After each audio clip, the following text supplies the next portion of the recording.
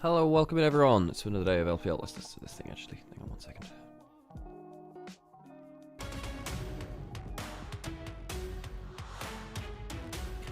First game of the day, Top Esports versus Anyone's Legend. Pretty big one. Or at least it would have been last year. This is the finals matchup from last year, winter. One of our more premier matchups across 2025. However, obviously Top Esports struggling a little bit more now. Anyone's Legend, well, they've not had the cleanest start either. Sometimes I have to turn that music off because sometimes it gives us issues. All good.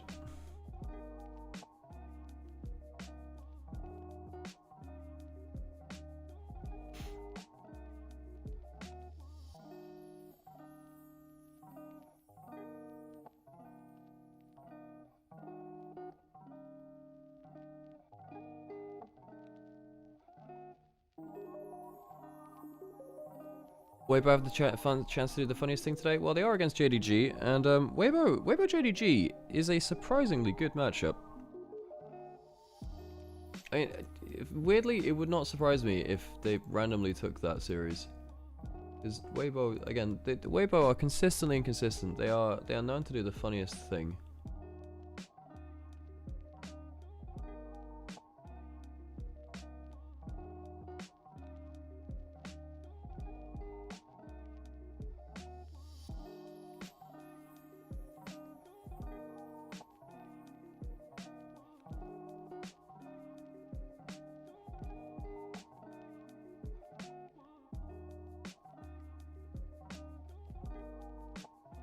Ooh, this is the most played champions of all time for them. Huh. Ari's most played on one side, is he on the other? You can see that Shanks had more success on the more traditional majors, of course.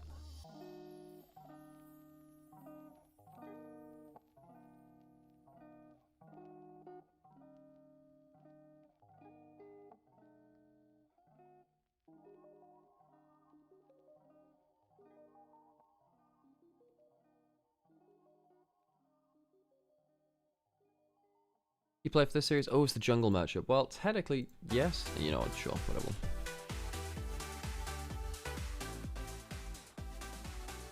Well, yeah, I think this has to be the key matchup, actually.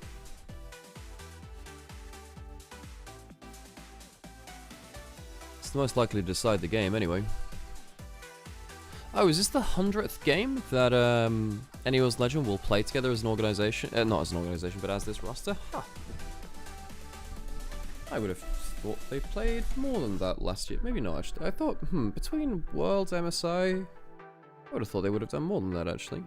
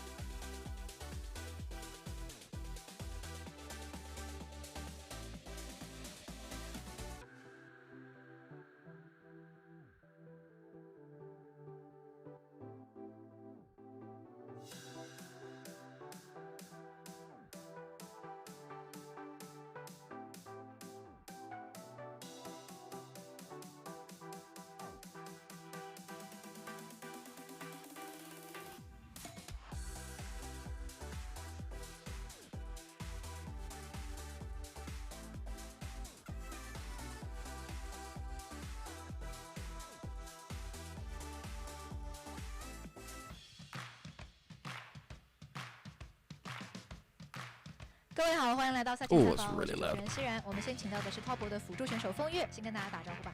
大家好，我是 Top 的辅助风月。最近队伍可能状态不算特别的稳定嘛，那在上场的遗憾失利之后，大家做了怎样的复盘呢？因为我个人的问题比较多嘛，所以与其说是复盘，不如说是大家在一起帮我成长。我们首先是针对了前期的一些处理，然后我的兵线管理，然后中期的动线以及方向，然后后期的打团上的站位以及游戏理解，然后我也是获得了很多的进步。今天是要面对到 AL 嘛，那你们会做好哪些方面的针对呢？因为他们是一个下路对线特别强的队伍，然后团队节奏也很好，然后我们就中期提前想好他们会进攻的方向，然后针对性的做出一些防守吧。好的，那我们一会儿赛场见。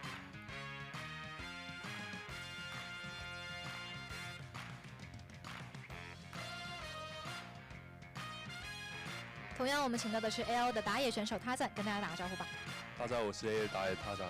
今天这场是你们在组内赛第1轮的最后一场比赛了，所以回顾开赛以来的表现的话，他赞会怎么评价呢？就我们中间状态没那么好吧，然后游戏理解没有很好，然后打得也没有好，然后我们正在调整中吧，然后我们慢慢变好了感觉。那这场比赛的话是面对到滔博嘛，你会觉得说这场 BO3 的胜负手是在哪里呢？打 Top 的话，感觉对面打野奶油选手是喜欢前面搞事情，然后我也去多注意点吧。我们期待一下这场 BO3。Hey, a quick word from support and jungler of each team. Hey Tox, how's it going? Hey Monsters. I gotta say that when I saw the Dritta team, I did not know Forsen is actually Golden League. Yeah, there is actually just like a plat streamer playing professional league. Yeah, there is. Yeah. This is NLC stuff. Yeah. Yes. UC Dramada's crap. Although, I watched it on stream. Yeah. However, this is the crazy thing. It's probably not the most questionable thing about NLC this year. It's probably not. I mean, the broadcast has had issues. I think that's not hard to say, right? And I'm not gonna. Yeah, I don't think I'm in a position / I don't think it's right for me to be, trashing XYZ broadcast or whatever, because professionalism, blah blah blah. However, I think it's quite easy to see that it's definitely had issues, right? Definitely had issues, and I'm not well, I don't know, from the way that Trouble and Hitbrain have been, because they were on Jamada's stream as well. He called them in. They're very stressed already, and it's only 2 weeks in, folks. Literally only like 2 weeks in, and they're struggling.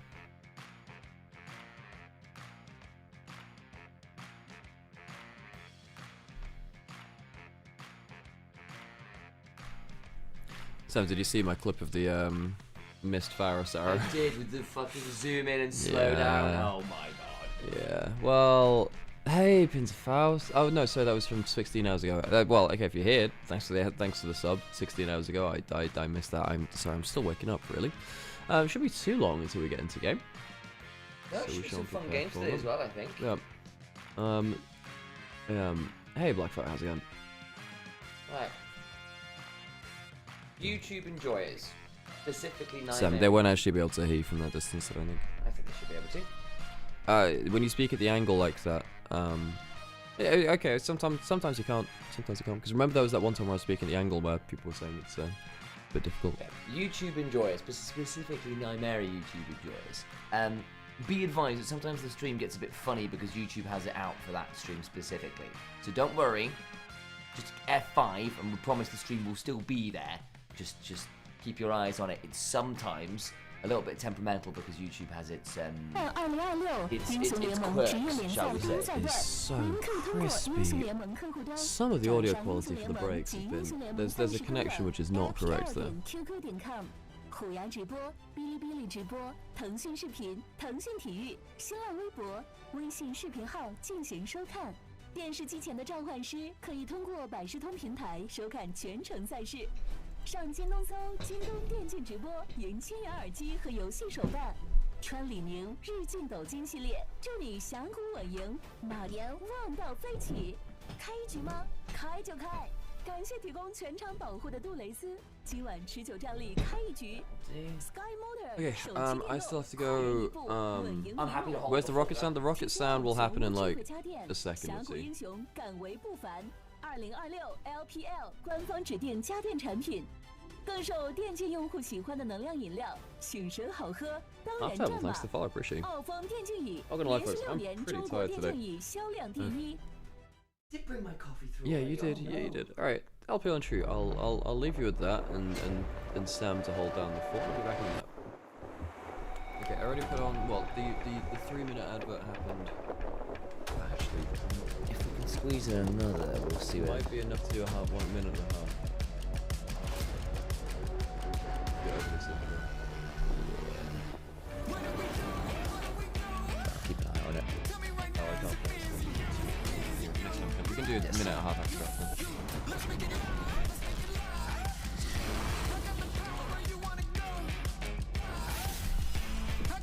Half Devil followed us. Oh, got a tiefling in chat.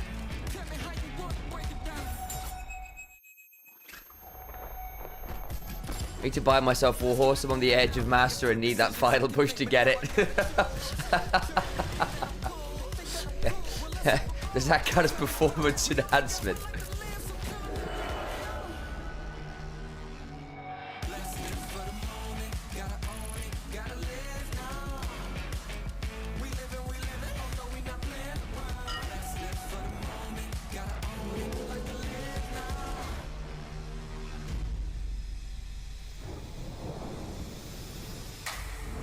That clap, baby.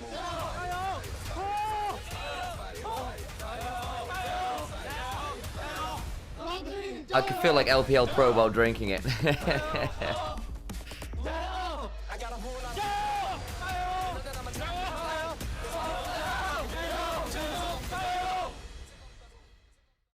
Jayo.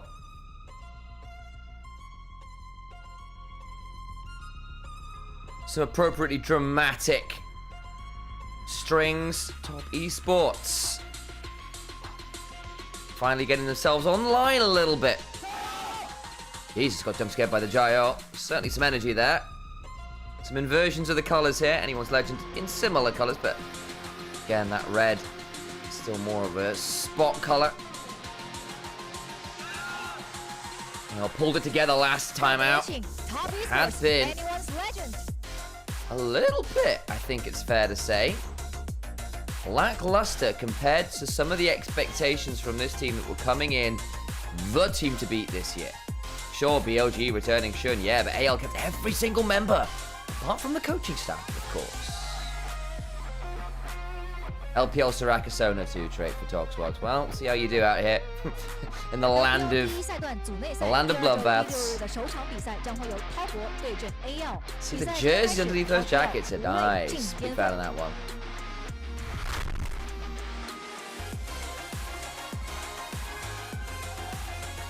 Welcome in, everyone.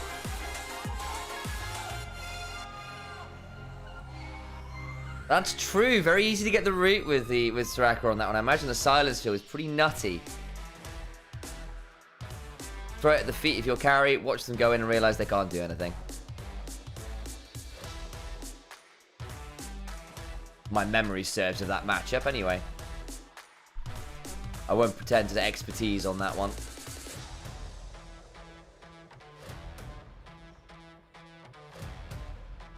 I try to play Evelyn into Soraka and it's awful. Silenced every time I go for a play. I'm very obvious where I'm going with an E, that's the problem. Still, we should be getting towards draft very shortly, guys. Very shortly indeed. Theoretically, it'll be anyone's legend favoured here. Top Esports managed to get that game win recently. Good for them. Got the one over Weibo Gaming. Oh, go away. We are ads. None of that. None of that.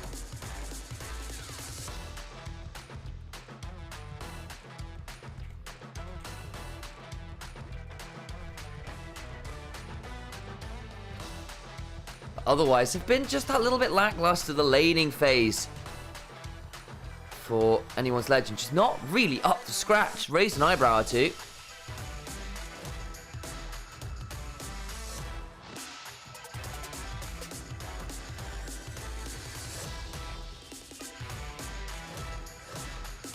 Interesting. Java's best in Seraphim. I see it.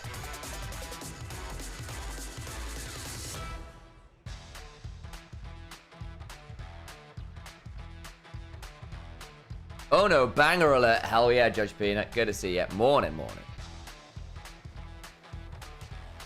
Top Esports on the other side of this, of course. Did get that win against anyone's action recently, but it was a bit of work. Jachi finally got to pop off, and it was good to see. AL, solid win against IG, solid win against Weber. A lot more questionable versus BOG and JDG, but in fairness, those are likely our top 2 teams in the leagues right now.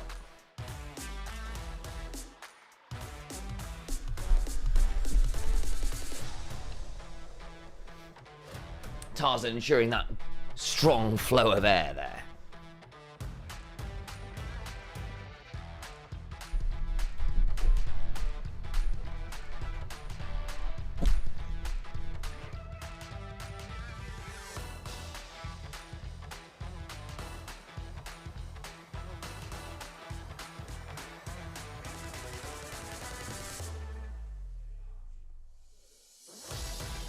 Tarzan my goat, hell yeah. He is probably the best jungler remaining in the league right now. Certainly one of the very best in the world. Not a player to be slept on. Realistically, as we said, AL coming in favourites into this game. Fairly heavily so at that.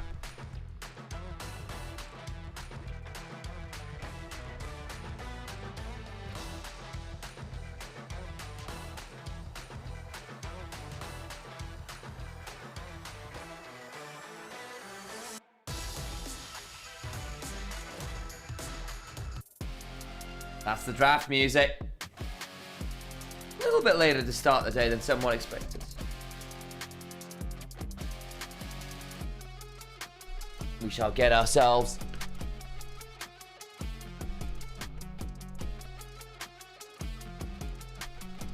good to go for draft.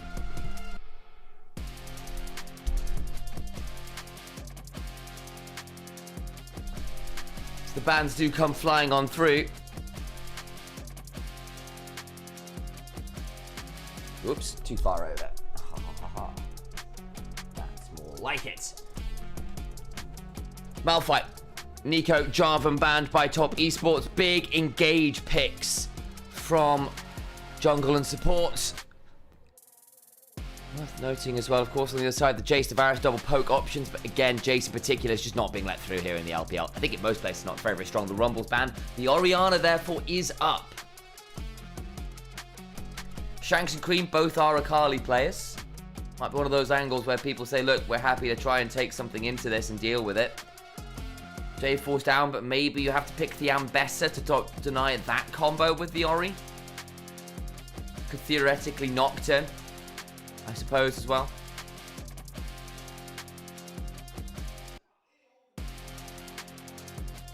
My assumption here is pick into the Ori. Wow. Instead, they're going to go for Flandra's solo lane. The Sion, very, very strong champion for him. The best tank in the meta right now. The Azir. Shanks plays it. So no matchup into the Orianna. Orianna tends to get shove and trade early. Probably earns itself about a 10 CS, and then it's kind of done. But then, as I said, probably does leave the Ambessa to get locked in alongside that Orianna. Put the ball on top of it. Blink in with the Ambessa ult. Bad things happen to everyone else. Wukong would have been a very good option too. You're absolutely right, Tox. I called out the Nocturne. Huh. Maybe they throw the Ambessa to 369 and say, look, we've got a ball carrier already. We need something to anti-tank. Let's pick up the Trundle. Manage the Sion this way. Trundle has started to come back into meta a little bit. It was largely seen into things like the Malphite by certain people. But into the Sion, the Pillar can be annoying for getting his charge through. Shreds his resists. I see the angle. I'm kind of fine with it, honestly. Tarzan debating the Pantheon. A lot of early agency. Lots of skirmishing in the current meta as well. So the Pantheon value has definitely been rising once more. exceptionally good in those consistent skirmishes. His ability to get around the map so fast with just the base move speed, and of course the damn ultimate. Give yourself that global to work with the Grand Starfall. Bot lane focus now from both sides, getting rid of the Kaiser from top Esports. Jachi loves that pick, as do of course a lot of our AD carries, alongside that of Thelios, so those double hyper carries. Off the board, the Bard away from Kyle. Ranged, support, dominance, and pick. Obviously the Nico's already gone. Could theoretically get rid of the Rel here as his kind of his other specialist pick. And I could see that being a consideration.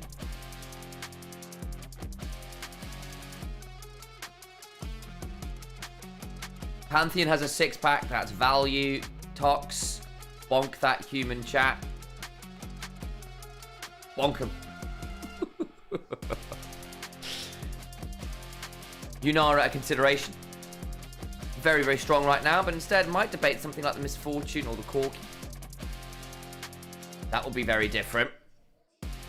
We'll wait and see exactly what they decide to lock in. Yunara, I think, is probably still the most normal option. Lane dominant in most regards. I think debating going for something with a little bit of a different attack. Smolder. Play keep away. Scale towards the win. Gives you that extra wink on. Everyone's hovering Ashe at the minute. See the occasional Ashe game. Not super successfully, but Jachi will go towards the Corki. Chicken Jachi is in alongside the Alistair. There's your engaged, another ball carrier. But it probably does leave you with the ability to get a very good lane matchup here. And Yunara does mash Corki in a straight lane where there's no range support shenanigans to tilt the matchup. It's not been a very fun matchup for Corki, to say the least. Yunara Braum, well, it's good for the Alistair. I think Yunara is going to have a great time bot lane here, guys. So, Trundle Pillar can be a bit of a kingmaker into managing particularly the Scion. Yunara, Braum, Azir all got ways over the pillar, assuming the ult's up available for Yunara in particular.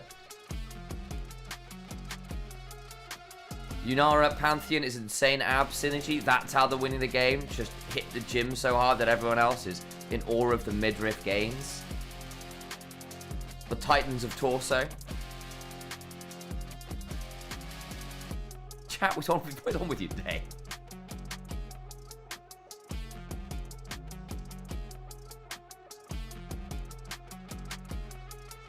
Mecha, worry not. We're only just getting through draft part 1.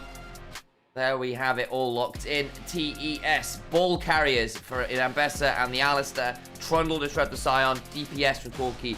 And from the Orianna. Fine draft in a lot of ways. Questions become about, well, what about some of these individual matchups? The Yunara should manage the Corki very well. Pantheon with the global can be pretty damn strong. Keep our eyes on it. One last little blocker adds to avoid the main game. Get ready to lock onto the Rift very shortly. Peanut, your faith has been noted. Can't tell you whether it will be rewarded. That's a different matter entirely. Let me up this volume before we get on to the Rift. And we'll turn the cams off.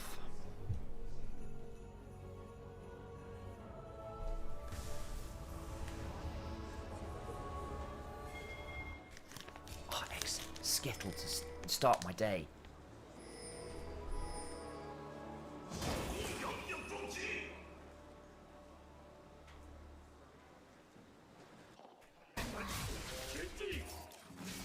I could see the Miles mouthing Jayo, but they had the crowd mic muted, slightly unfortunate.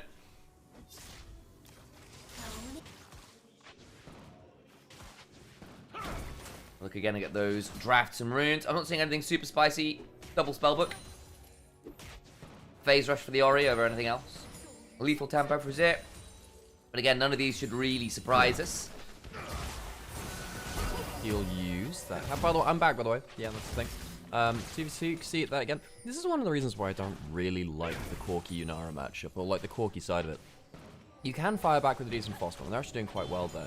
But most of the time, it's pretty much just always Yunara getting pro with that Q, the auto-attack reset, the splash damage. Quite hard for Corki to do that much, and it doesn't tend to get that much better as the game goes on.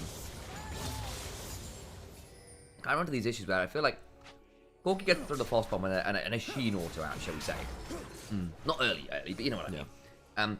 But there's your window of power. Nymaera has a solid 3 to 4 seconds with her Q and her E running, where she can just run you down even through the Valkyrie, and just has a wider window of power. Yeah, the longer windows are way better for Nymaera, and you're absolutely right. She has the extra movement speed to make sure that sticks. So what we saw in LEC, because Super was a really good player of this actually, was basically just using the Nymaera to just get chunks when your Q's down like this. Damn, that's good damage. And there's the Brawn passive as well. Oh, Jachi's not having fun. Throws down the barrier. Hope flashes away. Oh! Didn't respect it. Oh, okay. Didn't expect to gain that hype to the start of it. Jachi! Who are we to dare question... Chicken Jachi. who are we to question the mastery of Chicken Jachi? Yeah, this guy's really good. And typically the thing is, guys, top esports don't get their leads through a laning phase in bot side. That's actually not what they win through. They win through Jachi, like, scaling and stuff. It's not really about the laning phase, but that's a really important turnaround. Hope making a big overstep there. I think he just damaged the Alistair too much. I think he put too much into the Alistair. Didn't have enough left for the Corki. Yeah, there's a pillar onto Flandre. It's not going to be caught between that and the wall. Could have been a bit scary. It's still going to be a nice chunk there from 369. As he gets to cycle through the Ambessa autos and Drakehound step shenanigans. But I think what happened there as well is Hope had used his barrier earlier on in the lane to get bio and didn't have it for the fight. Yeah, so I was actually trying to start the day at a slightly lower volume, be a bit more chill. You know, we've had a long couple of days with the 8 games yesterday, 3 series days. Oh, I am. Well, no. Well, okay, that's true. That's true. You are always present, Sam, with your voice. We shall put it that way. No one can ever say you're not passionate. That is a good thing. But I was trying to be quiet myself. You're like, you know, I'll chill out. Then the 2v2 happens. I'm like, oh, probably jumped out to like an 8 already. Okay. So I spotted going into the river. He will be known there, as you said. Niall is also... Well, actually, no, he's not. Actually, there's just a Phaelite thing that came down, and I thought that was Trundle for no apparent reason. Either way, there is no one else there. That's a good coffee, by the way, Sam. Oh, maybe it's just because I really needed a coffee. Yeah. Turns out, you know those really strong ones out? Yeah. In the boxes? Yeah. They make for decent Americanos. Oh, They are strong enough that with a double shot, a little bit of water does fine. You're a bit shy on milk, guys, because Americano's not well, we're not now, today. because... Yeah. Well, it is now. Yeah. For the first one of the day. Oh, yeah, really bougie here. Okay, I guess you've talked about the draft. Sam, why don't you tell me what you think about the drafts? Because you've had more time to think about it. So, my initial read was, basically, AL gave up the Orianna, and they went Ori, and the response was Sion for Flandre, which, it's Flandre Sion. I'm happy enough with that, the tank matchup, and then the Azir to say, look, we've then got this matchup in the Orianna. Control Mage matchup is not flippy, Sion is it? Azir, classic. Yeah, exactly. And you've got really good frontline, the consistent DPS, all of that stuff. And then the response was the Trundle Ambessa, and I went, well, Ambessa's in. That's a great ball carrier, and I wondered whether they might keep that as the jungler. And then they locked the Trundle after into the Sion, and I went, that's not a bad way to deal with that Sion. They left the bot lanes up, and they gave up the Nymaera, and I saw they picked the Corki into it, and I got a bit nervous for top esports, because for all they've got, great ball carriers, the Alistair, the Ambessa, good way to deal with the Sion in the Trundle, and good DPS. It's just some of those individual matchups where I just sort of raised an eyebrow. For all I do like the composition of top esports. Well, I think that bot lane kill it weighs double now. Yeah. With that in mind, because typically we think, Nymaera tends to just be better than Corki at pretty much all stages of the game, but they've already lost that kill in bot lane. It's a 10+ CS lead. Tarzan's been spotted here as well. Really been enjoying how Fengyue has been playing out the matchup too. He's been quite good at kind of delaying the Brawn passive coming through onto himself and/or Judgy, and/or hit Star Wars TV show. That's what he's doing in the lane phase. Have you seen the Maul ad? The Maul I trailer did. yet? It looked really good. For those of you that didn't see it, there's Darth Maul animated series coming from Star Wars, and it's like they've brought back like matte background paintings and kind of like acrylic paints on glass. You know, like the old style of animation. It's And beautiful. like especially in a world where I think that a lot of animation and artistic professions are under a lot of threat. It's really cool to see someone kind of doing a lot of work for that. Tarzan trying to show the art of war on top side, of course. See, that was very fun. So he's probably going to have to flash. That's a decent buffer through the public execution. Drakehound step after is a nice escape. Flash from Flandre. Is he in range? Roar of the Slayer. Q just wide. Additional flash, and they don't get him. That's a really good escape from 369. Did not expect him to live through that. It was the flash Q from Tarzan. I think he was trying to mind game it to say, I you know, I'm gonna W first. You're just gonna have to ult over it. But that obviously wasn't the case. I think Tarzan made a mistake by flashing early. I think he has to save the flash for that Ambassador ultimate, because it brings it to the other side of him. 369, very well played to escape that. Of course, does end up losing the wave. Still going to be in that slightly awkward position there. At least you'll be able to pick up some of it here as he turns up. Mid lane, as somewhat expected, Ori's got the shove. But not a particularly big CS lead. Has got some there, but I think with this wave under turret, Shanks should be able to stay within 5 or so CS, which again, into Orianna these days, even as the Azir, feels like it's been very tricky to manage. She's very oppressive right now. Yeah, Orianna's been best mid laner in the meta for about a year solid now at this point. Maybe, when did she really start coming in? Is it? Well, it's been for a lot of the last year. Obviously summer into Worlds, and continuing into the split as well. There are champions which do better with her now, I think. Stuff like Syndra came into meta. We saw some people try out the Akali. Not many things deal well with her. And I think one of my issues with the LPL has been we haven't had people that can play the Azir Orianna matchup well enough to play the Azir matchup that well. It really is kind of only Shanks. Then you have to go lower down the table to someone like Angel, really, I think, who is more happy to play that. We're happy with the Orianna side of it. But when you look at LCK, LCK has very talented Azir Orianna matchup players, and that has kind of dominated pro play for a little bit, and it has kind of hamstrung LPL in bits and pieces of the draft when they go up against those teams eventually. Yeah, it definitely has. See how it all works out here. Because again, Nayo on this Trundle, early skirmisher, and again, I've liked Nayo at his best when he... Nayo! Hey.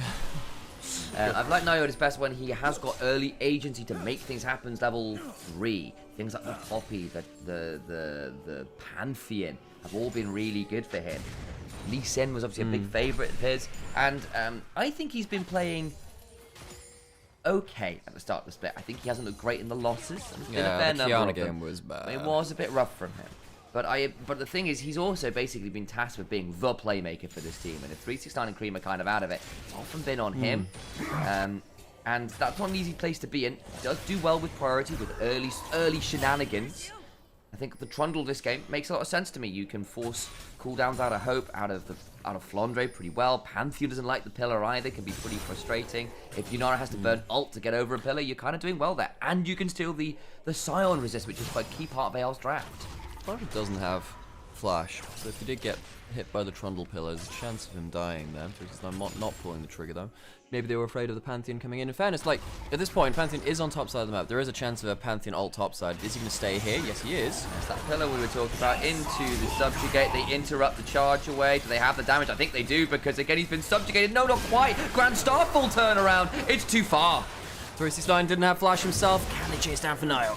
I think they probably can here. Nayo doesn't really have anywhere to go, especially with no flash. The frozen domain offers nothing, and Tarzan, wonderful counter gank there on the Pantheon. Right place, right time. Yeah, but I have to say, I don't love the execution of the gank in the first place. I feel like they could have really stopped the Siren from ulting a little earlier. Make sure they don't take those turret shots. They should have known that the Pantheon ult was coming in. In fact, I think they positioned to do so. I just don't think they executed the initial gank that well itself. And suddenly now, Tarzan's walking away with 2 kills. But, okay, watch this, right? You know, you have flash from the Trundle. I think that, I don't know, like, just doesn't get in position for the Ambassador to block the Scion ultimate. They have to end up taking tower shots. How many have they taken total? 1? Because it is only the 1, actually, and then they have to back off. Of course, don't kill the Scion in that play either. I would have thought they would have had damage for it. I think they had the tools to make that gank work, just didn't execute. Yep. And again, credit to the likes of Flandre buffering through the public execution by pressing the R button, forcing the flash, all these things, but just not quite enough damage there. Tarzan with a very good response timer, and I just don't think the pillar was in the right place. Because I think if the pillar is in a place where basically what you want to do is have the Ambassador ult put her between Scion and the tower, so she can block the ultimate. It makes it a lot easier to close the distance. So I think the pillar from now, as much as, you know, we've been talking about Naira, right, where he has had some good games, but I do think that top esports have been kind of falling apart through jungle support on average. Yes. I think. Also just bad laning. Yeah, bad laning, and then that jungle support. With Naya now being 0-1, Tarzan being 2-0 up as the most important member of anyone's legend as well, and kind of the flag bearer for that org. Top esports, look, they're coming in as underdogs, but this isn't it ain't making it easier. No, they aren't. the Scuttle Crab we go. Dragon spawns in 10 seconds. Worth noting, Top Esports did get a very early dragon there. They've already got one down. This would be their second. And again, Trundle does have that capacity to do early dragons quite happily. Cream gets jumped on there, trying to set up for it though. Forced to flash. The pillar, the shuffle back, and that's a good kill. But now on top of Shanks, who shuffled in, doesn't have that much to work with, will go down. That's a bit scary as everyone else comes up. They picked off the mid laner, but they've gone very deep to make it happen. Flash from Kyle to get the exhaust out. The Glacial Fissure. Tarzan still stacking with the Conqueror with his shield. He's just not dying. So much damage back as finally Hope turns up, and again, he's transcended himself and will cause a lot of damage. 3 for 1. The Braum value was insane in that fight. And just as we were saying, look, Top Esports, they're kind of falling apart through jungle spot, I suppose, across the average of the games. I think Tarzan and Kyle come and show their huge value that, you know, Kyle jumping in, getting that shield in the right place, making sure that Tarzan could use that Conqueror that was stacked, as you were saying. And now we watch Tarzan walk away with 4 kills from the early game. They get the dragon. They do get the second dragon. They do. I was just looking at the scoreboard at the top. They will be able to get that. So what happens in the entirety of this play? They spot Cream heading back to it. They have, well, it's a very good point-and-click combo. Trying to spot out with the ball without realizing actually within range to engage. It's good speed coming through from Shanks. Of course, going into melee range of a Trundle. Probably not good for your short-term health, and he does die for it. But then this is where the rest of this fight, just watch the Braum value, because that flashes forward for an ult, forces the flash already. Then this jump forwards for the shield is absurdly good. By so much time, Jachi can't finish off the kill. I didn't realize a bit. There was a ghost from Kyle to get up the river faster as well. Really good collapse there from anyone's Legends bot lane. Gets them involved in the play. Part of it as well, right, is for all that Shanks died relatively early on, he still blasted Cream before Cream could press ult. That's a big deal. The Shockwave not being there gives Tarzan a lot more HP to work with. He's now 4-0-1. The Sundered Sky is in. The Phage is in. That Black Cleaver is not going to be far behind. And the Trundle that is ahead of the curve with a lot of lanes that can help set him up for success. Should be a bit scary for Top Esports, who are now 1,000 gold behind. Don't have that dragon stacking they were looking to build towards. And that is a little bit alarming, considering I think with the Azir and the Scion, they're going to be just fine in terms of the scaling. Do you think there should be a left esports, a right esports, perhaps a down esports? I was going to say a bottom esports, but I think that raises... Well, LCK does have a bottom of the year award. I wouldn't want to... No, I wouldn't... Oh, yeah, I wouldn't... On the toes there, yeah, that's true. Yeah, you know, either you like all in it, or you just let it exist and don't mess with that. These are the things I think about. You know, it's when they start giving you awards for bottom of the year, you start, you know, just considering the international implications, shall we say? Yeah. It's also like just. I mean, the thing is, I do somewhat understand the need for saying, look, it's not just marksman of the year or ADC, because it's not just an AD carry now, because it has been for years, because you've got mage bot lanes and stuff. So I understand it from a purely descriptive point of view, but yeah. Anyway, it might be a fight over this blue buff. We'll see. There's potential for Shockwave, potential for a pillar. I think it's just going to be a smiting out for Tarzan. It is indeed going to be a smiting out for Tarzan. Thank you so much for the sub there, by the way, Nameless. Well, ironically, the Nameless being the name there, which is cool. That would, you see, Sam, if Kingdom Hearts needed a new brand of enemies, you've got Heartless, Nobodies, and then you've got Nameless. That'll be they've got Unversed. Yeah. Ult top side.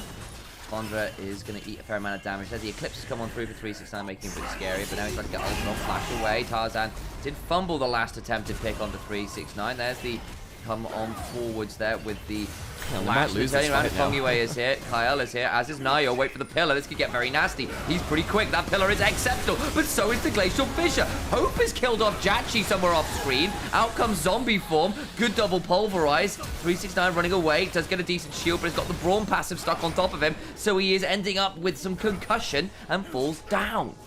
Okay, so yeah, solo kill on bot side, because even though we were talking about, oh wow, great laning phase from Jachi and Fungway, Yunara tends to deal with Corki in moments like this, and the top side is not exactly going any better.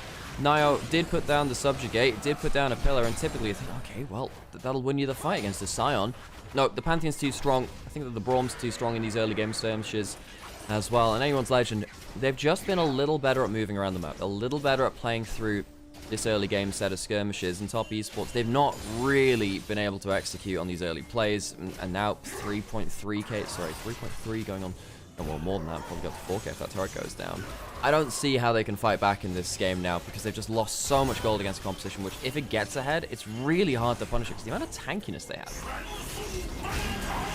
does indeed just go hopping away, and then 369 starts his play very, very low, and you're thinking, well, this might be a little deep, but the Hex Gate allow the likes of Kyle to get over here really aggressive. This is a wonderful Glacial Fissure. Look at this. Yeah, it's really good, actually. And then I like how he manages to waltz his way through onto the Orianna. Look, Orianna should be 100% safe in that fight.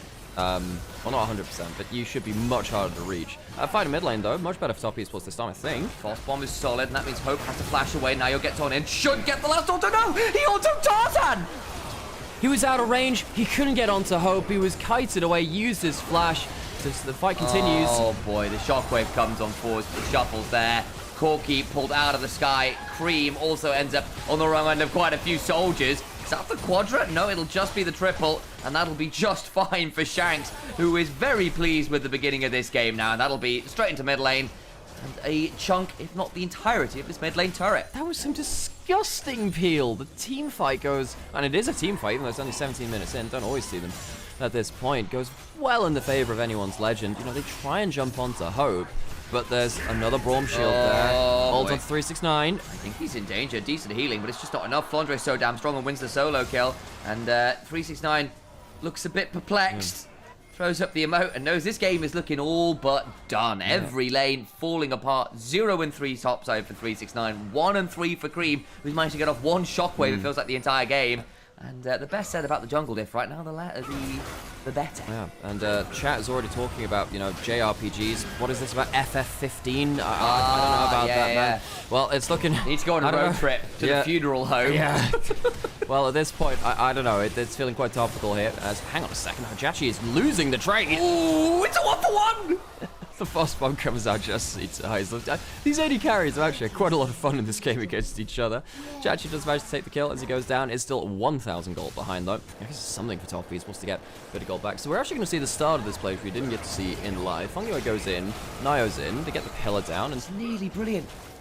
Yeah, but Kyle, look this. He's stunned out of that last auto. So actually, he doesn't auto attack Tarzan. He's stunned out of the last auto, and he was kited out of range. So sadly for him, it wasn't his mechanical mistake. He was kited away from it.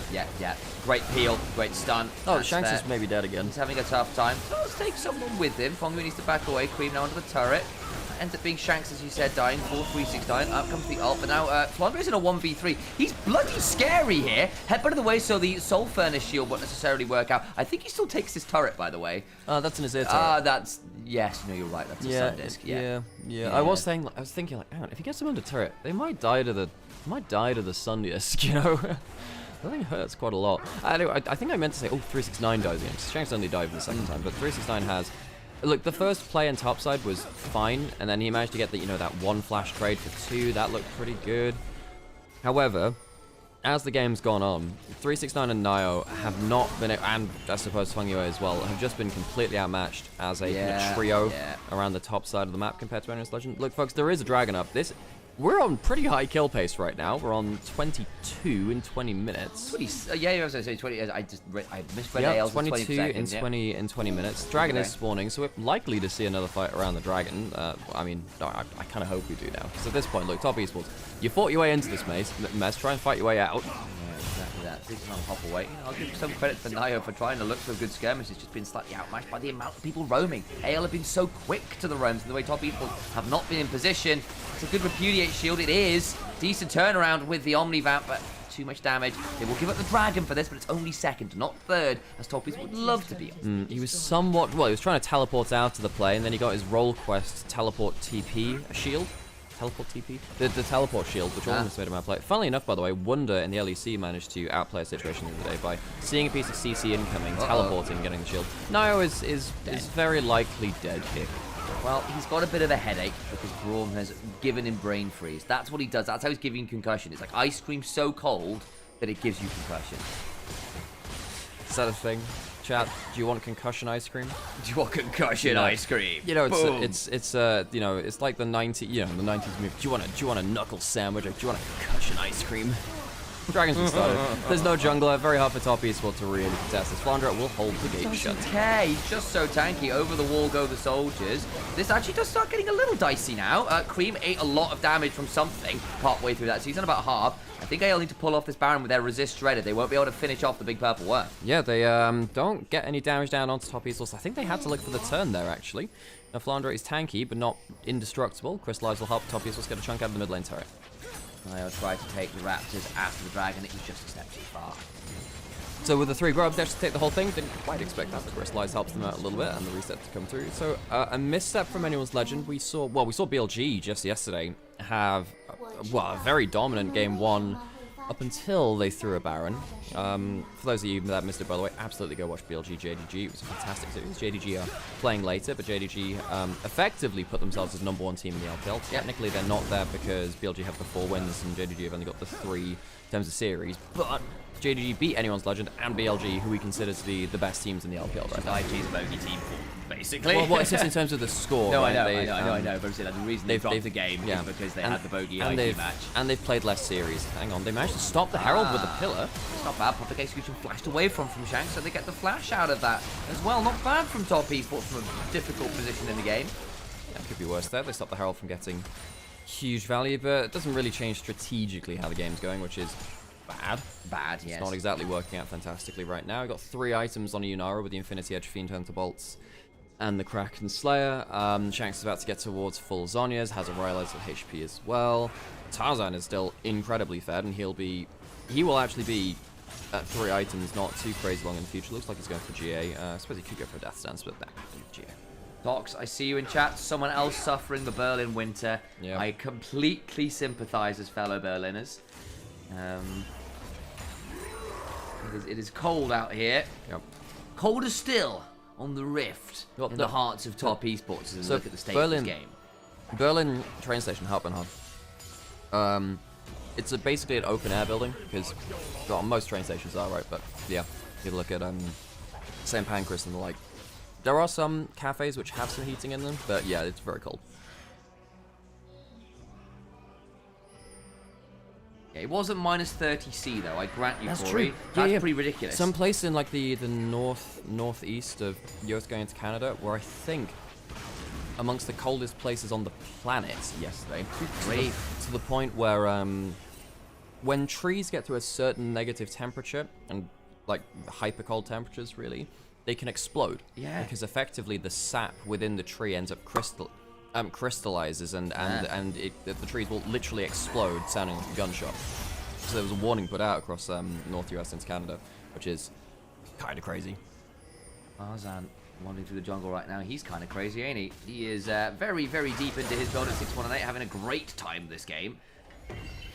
The de facto best jungler in the league is having the de facto best kind of jungle lead you want to see from a player like him. I think it is really cool how a lot of liquids, like, they actually expand when they freeze. The water gets larger as it freezes because it becomes more organized into a crystalline structure, leaving some space between them. Flandra does have ult to get out of this if he wants, but they might just fight. That might be a thing. That's not bad. There's the Glacial Fissure knockup. They've done a fair amount of work on the Flandra and just brought him down. There's the subjugate value. Tarzan has to flash away. Glacial Fissure in, but Cream's teleported in. I think AL are in trouble here. Well, it's just Flandra dying. Kyle will have to flash. There's 30 seconds till Dragon. Flandra is not going to be there. Yeah, Flandra does go down, does have teleport if they delay it. Yeah, a bit of a... I think AL are getting a little bit lackadaisical now. Didn't quite judge the Baron play, which lost the mid turret. They lose Flandra on the bot side, where he could have ulted out sooner, I think, really. Don't manage to pull off either of those situations particularly effectively. Top East was going to reset, go back out onto the map. Maybe they feel like they can't really overstay around that dragon, which has spawned now. They're actually using the Hex Gates to go towards top side to make sure that Baron sets up. I suppose at the end of the day, Top Esports could have got their 3rd dragon, but if they gave over Baron's setup to anyone's legend, that would actually be game ending. Yeah, it would be very difficult at that point. They did a decent job of buying time. And in fairness to Top Esports, from a difficult position, I've appreciated the fact that they have done some, catastrophe defense quite well, really. This game could have been over 5 minutes ago, really, with things like Baron and that fight going wrong. AL will pick up the strike. It's only their 2nd, and I think Top Esports happy enough to just play a little bit slower, stall it out. It's not like their scaling is poor this game either. You get a death cap on Cream. you're feeling pretty good. Nio now with the Deadman's Plate, going towards the Thornmail. It's starting to get to the point where he can threaten a little bit more again.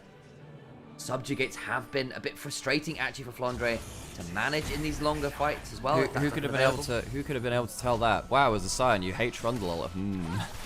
If only Nio, like, if Nio had executed that top lane gank a little better earlier in the game, I think top Esports would have been in a playable position, because typically, okay, so this is something that we should have talked about before the series, really, but typically the way that top Esports beat anyone's Legend last year was 369 demolishing Flandre on a skill matchup. I'm just saying, okay, you will get snowballed on, and you can't be in a safe survival matchup.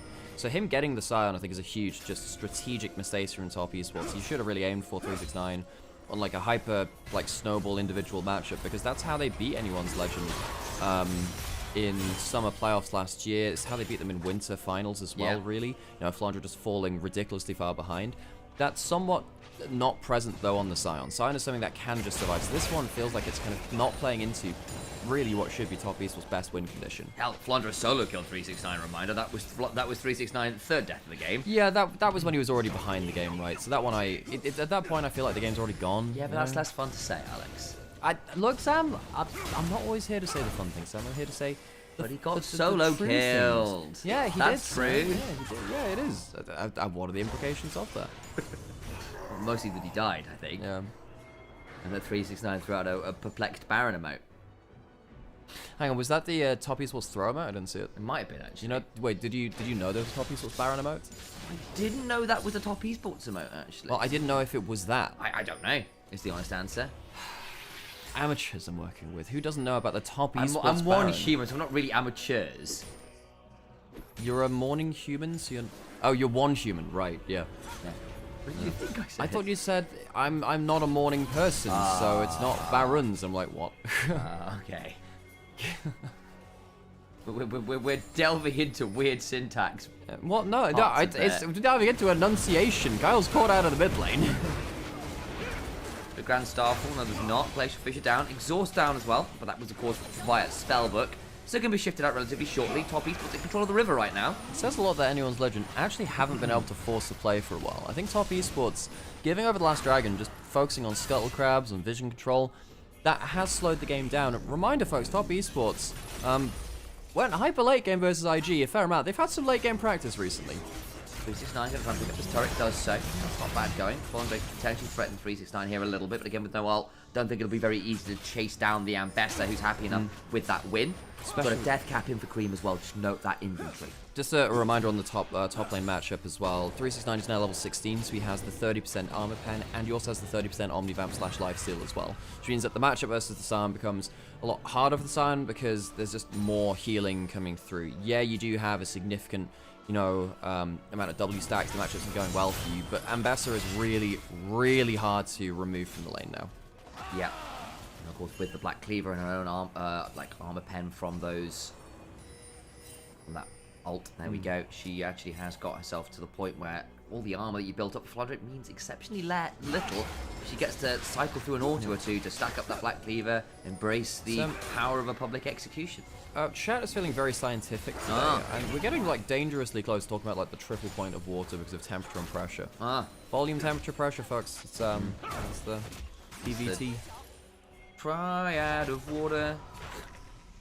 Chat's asked, if we were condiments, what would we be? Sriracha, because I'm spicy. Right, okay.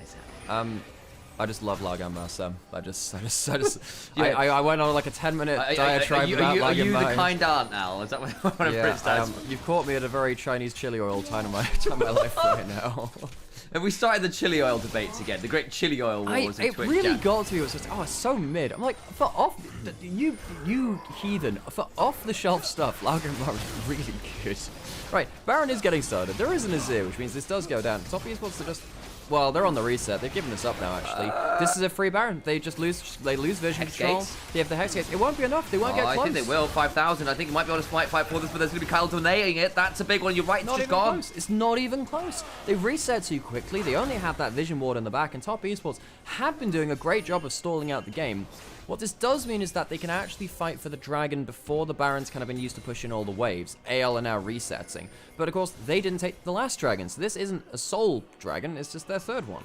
get the back was for big completed items, but that is not the timing to do it on.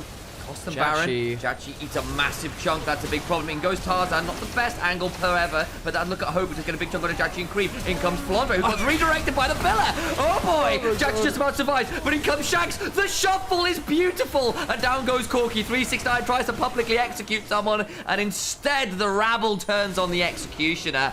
And AL finally get the clean fight. Cream and Fungiway will try and run away, but they will not succeed. Tarzan takes another one at the end of it. I have to say, Tarzan had a hell of a fight.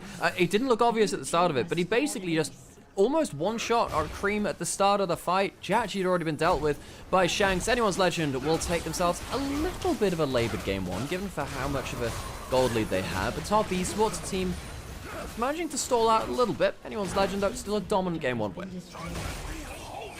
Someone get a alert in chat. This is going to be the win for anyone's Legend. They do so pretty successfully. The early snowball was strong. In the end, that one final team fight after a good Baron rush earns them the victory and just Anyone's Lila. Yeah, that's true. That's what it stands for. You're absolutely right. Legendary. Yeah. Well, not a particularly well contested game one by Top Esports. They were kind of diffed through the kind of the macro roles on the squad, you know, that particularly just jungle support. It felt like well, I don't think that Fungiway had like a quote unquote bad game. It's just that Kyle had a pretty good one. Sure, you can turn the camera on if you want, Sam. I'm just very cozy. Alex is in pure cozy mode. Guys, we've had a long couple of days. I don't owe you a suit and tie or anything. That's true. Maybe for finals. Continue. Yeah, I will give credit to Top Esports for actually stalling out relatively well in that kind of middle parts of the game, sort of 20 to 25 minutes, doing a decent job, just preventing things like the Baron going on down, getting resources back, beginning to get a bit worried about things like the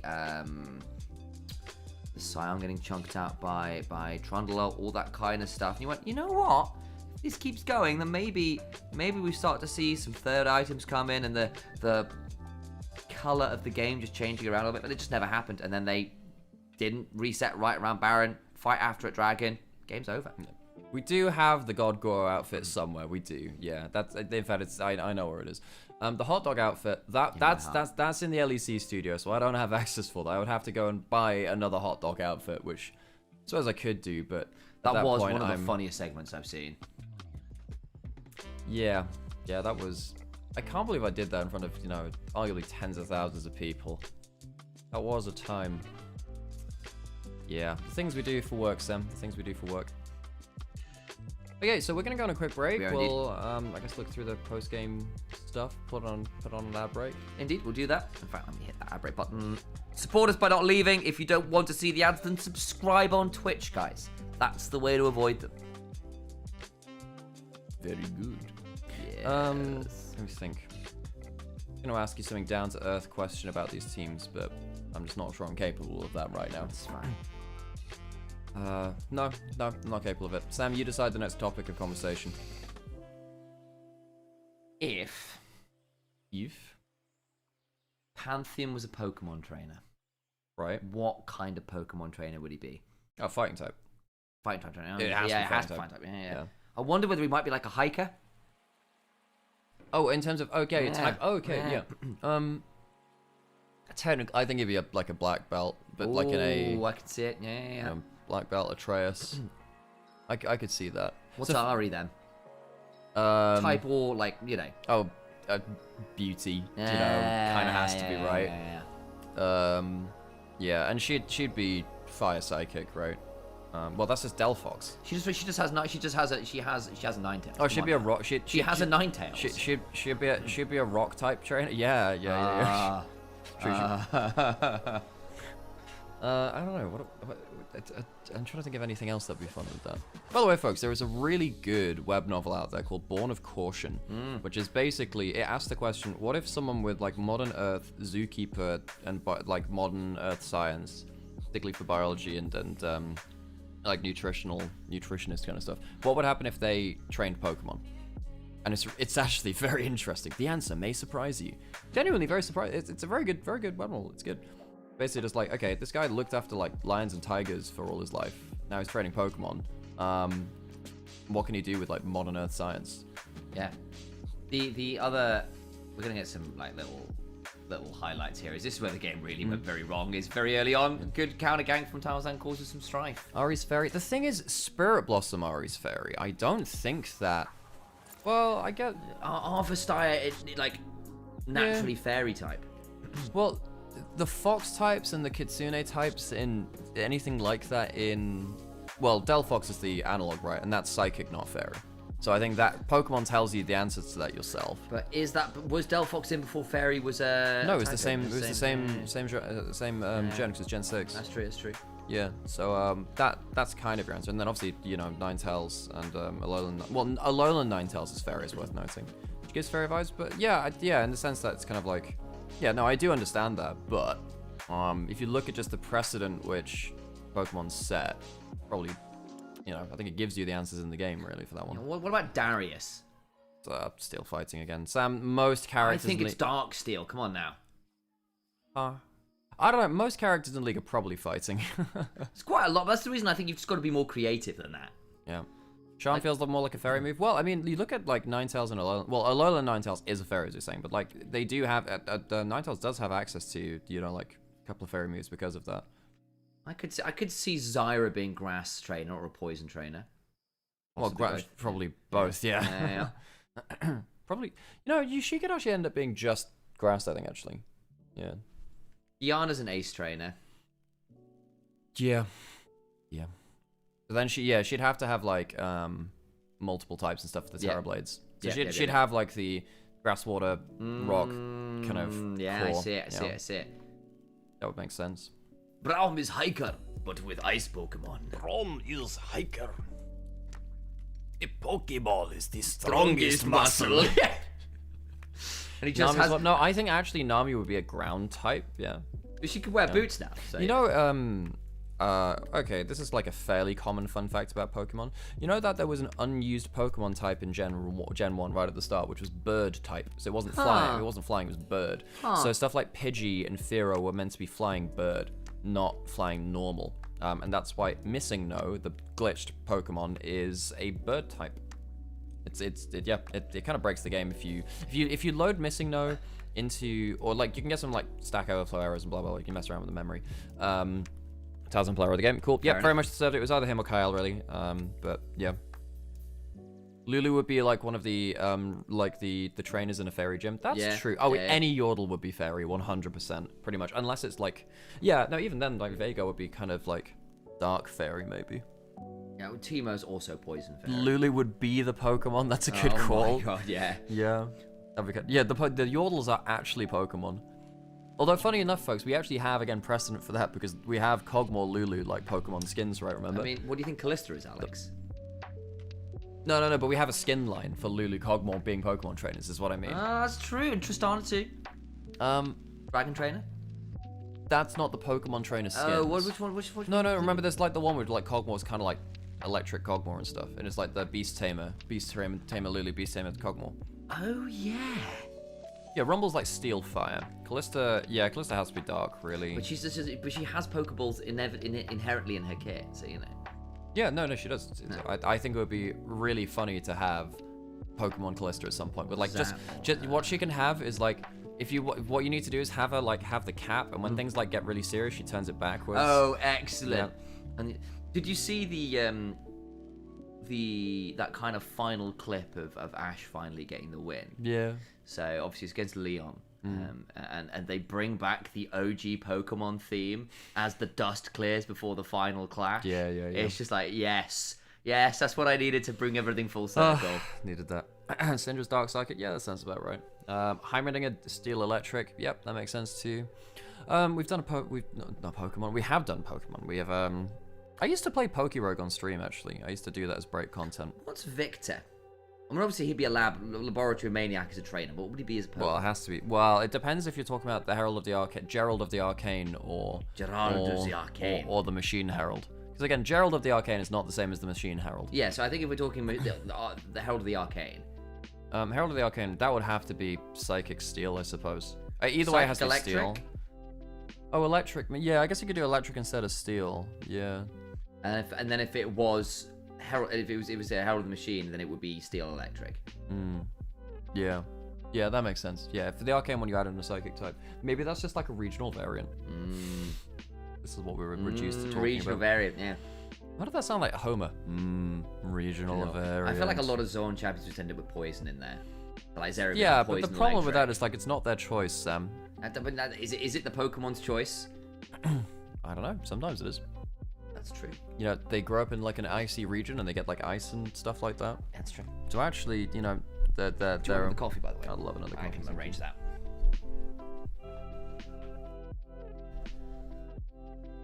Thank you for your mug. The real question is, what are the players' Pokemon types? Yeah. Psychic Steel, the Hex Core is an evolutionary stone. True! Oh my god, that makes so much sense! Or it's like, and then the perfect Hex Core is a held item, which is kind of like your Mega Evolution. Or it's just like a stat buff to everything. Or it's like, oh no, Rayquaza is different because you just have to learn Dragon Ascent. You don't have to have an item held for the Mega.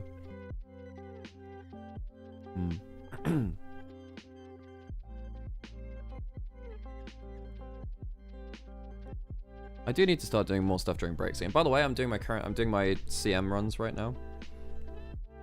But I'm not going to lie, folks. My team is a bit janky. It's a little bit janky, and I'm a bit worried about it.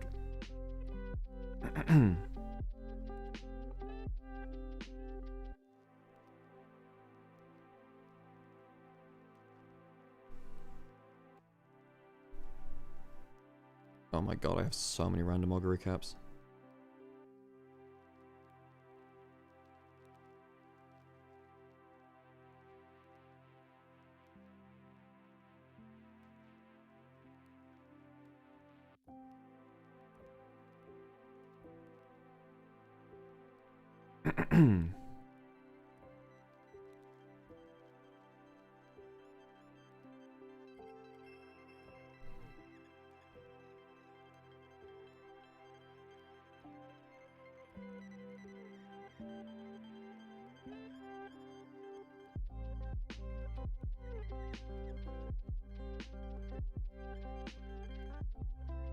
Is 369 wash?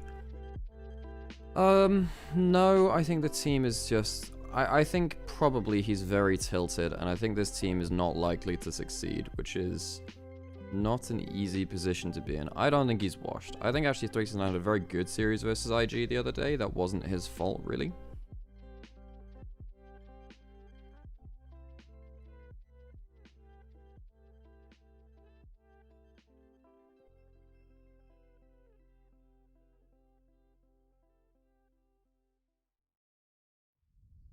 Tarzan is still him? Yeah, Tarzan had like one bad Kiana game, and then the rest of it's been very good. He's clearly the best jungler in the LPL, like clearly. I don't think there's even any contest for that, actually. I mean, yeah, he did kind of individually diff Shun, you know? He's like, well, I mean, Ginger's... I do think it had. Actually, you know what? Ginger might be able to contest that. We shall see.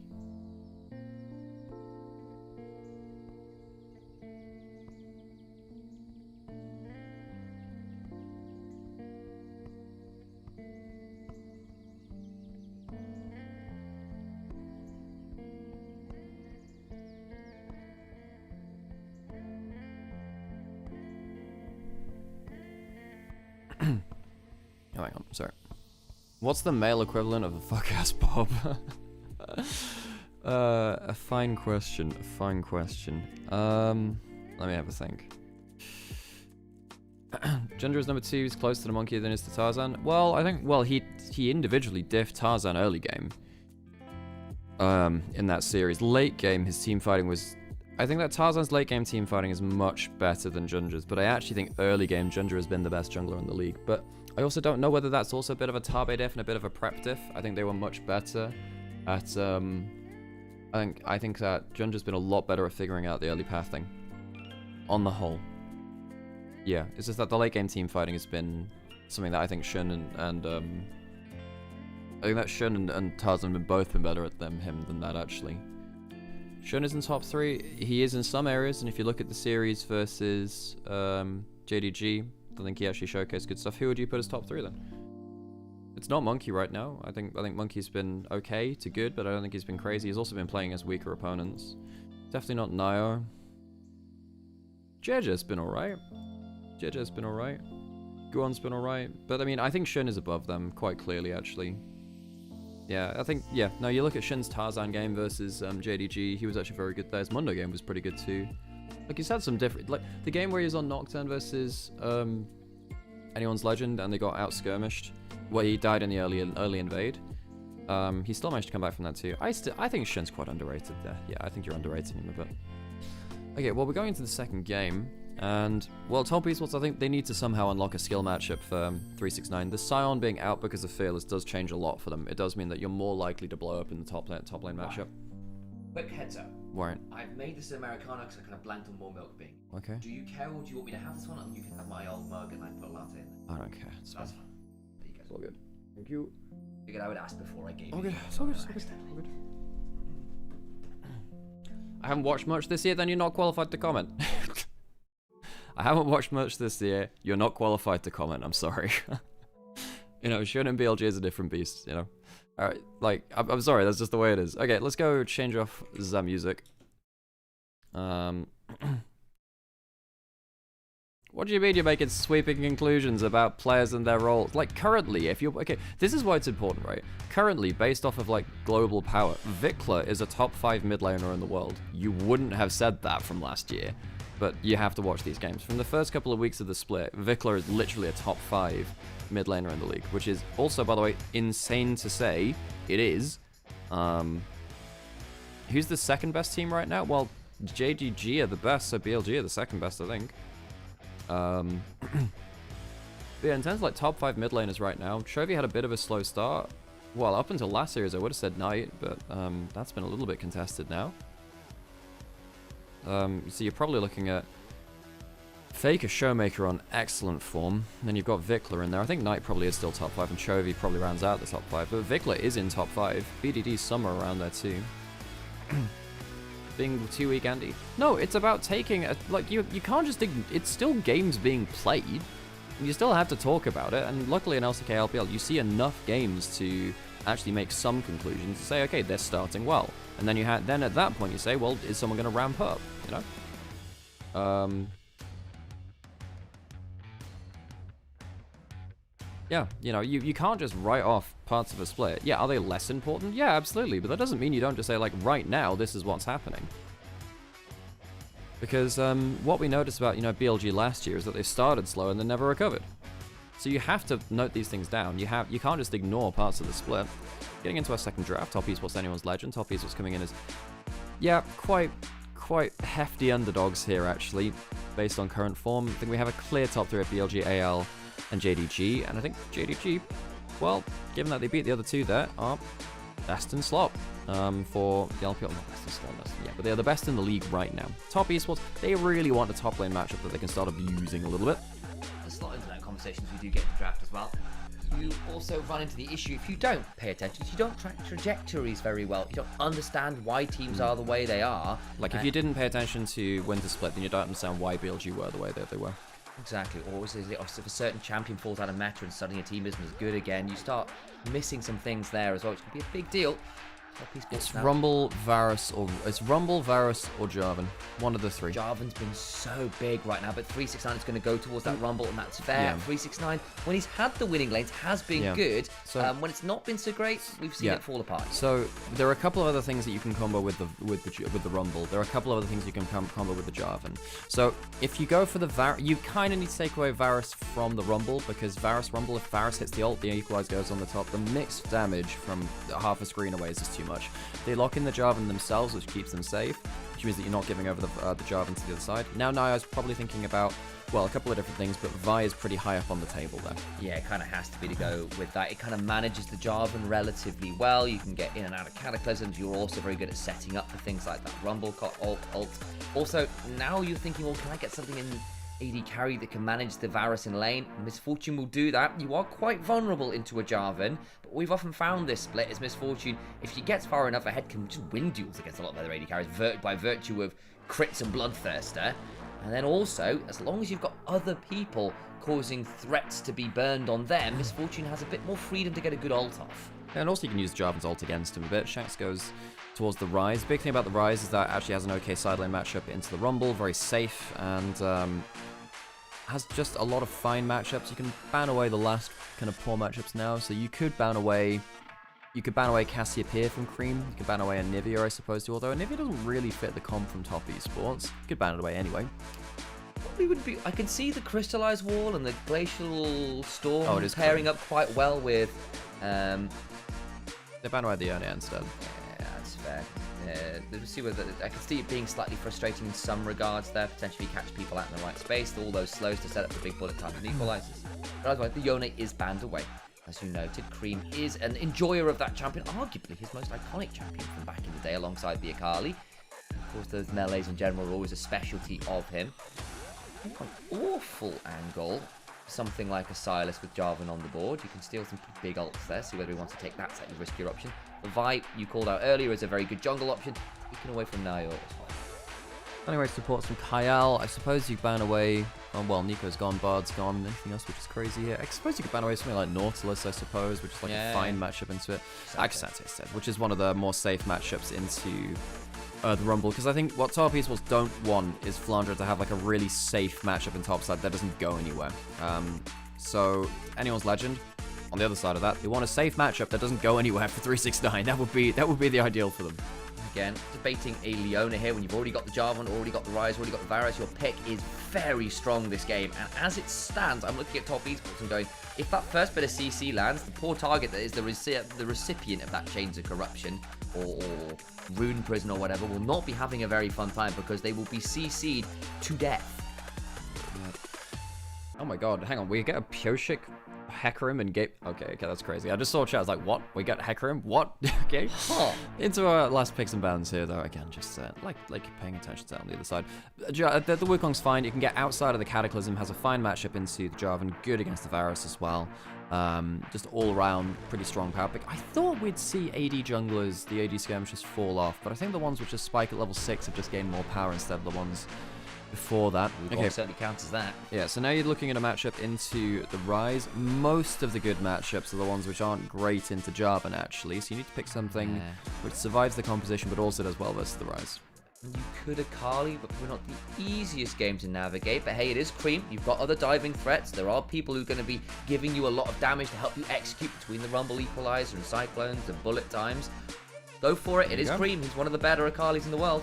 He struggled versus Knight the other day in the Orianna. Flandre shirt in the crowd there. So what are you doing? Ooh, they could flex the Rise top lane, or they could put the Galio in there. It's going to be the Galio top lane. I was thinking, ooh, Rise top lane is as good as the Rise. But it's the Galio's locked in. We don't see much Galio top lane anymore. And it is worth noting that Rumble still actually does win the early... He doesn't win the early matchup versus Galio, but he can, with Riftmaker, Conqueror, or First Strike, beat out the Galio in the 1v1 later into the game. If top esports get a good gank onto Flandre, this matchup can still fall apart. Anyone's legend, though, is a composition. They have Jarvan, Leona starting off the play, and then the Rise and the Galio following up after. If anyone's seen that Hecarim, I'd love to know what the build is, by the by. Curious what the items are on that one. But you're absolutely right. I will say, Jarvan Galio as a combo here, nasty combo into this comp. You get stuck in there as the Rumble or the Misfortune. It is a bad time to be those champions, and the Magic Shield can be quite annoying. People like the Akali and the Rumble to deal with, and that can be a bit frustrating. I'm going to put on an ad break now. If you don't want ads, please subscribe. Also, if you're enjoying what you're seeing here, please drop a like, follow, comment. It does make a difference to us. This is our living, and we're only supported by you, the viewer. We don't exactly have big money supporting us. We don't have any money supporting us. But if you do like what you're seeing here, there is no official LPL broadcast. If you want to enjoy LPL into the future, well, support your favorite LPL co-streamer, and that might be us. Oh my god, incredible. I'm going to get into Game 2 of the Rift, and see if AL can slot this off into a... Finish this off in a 2-0.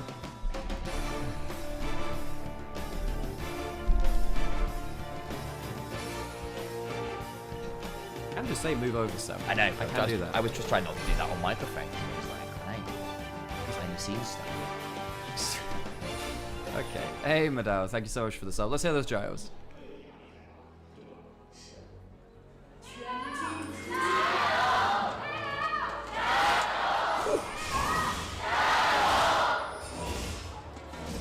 crowd mics are definitely on this time. Good grief, they had to immediately lower them. It was too much. Well.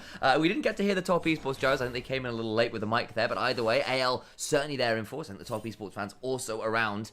So certainly support in the stadium today. Nothing crazy with the runes. I'll note the virus has gone. The Comet, the Poke virus, kind of what we expect on average anyway, but just worth noting. Akali with the Conqueror.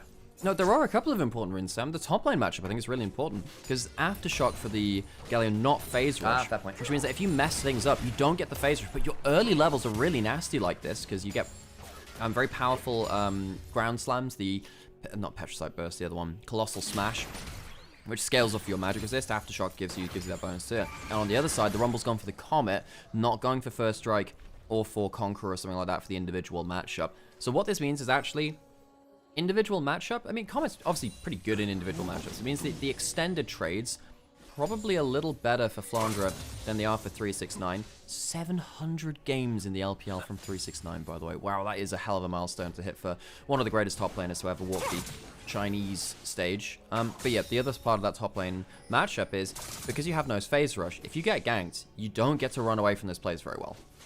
Yeah, exactly that. Exactly that. 8-year play, I believe, 369, 2019. Yeah, this will be his 8th year of play. A little bit of maths on that one. Doing the extraordinary things over all that time is 369. Still though, AL kind of kept put him miles behind in that first game by virtue of that really good counter gank, and then just turning up a little bit more than once. I also think Kyle was better on the roams and Fenguo was up to so many different plays early on. In fact, he was quietly one of my MVP candidates actually thinking it through. He was so good on that Braum last game. I don't think it was quiet at all. I mean, we came out of game and I said, it's either jungle or support. I thought it was fantastic in that game. Jump off hope is Fenguo. Chunk there from Jachi. Wow. That was a bit nasty. Kyle Lee steps forward and the turnaround with the out of the flash, the auto. Jachi goes down. Good 2v2 from Hope and Kyle. Fenguo jumps onto Hope, but Jachi gets blasted. You know, this is a player that walked away with a very impressive set of performances versus Invictus Gaming, even in the loss. Had that good 2v2 earlier into game 1 as well. Tarzan trying to jump on 369. The Aftershock helping the trades to chunk him out. This is probably a very dead Rumble now, folks. Just trying to hold that wave outside of the turret. 369 does so relatively adroitly. Unfortunately, now Tarzan's, he'll take the turret aggro, and the kill is easily confirmed. Yeah, 369 forgets the golden rule of Jarvan, which is to flash. Look, if you flash after the EQ has actually hit you, you're still dead, because the EQ does damage before Jarvan flies at you. The flag goes down, you take damage. The Q goes out, you take damage, connects with the flag, and then he runs towards you, or like drags himself towards you with that knockup. So by the time like he's flying towards you, the damage is already done. Not well timed by 369, and now he's behind in the matchup. But really, top esports need to go well. So what happens here is Jachi goes melee range of a Leona and dies. There ain't many bones to make about that. He goes melee range of a Leona and he dies. He does. He's trying to follow up on his support, hitting Hope, and that's all well and good. However, even with the cleanse to try and buffer through some of that CC, you still lose. Hope had TP, got to come back to lane, had already got the kill. That's a pretty frustrating start to the lane there for top esports, who thought they had an all-in and very much did not. Shanks on the rise here, doing fine versus Cream in the early game. 10 CS up right now. One of the reasons I have to say the Akali matchups in mid lane, not everyone's been able to play the early matchups out well enough to make the champion feel worthwhile. Karis is actually one of the players which is nice to do better with that. Tarzan now around bot side. There is a ghosting rise heading bot side. No flash, no cleanse. Wukong's coming in, does have flash. This could be a bit of a disaster dive. Let's see how it works. Played is wide, but they'll flash on in regardless. The double knock-up is decent, but it's not going to allow for much more than a kill going the way of anyone's legend. Nicely managed. Missed the CC, did Fenguo. Did manage to CC up anyone under turret and force anything particularly well there. So not well played by Fenguo. I don't believe that. Jashi had no summoners, couldn't really outplay it. Good quick roam from anyone's legend. Shanks going down. Hits the level 6 as well, so he comes back with a bit more XP. Can now do the same thing with the Realm Warp, not the Rune Warp. Don't stop. Yeah, the Rune Warp. I just love that Realm Prison. I'm going to hurt you. Yep, you know. No, in game, guys. There's the Q is Spell Flux. The W is Realm Prison. E is Overload, and then the alt is Rune Warp. Yeah. Oh, my brain is not enjoying this. Yeah. Yeah, is Pyosik actually playing Hecarim? For as far as I can tell, yeah, Pyosik is playing Hecarim, and I haven't seen that one since, well, you've gone by. Yeah, you're only allowed to commit violence against microphones, yeah. Oh my god. Okay, well, already, folks, 1,000 gold up at like 6 minutes. Anyone's Legend, once again, very successful plays between Tarzan and Kyle. If Anyone's Legend are doing well, most of the time jungle support has done something good. Did he steal that? He did, yeah. Oh my he did, god. Yeah. Damn, even Hope's the second jungler, doing Gumayushi impression. Actually just about gets the Strut passive up in time there, otherwise I think Kyle would have caught him with that Zenith Blade. Did miss a Zenith Blade on that tower dive. I'll note, I had to flash it to secure the kills. You know, could have gone a bit more wrong there. Still, success regardless. Now, just checking out around the map, I'm seeing gold leads pretty much every lane. Hope being up a significant amount is a big deal as well. I think the Varus being ahead early is always pretty problematic. We know what that champion can do when they get the lead. Enables the rest of the map to become quite problematic. Creamman looking for a trade, ends up rune prisons. See, I didn't get it wrong. And ate some spell flux and overloads. And it's a bad time now. We're looking at a potential return dive, and there's a level 6 with Tarzan this time. Still no flash for Jachi, and there's a dunk. There's the Zenith Blade, there's the Hail of Arrows flag, dragged through both. Very nice angle. Kyle backs away. Elegant dive from Anyone's Legend. Top Esports early game is just not good enough to compete against the top teams in the LPL anymore. They lost Kanavi, went over to HLE. Hung was not re-signed to the roster. He ended up having an awful World Championship and then kind of falling apart. And we're now at a point where we have to start considering Top Esports a mid-table team. They're not a top team anymore. They're competing with the likes of, I suppose, Invictus Gaming and Weibo to see who can be the next best team after the top of the pack. Invictus Gaming have had some, well, they're the only team to beat JDG so far, right? Oh, wait, hang on, is it the only team? I'm trying to remember if they lost any series. Let me remember. Yeah, it's the one series that they've lost. But then you look at teams like Weibo, maybe they have the potential to grow as the year goes on. I don't expect them to be good right now. Maybe at some point later into the year when they've built up their synergy a bit more. But Top Esports are also in that pack. Now, from what we can tell, maybe Top Esports bring back some like Tien, Jaculov, these names which are taking a break for the first split. This is probably not the final form of Top Esports, and I'm not going to lie, it wouldn't surprise me if Top Esports aren't completely mentally checked in right now because of multiple people taking breaks. Tarzan's going to walk over there, and he's feeling a lot better about this. First smite goes to Niall, though. Does indeed. Now in the back of the pit, gets the Cyclone down, but here comes the hero's entrance. The equalizer after is pretty nasty, though. It's all getting messy. Cream gets a kill. They're caught in the pit. Bit dicey. Cream gets over. The Realm Warp is coming on forwards. Cream trapped in the back of it, but he's Flandre alone with Cream. Last auto gets that kill. Oh, Anyone's Legend. That was exceptionally poor. Flandre clicked out of the Realm Warp, which meant that he didn't get into it. So, for those of you that don't know, if you're on kind of the boundary of the Realm Warp, if you click into it, it will take you with it. If you click out of it, even if physically it looks like you're in or out of it, your next click and the intent of where you're heading can put you in or out. You'll watch this again in the replay. Flandre doesn't get into the Realm Warp. Tarzan loses the first smite, and he thinks, okay, well, I've got Galliol, but he's going to melee range of an ulting Wukong. He's been very strong so far, but it doesn't give you a freebie. Cream gets a good angle in. It is a 4v4, but it feels like just the Jarvan doesn't get enough value out of this. And watch this again. Flandre, he clicks out of it right here. He clicks out of it, so even though physically it looks like he's in the Rise ultimate, because he clicks outside of it, it doesn't take you with it. Now Cream comes away with 2 kills. The equalizer got massive value. Top Esports are right back in it. They are even in gold, and they now have a 1,000-ish gold lead for Cream, who is going to be a problem with 5 stacks on the Dark Seal very, very early. Does have the flash, maybe has to burn it, blows it. Solar Flare not quite in time. Cream, Summoner blown. Question chat, which roster is Tien on? Technically still on Weibo. Weibo have JDG. I think basically we noticed this with a couple of players because we had this off-season auction for players where effectively if you go into free agency, you don't get to choose which team you go to, the teams bid for you.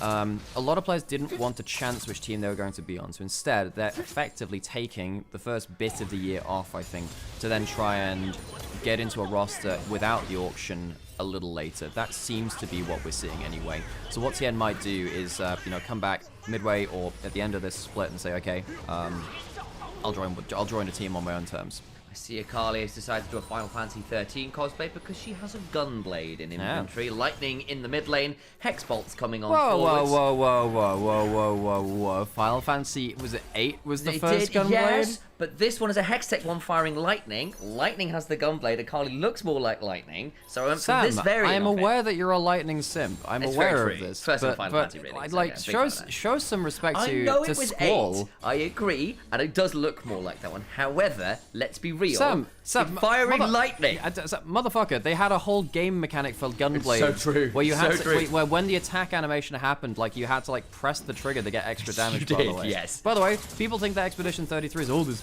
great innovative game. You have to do things in time with the turn-based. Final Fantasy did that first. It's just a game reusing other JRPG mechanics. It's a good game. Have you played 33 yet? I've played bits of it, yes, but not the whole have you thing. played it? No, like like a friend's console at some point. Anyway, right. Either way, Ambulances really wants to get into the conversation. Dragon started. Cool. That's a fight.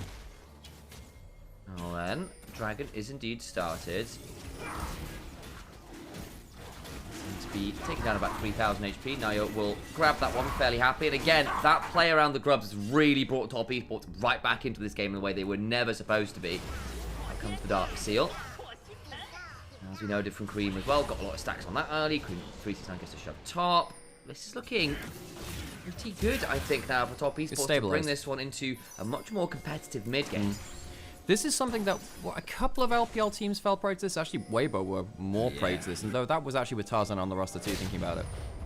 Sometimes they can really snowball the game. Look, Naya's going to fight bot side. We'll see if Hope can live. No, he does have flash. He doesn't have that much to work with as Nayo gets over the chains of corruption so nicely. Jackchi's donated the kill. Much needed for the 1 in 380 carry. Really good. Flashes over that. Uses the summoner. Gets a quick kill. He's going to lose a couple of minions. And of course, gets crystallized for an extra plate there. Kyle not able to do a crazy amount here. But yeah, it's more than stabilized now. Top Esports now have 2 dragons. They have a slight gold lead. And yeah, just as we were saying before this, hang on, they might go for something onto Cream here. Just burned a lot of his abilities there. Flag, drag, doesn't quite land it. Shanks takes a lot of turret shots. And he's going to be fine as Cream. And with that Omni-Vamp, he doesn't even have to leave lane. Akali with sustain. Oh, God. Oh, yeah. That really, really healthy for that champion. So, again, the damage from the EQ actually landed as the CC didn't land that time. So, Cream safe for not having any follow-up stuff when he was CC'd in place. But Top Esports, fine now, actually. No, I'll finally finish off that bit which I was talking about before. A couple of Tarzan teams in the past have had this kind of bad habit of completely stomping the first 5 minutes of a game. And then sometime between 5 to 10 minutes, they throw one significant fight back to the enemy team, despite the fact that they should really be riding that early wave through to a victory. That's kind of what happened at the Grubs. This is something that we saw from Weibo 24, well, summer 24, because he came in halfway through that year. Something that we've seen at points from Anyone's Legend, although less consistently on that point. They don't really know how to do half measures in the plays that they make. This is one of the big problems that we noticed at MSI and Worlds 2 from Anyone's Legend. It was effectively, they can't take small victories. They must go for the whole piece of the puzzle, the whole everything, really. And right there, it's a little concerning, actually, to say, okay, they still have that facet to them.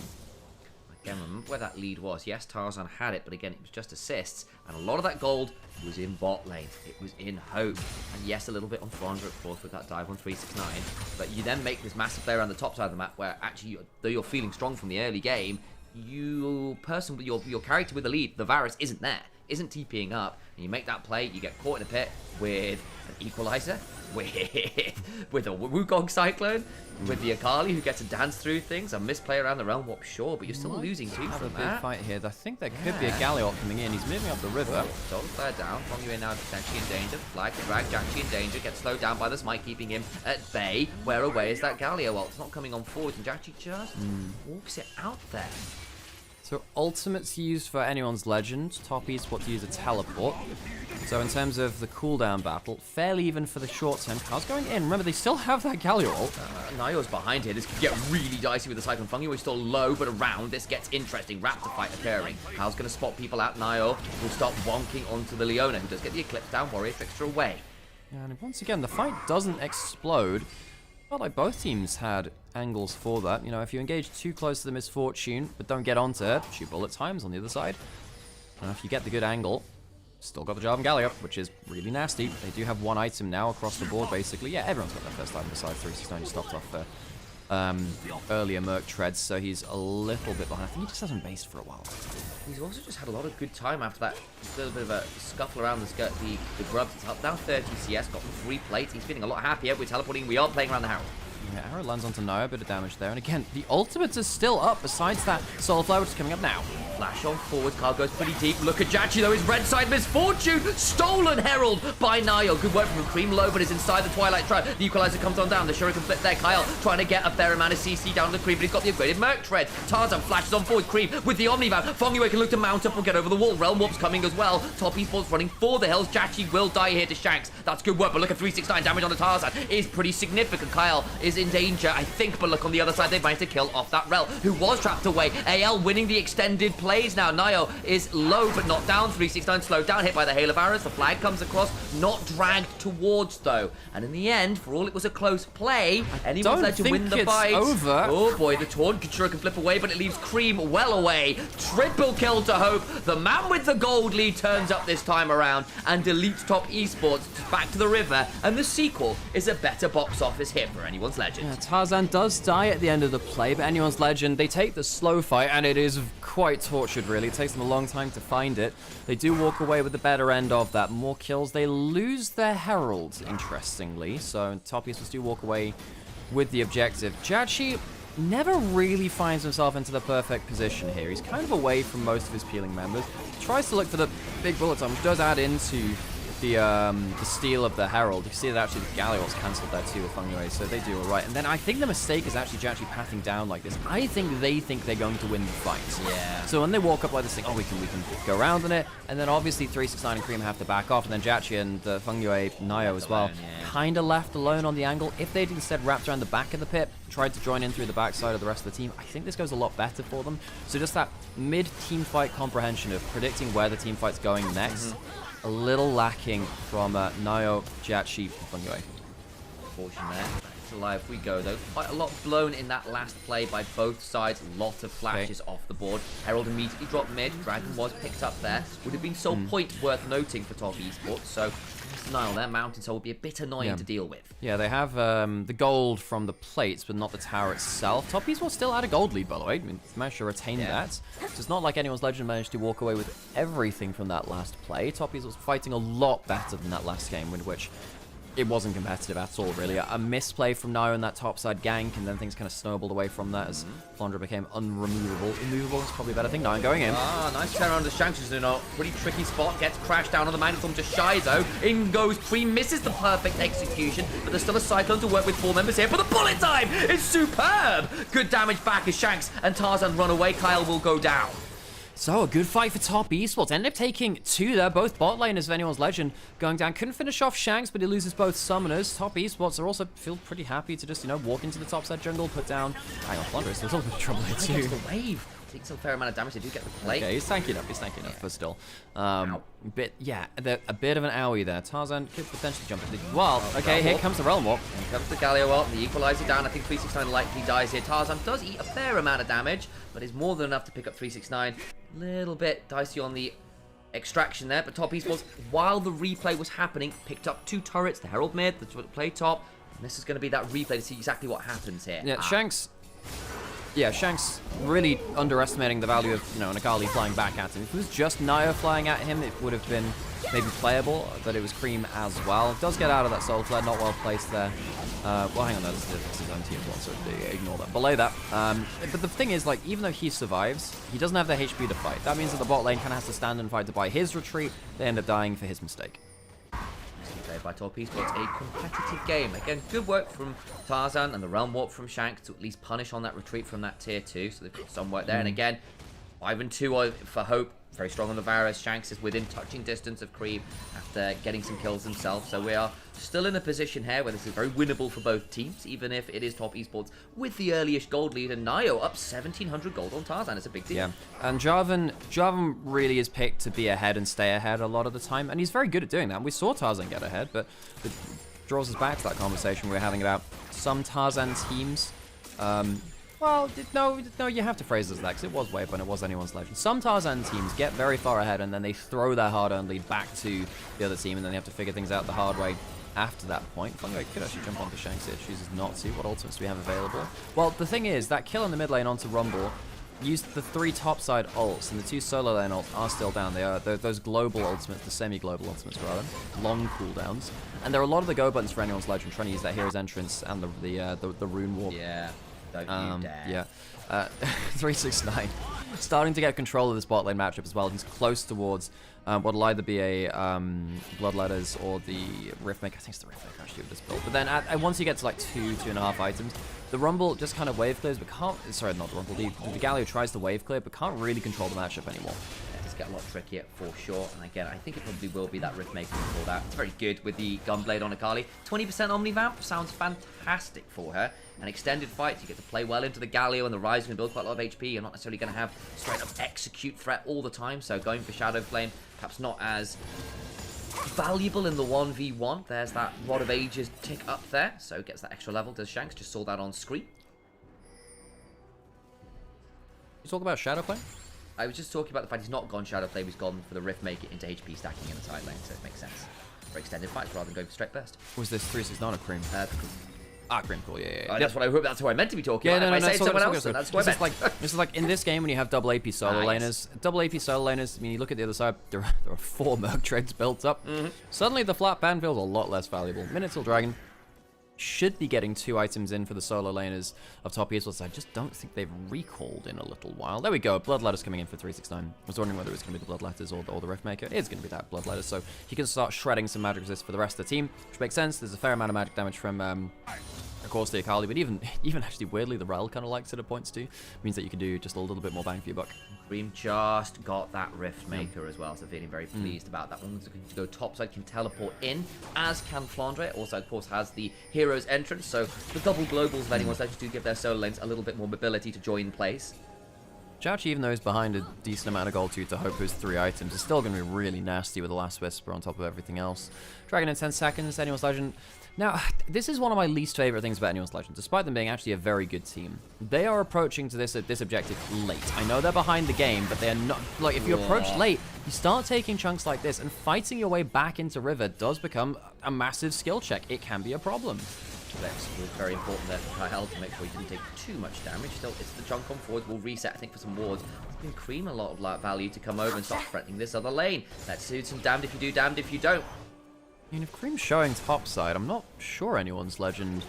The angle still. Yeah, there is, but he wants to be there at the start of the fight. I mean, are there any teleport wards? No, not really. Leona's managed to reset, recover that chunk, get more wards, and get back out onto the map. But because Cream's topside, actually Galio's gone there too now. It means that it is an even numbered fight around the Dragon, 4v4 until those that mid laner, top laner join in. Anyway, pops the Ghost, transfers over to the heal, teleports flying now. They are. It's the Akali recalling first. The teleport only comes in now, so he's coming later, but he might get himself another item for it. Already have the Riftmaker, don't know what he had there to go alongside it. You don't see the inventory right now. In goes Fongue, it's not a bad engage. The equalizer after forces people back. Kyle is eviscerated. The bullet time causes damage, immediate cleanse. The Galliwell, the Cataclysm, they've blown up the Rumble. Kyle surely falls here. No, just about survives. The Taunt, the Root Prison, Cream low, healing. The Omnivamp is ridiculous. Hope is in the wrong end of Nio, crushing blows him. And the Nimbus Strike, Cream is still alive. Shanks realm warping in, has to try and turn this around as the Justice Punch comes flying on through. Tarzan is low. Jachi autos him. The taunt comes on forward, but that just means Jachi's hitting you more. Nio goes insane on the Wukong. Nio had that huge lead on the Wukong, and it's only continued to grow. Triforce on the Wukong is such a nasty item at this point in the game. Top Esports get themselves the Dragon. They win the fight in huge ways, and that early game throw around the Grubs really comes to the fore again. This game should be fought out from ahead because of the work of the jungle support from Anyone's Legend, but they threw that hard-earned effort away, and it means that these team fights are now much harder when you're playing from behind. They do get the dunk from the Jarvan and Galio. You get down 369, but the problem is you've given so much value over to the rest of the members. Like, just watch how much work that Nio does in this fight. Just jumps into the pile of things, goes on towards Hope, does manage to solo kill him after as well. And he's still full HP, so even though the Realm Warp's coming in, you think, oh, maybe they could scrap through it. The Wukong's still around, and he's genuinely a carry. And you blew this full combo. Tarzan from Flandre to get into the backline.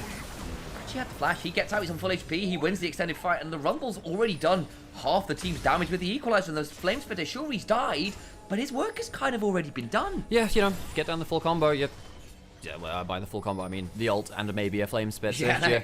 you're pretty fine. I'm interested to see what he's going to go next, actually. He might actually just go for the Zhonya's to say, you jump on me again, I'm just going to go golden flame spitter onto you. Cream is spotted, just walked outside of that bush, I believe. Believe I've taken by now. There you go, Niall. Warrior tricks to the other side. Kyle not having a great time. The bullet time comes on forward. Tarzan's like, I don't know about this Swan, guys. Good damage back on the Fongo, but now, unfortunately, Cream murders him. He's real tanky with this build. He's still healing. 20% Omnivamp is pretty disgusting. And they kill another couple.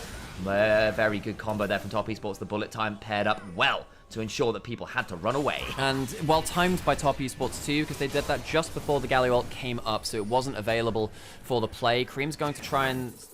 Yeah, Cream's trying to try wave play mid. Will be forced away a little bit. Teleport's coming on down. Baron down to half HP. Tarzan isn't contesting. They're giving this up. Well, they wanted to get their mid lane turret. Can't really jump in. I think Tarzan, if he dies there, it just goes from bad to worse. 2.6k down. For all that we were criticizing now for the first game, for a number of the other games in this early split so far, he's had a really good game. He's had a really good game. He's got a huge lead now. And you could understand why Top Esports picked this guy up in some of these games. Quite funny that actually Tarzan. Ow. Yeah, that stings. Gunblade as well. Yeah, Cream's comfortable, folks. He's comfortable. But, yeah, Nio, he's had a great game. It's not like he's without his Merrick. Kyle caught out on the map. Is he gonna die for this? He doesn't have flash. Just dies. Tips timed out there a little as well. And unfortunately, at this point, Jachi has got 3 items, most of which is armor penetration. So all you can put the resists up, you still end up eating quite a lot of DPS. And this comp from Top Esports, with the exception of the Rel, is very high damage. Yeah. Again, if anyone's Legend had managed to keep their composition ahead, would have been fine. I just think that they went way too far with that topside fight. It's really hard to judge. Well, no, it's not hard to judge the game after that point. They got out Team 4. They've not managed to reach the carries, but realistically, this game was get ahead, stay ahead, and they weren't able to do that. We thought, well, you know, with this jungle support, that's typically that's one of their bread and butter techniques. Jumping in towards mid lane too. How many ults are they going to pull out for this? Jachi's not in the Cataclysm. They'll jump onto the GA. Wukong, not sure about this one, AL. That feels a little bit desperate. The Shuriken flip causes a little bit of DPS. He just died on cooldown, by the way. He just died on cooldown. Kyle goes down again. And you're absolutely right. They jump onto the GA Wukong, who just slides out of the Cataclysm with W. Warrior Trickster away. I mean, folks, this is a jungle diff. It is Tarzan struggling. He is the go button alongside Kyle. Top Esports might look to end the game before 29 minutes. They didn't go, but the traffic lights are saying red, red, red, and unfortunately, it's not a semi-truck, but it is a cyclone and a bullet time coming the other direction. And unfortunately, they're getting T-boned by Top Esports, who are running rampant through this game. Cream slides over the Shuriken flip and then goes right back in. Wow. And they are done. We're going to 3. Top Esports secure the comeback and deservedly bring us to a 3rd. No, and folks, we are acting surprised because we are surprised. Top Esports, on paper, should not be able to compete with these top teams, especially from what we've seen from this early split. Clearly, there's more to it than that. There's some OKs there going up the stage. An early game throw after an early game lead from anyone's Legend makes the series now into a 3-game affair. I didn't personally expect it. I have to say, I'm glad to see Top Esports show some fight as well. Nio, a very good game from him. We hope that he can, reprise that now. But anyone's Legend, this was the team that had stuck together from last year. They're meant to be ahead of the rest of the pack because they have that inbuilt synergy. They feel they should be a roster which has more going to them. And they've started slow. You know, they lost to BLG. They've now lost to JDG. They've lost a game to Top Esports. It has not been an easy time for them. And remember, the first couple series were bad from Top Esports. Deserved losses. However, then they went up against Weibo. And they managed to get a couple very, very impressive comeback wins. It was looking, they managed to come back into games really well from big deficits. And then you saw the likes of Jachi, good team fighting. We saw Nio with early proactivity. We saw the solo lanes get some good work. Kennen came out from 369. And you just saw, hang on, okay, maybe they're not as good as last year, but there's something to them. But then it's another level to do that against a team like anyone's Legend. That said, at this point, I have got to call it out. AL, we've seen them go 2-2 for a reason. When the early game doesn't work out, when they do fall behind, look a lot more anemic. They look a lot more fragile, and if this is going to be a continual issue, we've got to start calling it out. Well, if you look at their series versus JDG, they did go to late game, and they very nearly clutched it out. That was the time when they fell behind early game, and things went much... they went better for them late game, but Ginger was reading them very well. there's not, it's very hard to pin down what's happening for anyone's Legend, because I think, you know, their early game in this game was a lot better. The game one, of course, it was dominant. And Yeah. to be honest, folks, I expect them to have a good early game in the third game too. I just think that their jungle support is still very good. There are questions about those team fights later on, though. This game, they have the tools to play those team fights. They do, but I don't think when you give over the leads that they do, that it's very easy to play through. You know, Varus struggles to stand in position to jump onto the Misfortune with an arrow or something because the Wukong's just bonking his head in. Top Esports, it's unexpected, but praise to them. I think that Nio had a really good game, and I think that at Top Esports, team fought very effectively. Yeah, they did. And again, you know, also things like Cream got a couple kills on Akali. He suddenly looks a lot more dangerous again. Jackie with a solid recovery despite a really tough time in lane. Again, that 2v2 that went a bit wrong early on was a bit problematic, and that's good to see that they can still do that. So I'm gonna go on a quick break real quick, folks, and I'll see you in just a second. There you go. Thank you, by the way, folks. Thank you for the follows. Thank you for the other things as well. If We you'd are like to- one follow off 10,100. Who wants to be our 10,100th follower? I know it's like less sexy than 10,000s, but you could be You there for could be. You could significant hey, CX, CX. Yes. That do be you. Congratulations. We've got a binary number of followers. That's true. 10. So 100. that is That means that's 4.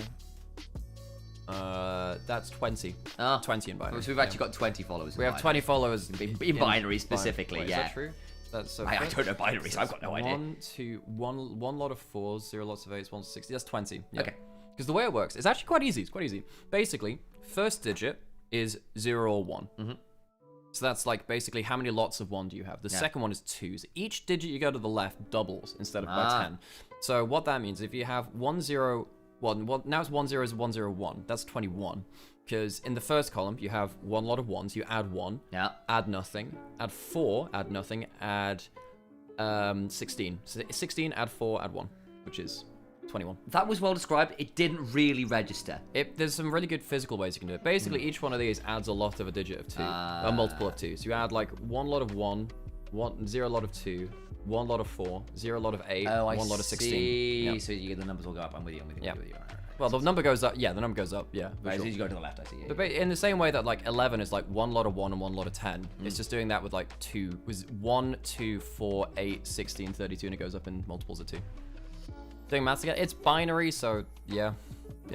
Anyway. When I saw this and hex is the same thing in 16, by the way. So it's like 1, 16, then nice hex codes. Right. I honestly thought after this dive happened around the Herald that anyone's Legend were going to right the wrongs and it was all going to come back together well. It didn't. Then we saw this play here where Shanks gets caught out, and the one thing I don't think I'd quite tracked as well was just the amount of target access between the Wukong and the Rumble ult and Akali flying in and the bullet time over everyone when actually you are going quite deep on things like the Ryze and the Jarvan and the Leona. The counter-engaged bullet times are pretty disgusting, it has to be said.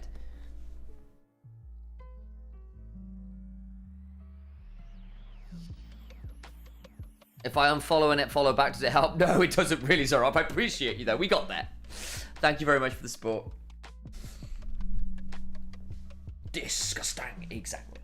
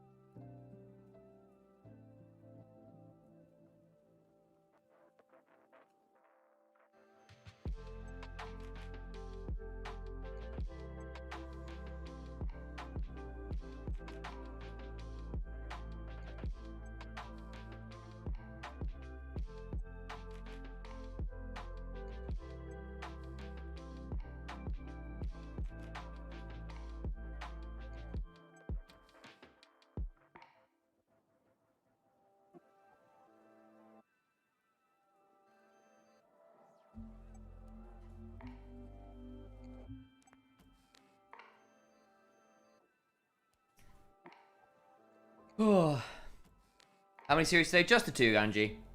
Just the 2. Just the 2.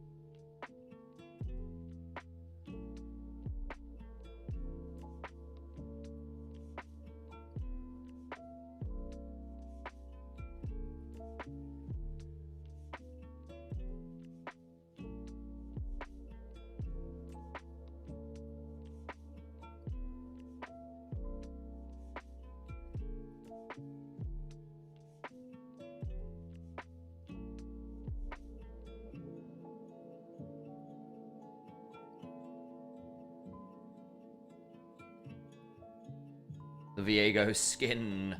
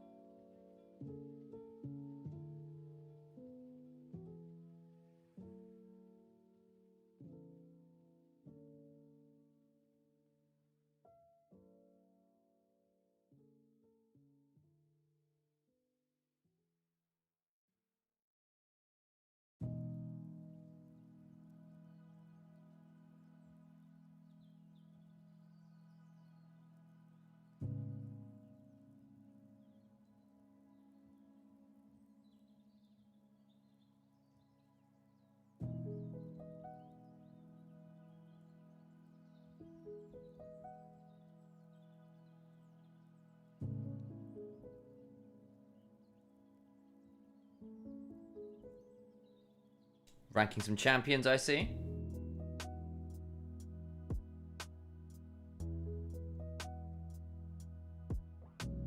Being ill sucks. Oh, sorry, Corey. Get well soon.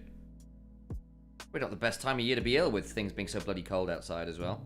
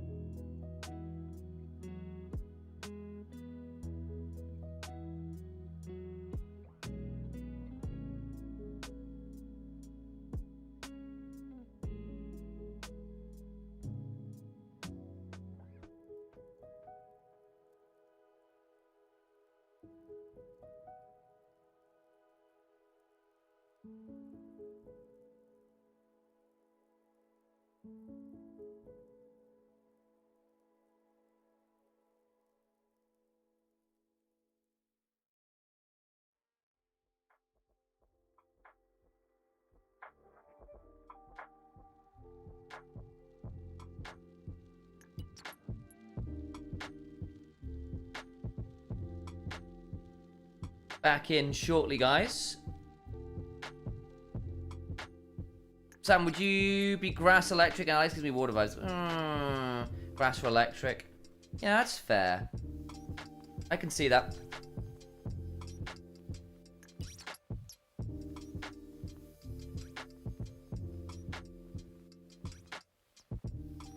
I feel like I would enjoy flying quite a lot. And there's a cool factor to things like dragons or fairies being weird. But I don't know whether that's actually my personality or not. I'm not sure, this is going to sound pretty bad. I'm not sure I'm humble enough for grass. A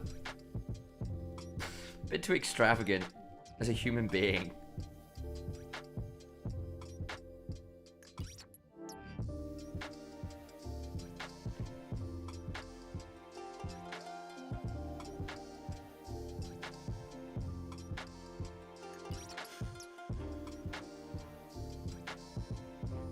About all the cute grass Pokemon, they seem quite fun. To be fair, Leafeon is my favourite evolution. I am often a grass-type starter. Enjoy it, it must be said. Alex always a fire-type starter, pretty much. Pretty much.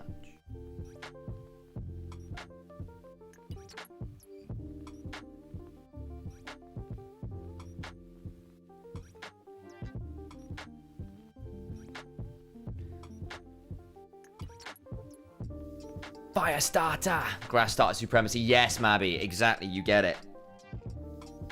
You get it.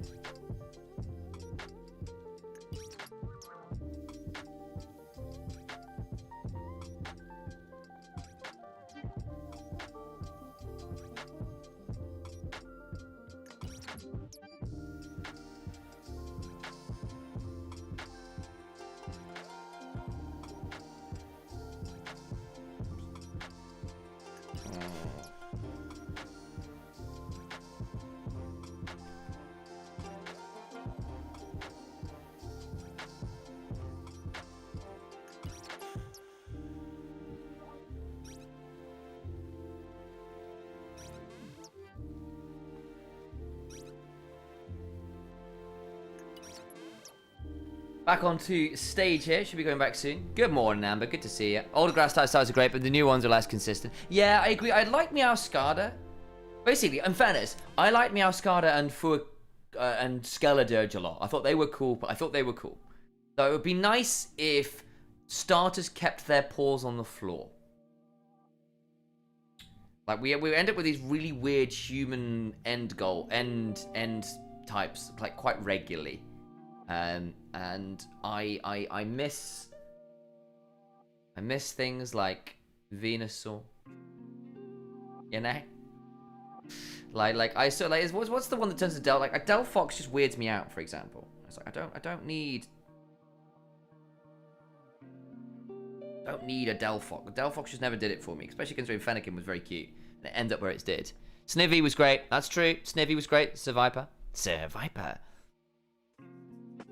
That's... Oh my god. That's Survive. No, not Survive. It's Superior. That's Superior. Superior. That's Superior. Or is it Sniffy? Whatever that Pokemon scene is. Where he's with cuts. In the most, like, depressing way possible. It's like, no, you're right. That's exactly what it is. Leafeon is phenomenal. Leafeon is my favorite evolution, by far. What an adorable cat. What an adorable grass cat. Woo. Although then again, I think Sylveon's pretty great. Espeon and Umbreon also pretty great. Not Vaporeon. Too cursed. And more dinosaurs. Grass dinosaurs are awesome. That's true. Trapeus was awesome. Big fan of that. Big fan of the flying leaf dino. Right, into draft for game number 3 of this particular series. Anyone's legend, humbled after a good early game lead, went very awry for them in game number 2. I need to turn off the Spotify, took the headphones off and forgot about that. My bad, guys. 1 second. That'll be that. And then we'll unmute the Hoya. Aha. Shinto gets first picked. Response immediately to Renekton. Aphelios. Jachi is a big Aphelios enjoyer, so that makes some sense to me. Again, again, we've locked the Vi, the Kai'Sa, the Sylas away from the likes of Cream and Nio. Jace, Nico, Malphite, big engage tools off the board on the other side. Shinzao still gets locked in for Taldan, who does enjoy that early skirmishing. Are we just saying Nara into Renekton? Standard matchup, Flandre plays it just fine. Makes some sense. Try and keep 369 down, and 369 from behind the game is nowhere near the same kind of threat. He hasn't played very well from behind this year at all. Instead, it will be the Aurora. Again, worth noting, Flandre is very much still an Aurora top player. So it's a very real world, but that gets flexed. Don't know how that matchup is into Renekton. I feel, again, range, Leandro is probably not the worst thing ever. Now it's kind of loud. Ah, yes, I need to turn the volume down. Yeah, forget the music's a little loud there. The Cassiopeia locked in pretty much ensures that we have got the Aurora top. There's no rise or anything into it. It's just blind Cassiopeia saying, yeah, I don't think you have an answer. Vex would be tragic. Mel can theoretically reflect something like the Petrifying Gaze, I suppose. Hui outranges. Cassiopeia won't enjoy that per se. You can do some decent stuff there, but instead we'll head towards the Syndra. It's been the flavor of the month Control Mage. Thank you for the sub, by the way, Halo. I appreciate that. Appreciate you joining us back in the community. 17 months now, damn.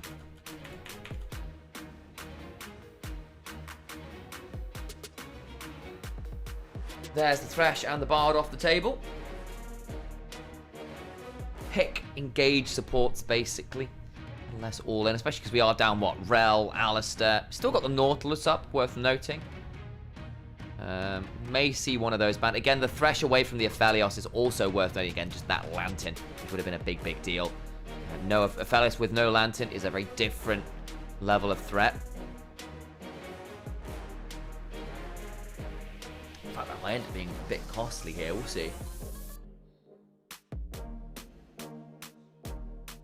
Doesn't let me watch too much LPL. Ah, unfortunate, Halo. Thank you for coming and supporting us regardless. I do thank you for being here. Thank you for coming and saying hello. Thanks for the follow, Hostile. Appreciate all the support you can offer, guys. It does make a huge amount of difference to us all. Jinx away. Ah, we have seen a fair amount of Jinx into the Aphelios, and hope is a Jinx enjoyer. Play that all the time back on JDG when he was winning. The Kiana away from Nio. Didn't have a great showing on it the last time, but again, we are getting to that point where the Kiana becomes a lot more viable again once the big engaged skirmish junglers are off the board. She does sort of come up a little bit more regularly in that game 3 scenario. Nautilus locked. Already got a fairly decent amount of pick. Decent pairing with the Aphelios. Kind of fine. You are into things like the Cassiopeia, which can be a bit sad if you get hit by that grounded, but still.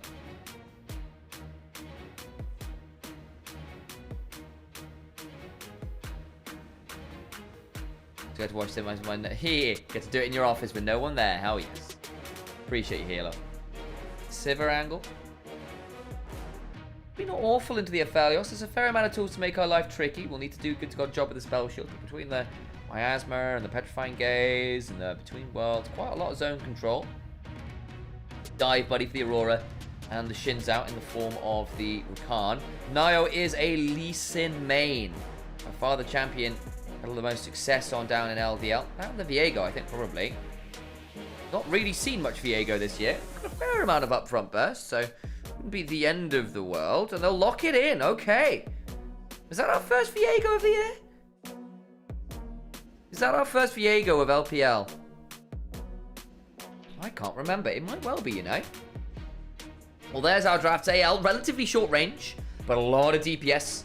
A lot of DPS and fairly decent AoE DPS between the Ricochets and the Petrifying Greys and the Between Worlds and all that kind of jazz. Twin Fang's a little different.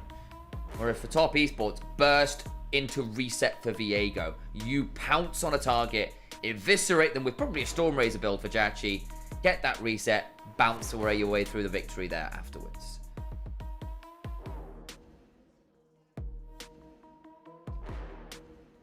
I'm going to be reliant on that. I think the Aphelios could be in a bit of a weird position in this game, where there won't be that many ways to peel for them per se, as outside of just killing the things that come for you. There's no Lantern or whatever. Let's see whether it worked out well.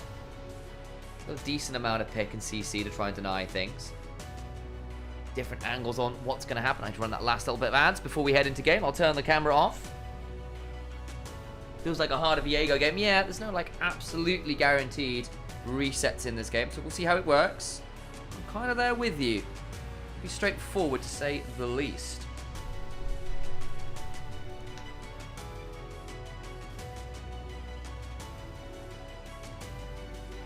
Towards the Rift we go for game number 3 of this series.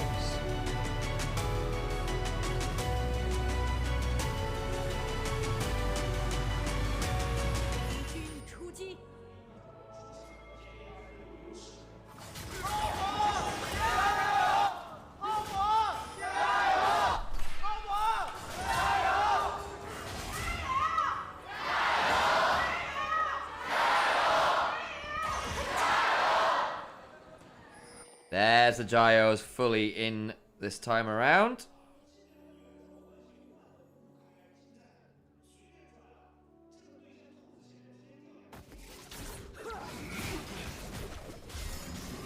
Nice to hear.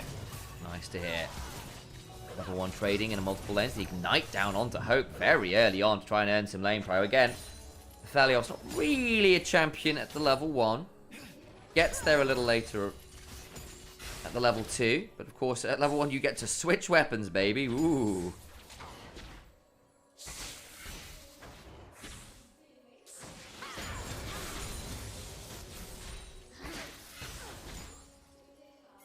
Cassiopeia, blind pick from behind it. A bit of a suggestion that perhaps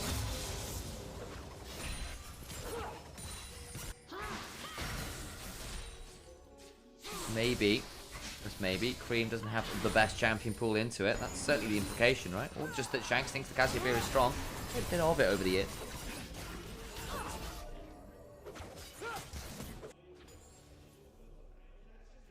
Is a Saturday, to be fair, so a bit easier for crowds to get in. Often are the weekend matches being a bit more attended for obvious reasons.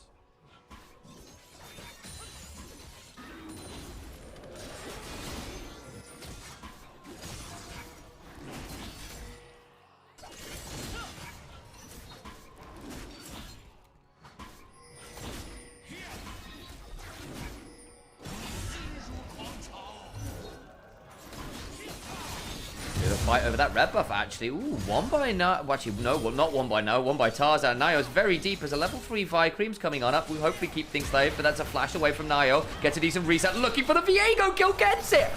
Tarzan kill for first blood. Shanks wasn't there. Oh, it was so close. Now they're binding a clip bot side. And I think AL are about to have a horrible time. Bot side flash away from Kyle. Drops off vision, but Jachi gets it with a Dusk Wave. Makes it a 1-for-1 right now. Hope trying to trade out, but again, still look to be pretty dangerous. The slow from the Gravitum. Barriers in. Jachi flashes into the alcove. Gets the Boomerang Blade forwards. Close! The minion aggro is dropped and Hope gets the 2. Jachi falls.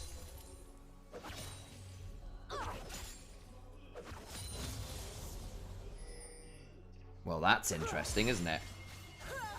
Close, close, close run thing. Ends up being 2 for 2 in the early game. Now very explosive in this game 3. Very explosive in this game 3.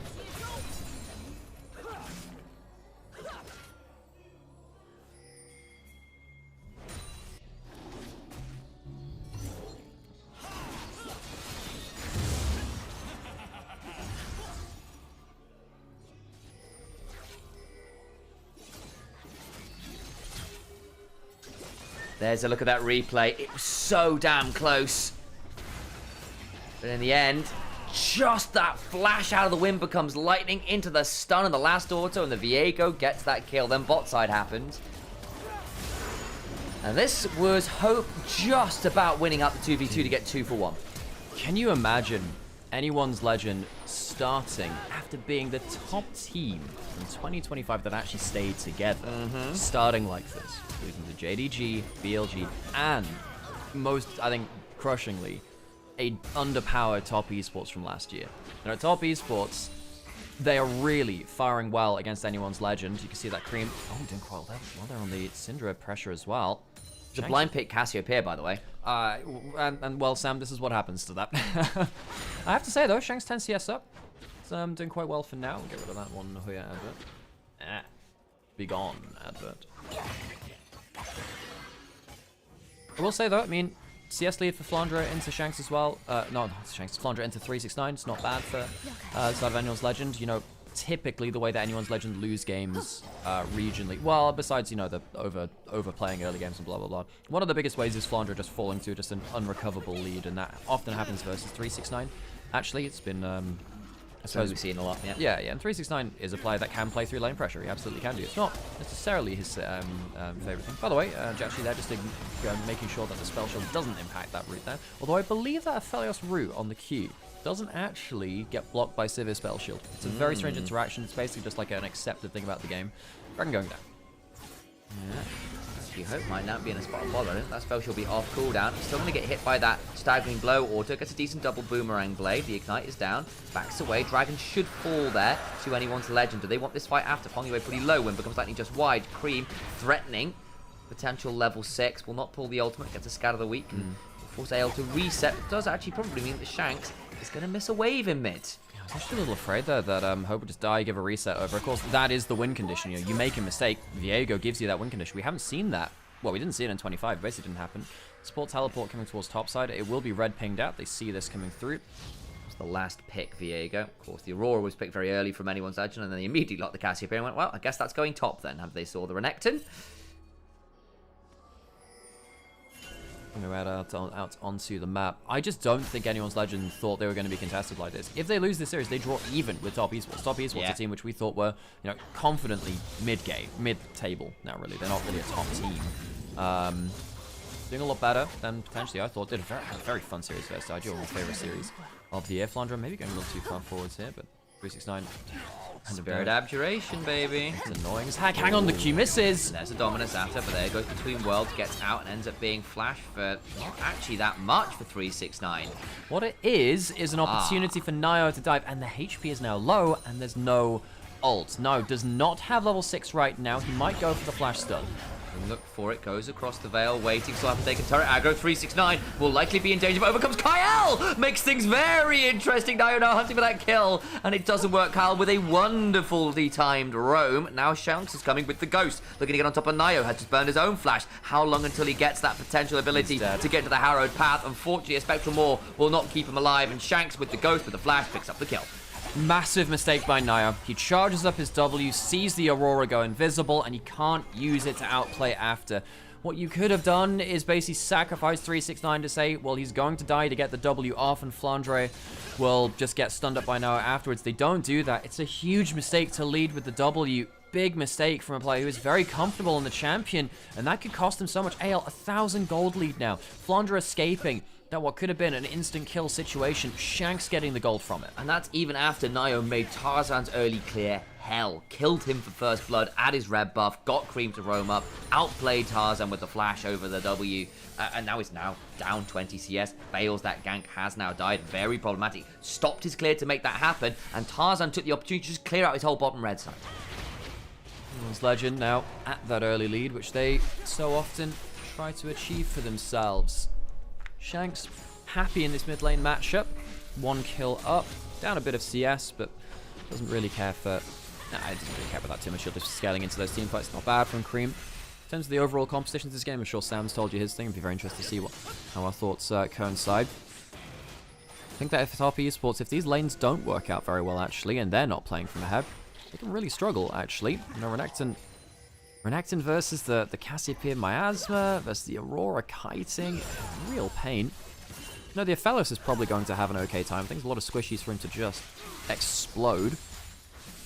Long range pick opportunities. Pretty strong from Top Esports. And if you do get that Syndra exploding someone, the resets come through. Quite interested to see if Anyone's Legend still have their instincts for Viego resets. If Top Esports have been practicing it, and Anyone's Legend haven't played against it on stage for a while. It's a chance that Naya gets that freebie somewhere.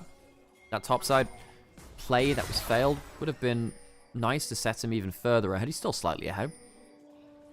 Starting to lose out a bit on XP. That time spent dead not helping him in that particular metric.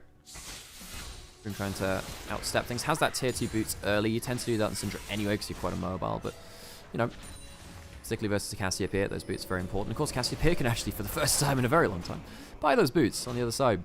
Tier 2 boots in mid lane, particularly in skill shot, fairly immobile matchups. Very important. Syndra, much like Ahri, with a move speed advantage, although Ahri's obviously more mobile with the ultimate, but if you can just walk at someone at a higher move speed than they have, you have a lot of kind of invisible pressure, where if you just keep walking towards them and they keep walking away but you're faster, their dodge angles get less and less. And they often have to use flash or a movement ability if they have one to then escape your skill shot. It's one of the kind of big breakpoints for a lot of different skill shot reliant mid lane matchups. It's one of the reasons I really enjoy stuff like Ahri Syndra. It's a very fun matchup, very bursty, kind of glass cannon on both sides of the equation. Thank you for the follow, by the way, Starry. Hope just scaling up on this over here. 2 kills for himself as well. He's a happy AD carry. Not that Jachi isn't with the 1 kill on the other side and even CS. Did Top Esports look good in the game that they won, or fluky? The game they won was kind of picked up from anyone's legend, making some early, well, they got ahead to an early lead and then they threw one early fight. The composition scaled very well into the game and Wukong went absolutely insane. Dragon now started, I'll have the first one, Nymaera around on the flank. Fangio's walking up, there is a level 6, goes straight onto that jungle support and they clump up together. Where's that reset? They get that first reset, Shinzao available. I don't know if they'll be able to do that much. There's a root there though, now able to use, yeah, that's very much a dead Kyle. And now you have the Rakan, the Ricochet is pretty good onto Jachi, stun over the wall. They can maybe go for the Viega reset as well. It's a triple as a team, 3 for Top Esports. And I think AL did forget about the reset opportunity. The extra mobility it gives you, if nothing else, with that extra dash forwards, the blink forwards with that ultimate, the Heartbreaker, being so powerful, and Cream setting up that last kill. They might lose the Dragon, but they get 3 across the board. Top Esports are happy with that. I wonder whether Top Esports looked at anyone's legend after that Game 2 loss and said, you know, you can be a bit greedy, can't you? Kyle jashes into the play to try and stop the Viego stun. And all it does is get him killed afterwards too. Great engage from Fangio and Nio. This duo we said are not, you know, they're the players we think aren't going to do as well. They're the ones which are holding back Top Esports. This game, and this series actually, if you think about Game 2 and how they came back from it, perhaps they're showing us exactly why Top Esports picked themselves up. Nio jumping, hang on, Hope doesn't have flash.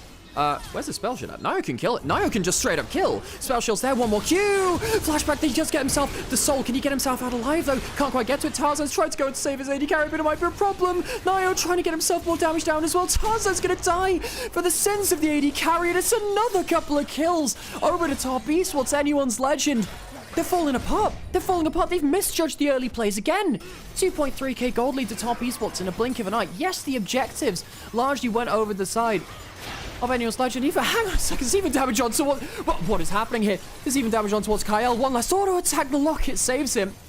Mid lane turret's going down. It's all going from 0 to 100. And the one on the accelerator is Top Esports. 1,500 gold lead-ish for Jachi. Nio, almost 2,000. The sole gold lead now rests in the hands of Flandre. He's got the Blackfire Torch build. Just not bad in terms of the upside, the upper burst. If you do get an ultimate onto multiple people to apply that burn, get the percentage AP increase for your regular combo afterwards, you can do a lot of damage. But my worry now is you're falling behind a composition which is a reset composition.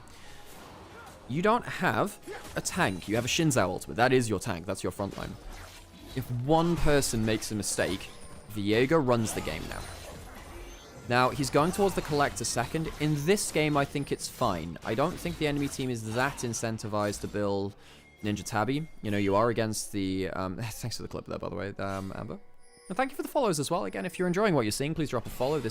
We do this every day. We take a break every now and then for a day or two. But we try and bring you the best of the LPL whenever we can. We're brothers. We love doing this for you. Hang on a second. No, we'll find out Kyle. Yeah, and if you are enjoying it, if you're watching it on a third-party site, consider jumping through here to the main Twitch channel as well, dropping a like, follow on whatever platforms you see. It does make a difference trying to battle that algorithm. It's always a bit of a pain in the arse, but hey, that's the life we've chosen. 369 proxying now to try and avoid the matchup versus Flandre. Nio! This is a guy who on NIP who... Look, he was a breath of fresh air for them for a bit. Now, it's been a bit of a mixed career for Nio. He's had some very poor moments as well, but I'm glad that he's not stopped. I am a doubter in him. Do you know when the Lunar New Year break is for LPL? I think it's actually between regular season and playoffs. I think they've organized it that way this time, because Lunar New Year, I believe, is on the 17th. But regular split, I think, ends just before New Year. Lunar New Year. I think, anyway. 369 getting jumps on. He's got his E. He's got his ult. They're not killing him, really. It's just a bit of a love tap. I mean, Kyle is coming down. He might be able to force him off the tower, so he'll lose himself a bit more. But, hey, 369, I think he's accepted his lot in life as someone who's just, you know, buying the pressure of Flandre, trying to remain relevant, but not dying at the same time. Bong Yue could potentially find... Ooh, good wrap around there. He'll spot him now, I think, just about. Good escape there from Shanks. Good Metal Gear Shanks. Full wave pretty much denied to that turret, so good gold taken away from 369. Anyone's Legend are kind of forced into a situation where that's how they have to eke out things. They can't really make big power plays right now. 2,000 gold behind in jungle. It's a Raptor camp steal away as well, looks like, from Nio. Is there a Spellbook smite? Doesn't look like it. Doesn't take the big Raptor. Instead heading back into his own jungle. Oh, technically that I think that does mean, because it's not the big, hang on, I forget how this works, folks. Now, I know if you kill all the big Raptor and leave the small ones, the camp will eventually disappear. If you kill all the small ones, does the camp disappear? Herald used in mid lane. AL will get themselves soul point, interestingly. No setup from top esports to that. Herald's going to be shoved into mid lane. Potential jump onto Nai, who's jumped out of that. You can ult away from the charm. Kyle does give himself knock up. Hope's getting into the play, and Flandre puts the ult down too. So Herald into mid lane. Flash ult away from Nai, who went a little bit greedily looking for that. Turret damaged, but not a crazy amount of value there. It's anyone's Legend. Get themselves into Infernal Soul Point. That's not bad for them at all. Hey, Katari, good to see you, by the way. Hope you're doing well. Hope hasn't got his quest yet. Well, I don't think he's only just got it now. That is a good point. That is a good point. Whenever you lane swap around, try and escape certain matchups. It can be a huge issue if you swap and you lose timing on your top lane and your bot lane quest. Ooh, a bad trade there from Cream, but the empowered Merc tries to give you that magic damage shield. You'll notice that Cream's gone for the offensive boots, Shank's gone for the defensive ones. I think we might be getting towards a pretty early collect. Oh my god, it's a 2-item of Viego at 17 minutes. Junglers aren't meant to be that fed. 2.5k up, 3-1 and 3. Now, reminder, folks, that Viego has a fair amount of crit scaling in his kit. Because they wanted to get him away from, like, tankier, kind of annoying bruiser kind of builds, or like, tank builds. The Collector is kind of, like, has double synergy from that. I've always actually preferred Lord Dominus Regards second, or like the percent pen items with the crit on them for that reason, actually, because it kind of scales a little better. Versus not going up for both the slice and the dice. Tarzan's coming up though. 369. You are not the tankiest person on the field here. He's going to go up towards an Incurious Rage. He does have his. Hang on, he's got the slice and the dice. Tarzan's got another E though. Hang on, that's a flash away. Doesn't Tarzan just kill him? Doubly lands. Tarzan doesn't even need to use the flash. 369, buddy. You are not the main character of this game. That's exactly what you're not meant to do. Clears out a wave, tries to take down Flandre. I suppose what that does mean is that top esports know that Tarzan's not on the bot side of the map, but 369, not the best series from him today. The Ambassador earlier was a bit skew-if. Flandre now at a 1,000 gold lead. More than that now. Tarzan getting involved in that, getting the kill itself. Even with that, by the way, hasn't cut much of the gold lead for Nio individually. Sethros, thank you so much for the sub. Speaking of the Viego, that's actually not the Viego skin that's being advertised, but this is like the big kind of like gacha Viego skin that's coming out at some point. Red buff still potentially going away here. Tarzan trying to spot out Nio. It will be a fight between these junglers. Kyle jumping on towards Nio. W's cancelled. Not really that much threat though. Going out of control ward. Nio is very threatening. Yeah, typically the Shinzao just kind of destroys the Viego in the 1v1. Very hard to be a Shinzao in 1v1. In fairness, pretty hard. Why is it every time that Flandre plays Aurora, AL decides to completely fall apart, force him to do the heaviest lifting imaginable? Laser, thank you so much for the prime as well. So, it is worth noting with that. Though. I remember Winter Finals. Hang on, if Flandre uses cooldowns here, this could be a very dead Aurora. Oh, that's a stuff. That is, wow, that is a very dead Aurora. He even tries to use the ultimate, and in fact does. It goes on cooldown. Well, that's what 369 would have liked to happen last time. Quick kill. Was that a shutdown, technically? Crystallization really building up on this inner turret, by the way. If anyone's Legend wants to defend this bot turret, they might lose through mid lane. Guys, if top esports win this series, it will be entirely unexpected, folks. Cream has... Oh, there's a Sivir ult on top of him. Flash away from the Umka's lightning. There was a bit of a slow onto him. Hope using that ultimate. And as we were saying, quite easy to take down the mid lane turret to the Crystallize. Just a single tap, basically. Bunk. Takes it down. Dragon in a minute now. So anyone's Legend, they're trying to hold on and trying to get Infernal Soul. That's the way they win back through this game. However, can they do that effectively versus a team with several 1,000 gold plus advantages, 2,000 in the jungle? Can they do that? I mean, anyone's Legend, obviously a damn good team. You know, World's quarterfinalists, 5 games versus T1, the eventual world champions.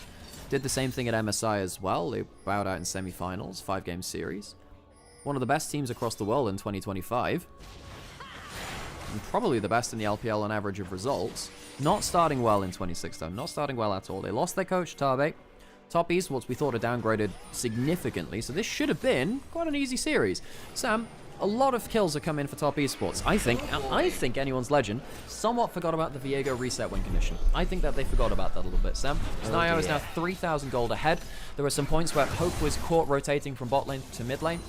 Nio chased him down, Tarzan tried to kill him, and then just died instead. However, anyone's Legend, even though behind a lot of gold, could potentially get Infernal Soul in the next 10 seconds. Dragon spawning now. AL will have to team fight from the brink. Nio with this build, incredible upfront burst, not very tanky. You can't afford to get CC, but if you can land that ult on a squishy target, you will get the reset. Anyone's Legend, weirdly, they're actually at the objective first for once. They don't do this very often. It's going down, but misses. Sivir ult pops. Indeed it is. Scatter the Wick lands on forwards, only really onto Flandre though, who's tanky enough at this point. Fongo still looking to step on forward, the Between Worlds comes on down, but that's Moonlight Vigil comes on in, the Mega Inferno bot is good work, they do kill a Fongway. Charm in the backline, Jachi low, Cream down, TES will lose another member, and anyone's Legend, despite a potential lead, end up getting crushed in the team fight. Anyone's Legend were behind 5,000 gold, but they get themselves to an Infernal Soul. There was no flank opportunity. There was no reset. The hooks from Fungaway weren't good enough. And Jachi flashes in to try and kill the Rakan. That's a huge mistake from him. Nio is alive. He won't be able to do much here, though. Baron over to Anyone's Legend and that Infernal Soul. I think Anyone's Legend just found themselves their win. No ult, but does have a blast cone. They haven't spotted him. This could get interesting. He can still do a fair amount of work. They're going looking for him. There's the blast cone gone. I think Nio just has to reset. He doesn't have flash or ult, so he can't get over the wall. That blast cone was the only way in. Indeed it was. Wonder whether they might be able to find a way in, but nope, not going to happen. And he'll reset. He at least survives, but what an unfortunate fight. I just can't believe that Anyone's Legend managed to get control of the river first, being 5k down, and then team fight from 5k down, and then get the soul afterwards too. Flandre has a really good ult. I think Fongyue doesn't get a priority target with his ultimate. He dies immediately. Nio has to flash out immediately because he's going into a Cassiopeia with a ton of damage. It's a great fight from Kyle and Shanks. They're the two which I think really make the biggest difference here. And Jachi, you can't be flashing in at that point in the fight. At that point, it's actually better to flash out and live. That's going to be galling for Top Esports. This series, this game, should have been theirs. They've given up the Infernal Soul, they've given up the Baron, and now this reset comp, which functions so much better from ahead of the game, used to have 1,000 gold lead on mid and bot lane. Now they've fallen apart. In the jungle, I think it's going to be much harder to activate. It is, again, this build from Nio, it gets online once you get that additional bit of crits. Again, the ult from Viego can crit. You can get the Immortal Shield Bow next, and you suddenly feel that little bit tankier again. All these things come together. It's been a long time build for the Viego players, but just not able to find it in that fight. And again, you deny the reset and things get tricky. The thing about the Viego, Viego as the nature of the champion after all the nerfs he has to be the win condition that is set up for. He is not the setup champion in the way that the Shinzao is, that a Wukong can be as well. Viego must be facilitated by his team, and right there in that fight, Top Esports didn't do a good enough job of it, and Anyone's Legend did a great job of stopping that reset. Hope is doing some bits now, 3 items with that Infinity Edge built in. Hope really hurts. Yes, he does. Again, that is one of the things. The Sivir as a win condition later on is a big deal. Jachi still not at 3. Would love that LDR about now. Jachi tried to flash in and do that damage last fight. Of course, he's Pentakiller of Invictus Gaming. Sivir ult pop. Spell shield blown on Hope. Here they go. Oh my god, the Aurora. Oh, yep, that's a lot of upfront burst. And down goes the Aphelios. And the damage is looking pretty monstrous. Queen flashes away. Jachi tries to find the Blade of the Ruin King forward will not be able to, and AL might begin to turn on the afterburners. They are feeling like this is their moment to strike even more. And once again, look at this fight. Who's the player that's not involved in it? It's Nio. Nio can't just jump in and die. He has to be set up for, but Anyone's Legend are doing a great job of kind of separating Viego out from the rest of the fight. I think the Cassiopeia has done a great job of saying, if you go forwards, I'm just going to ASM you. You're going to die. And you don't win the DPS check against the Cassiopeia. Shanks is a very famous player of this, one of the better Cassiopeia players within the LPL. Anyone's Legend from 5,000 gold down, thereabouts to 3,000 up with Infernal Soul. Baron will wear off, and it's a 5,000 Baron power play. Top Esports. This game was somewhat meant to be theirs. Infernal Soul into Jachi. Aurora dunks onto him. Dead. Fellas. Jachi not having a great game, honestly. No, he is not. It's been a tough time for him in this game, and I did see it in draft. Like, you know what? How easy is this Aphelios going to be without the Thresh? Has been the regular pairing. Doesn't really have a lot of ways to keep himself safe in this game. Yeah. Question over in Onivia's chat. Why were they doing topside Scuttle Crab 50 seconds before Dragon? Yeah, I just don't understand pro players, man. Yeah. Sometimes you gotta die for the Scuttle Crab. The biggest. Look, put it this way, folks. I think one thing which actually gives me hope for the LPL this year is that there is no Atakan, and it feels like the game is more about side lane and enemy jungle skirmish. In fact, that's how Top Esports got ahead. If it becomes more about Dragon setups, you can see the problem that some of our LPL teams have. In fact, it was probably the worst part about Anyone's Legend last year, was that they didn't really know how to play around Dragons in a risk-averse way. They would end up taking huge risks around Dragon, and I think you could argue when they lost against T1 in the big series they had against them that last year, that was probably one of the big differences between the two teams. Although, funnily enough, actually T1 played quite a similar style. They're actually quite risky around their objective setups. They're just very good at clutching out them on the big stage anyway. Less so domestically, but much so more on the big stage. And you look at games like this, any team with that kind of lead walking into a Dragon like that should have completely monstered. Anyone's Legend kind of get a freebie there. If the meta does become more about those skirmishes, I think LPL's going to be very happy. If it comes more down to these Dragon fights, I mean, again, there are holes right up to our top level of play. There really, really are. We'll see how it works out from it. Again, it's still relatively early on. Immortal Shield Bow done for Nio. That's actually fairly big. 50% crit. Additional shield. That can be potentially important. Quite see whether Jachi had finally completed the Lord Dominance regards, but surely at this point, surely, right? Tarzan hidden in that brush. Again, maybe looking to just chunk out Nio. Shanks is really scary, but like really scary. This is a late game Cassiopeia. See that the hang on, there's an Elder in 30 seconds. Yeah. Well, and once again, Anyone's Legend are at the objective first. That being said, the Top Esports actually have a flank angle this time though. Dude, 369 sees Flondra looking for his own play. They've got the Banshee spell for Cream. Keep your eyes on that one. 369 pops the Dominus, looking to get on top of Flondra. Won't find it. It's a little cheap from 369. I'm not sure about that one. His Dominus is only running for a few more seconds. He will still be at full rage, which is fine. But yeah, the Dragon fights from Top Esports this game have been their undoing. They really have. That last one was a disaster. This time they try to pick up the bunny rabbit, but Flondra just But what AL can do now is just play it slow, and 369 just won't have rage. You can see it's ticking off already. Renekton needs rage. That's why he uses his ult in these fights. Less for the damage and the HP. It's actually more for the rage. It's already falling off already. He won't have an empowered ability. 369 can't fight. He's going to have to go try and get that way. He's got a ward to clear at the minute. That might help a little. He's going to have to go to the far side, and they're just going to engage while the Renekton's not there. Flondra goes in with the Supreme Worlds. Exhaust comes on Kyle, gets Cream, is down. The whole team fight eviscerates because 369 burns his Dominus early, has no rage, can't get involved, and AL see him clearing the ward and go, now is our time, and it truly was. Anyone's Legend play a great mind game there. They say, okay, you've seen your Dominus, we're just going to time that out, and when you go to get your rage back, that's when we'll fight. Top Esports lose out on their composure around the Dragon. Anyone's Legend will have, well, a 10,000 gold swing from 5,000 gold down to 5,000 gold up to win the series 2-1. What a bizarre series. Anyone's Legend, against sometimes their better efforts, will still win the series. 369 dives in to try and clear the wave. Does actually do an okay job of it. The problem is there's no one respawning for another 5 seconds. It should still well be the game. A valiant last defense to try and clear the wave will still lead to nothing for Top Esports. They have the possibility to win this series. Hell, it should have been their series at points, but can't get it over the finish line. So Anyone's Legend will escape what would have been a fairly poor defeat for them, actually.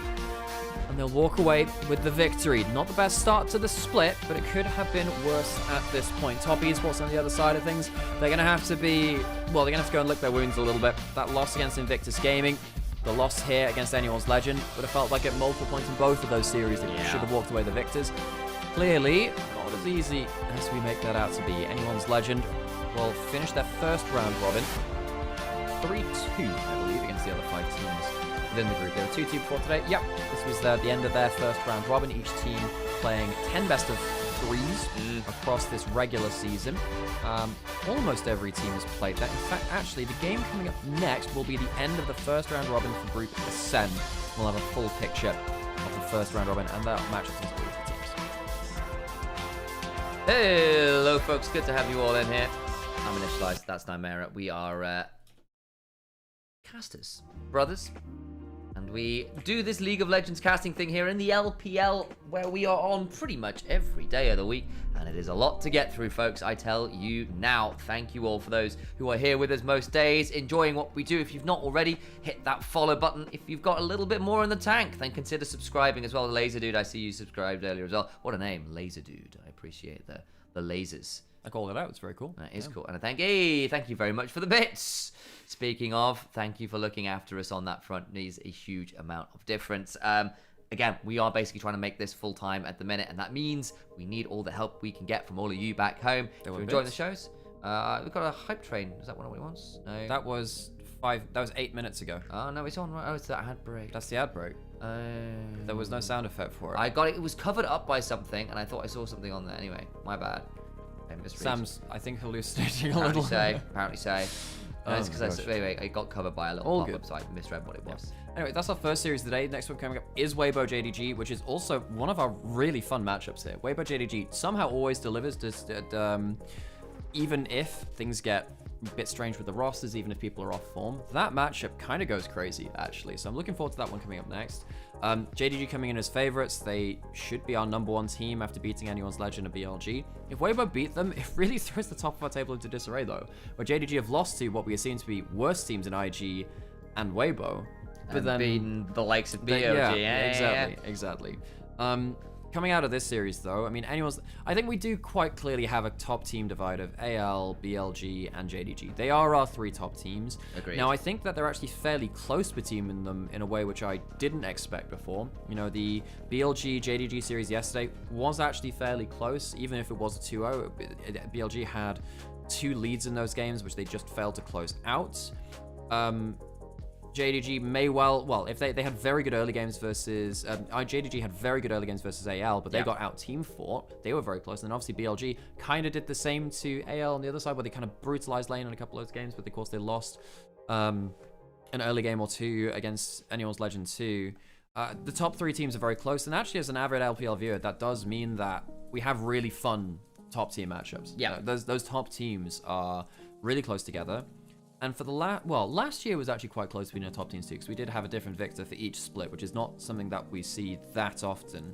Because typically you have like 2 top teams. The fact that we actually have 3 teams for the last couple of years battling through, it's fun for the entertainment side of things.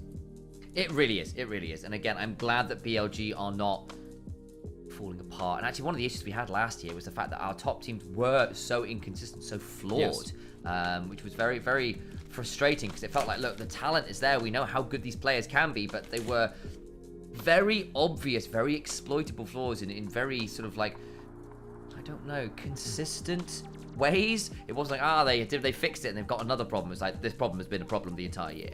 And it felt true of pretty much all of our teams. Like Top Esports with their great early snowball into bizarre mid-game woes and what happens if they don't snowball early and their inability to protect bot lane. BLG and what happens in the mid-game that shall not be mentioned. You know, you just go through the line and go, yep, no, that's great. IG, the early game sucked, but they'd have to team fight their way back in, and you know, all of these things went down the line. It does feel like this year, at the very least, our teams are feeling a little bit more well-rounded, a little bit more strengthened in general, even if, actually today, Anyone's Legend, again, are going to be thanking their lucky stars that they did succeed in the win the way they did. So, Hope did a ton of damage, Flandra did a ton too. You know, that'll happen. You actually didn't really get to play the game, did he, on the Aphelios? No, not massively.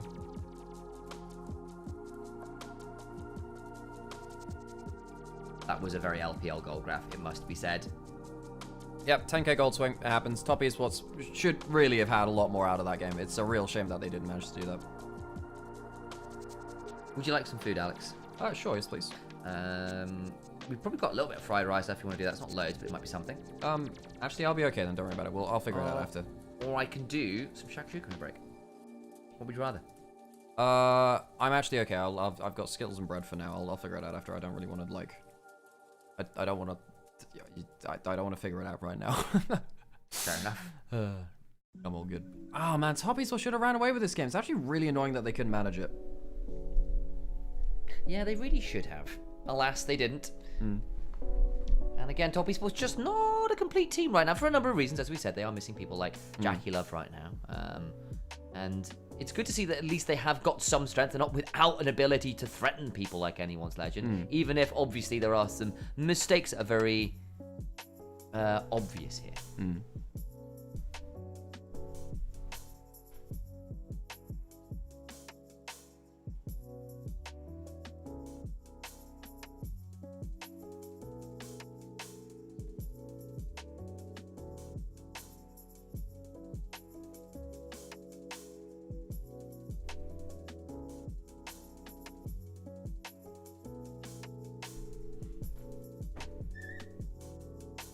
Sounds like an imbalanced English. No, I'm just a degenerate at some point.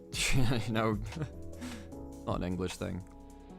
Also, English food's not bad. Like that like meme needs to be retired. I think it just shows your, yeah.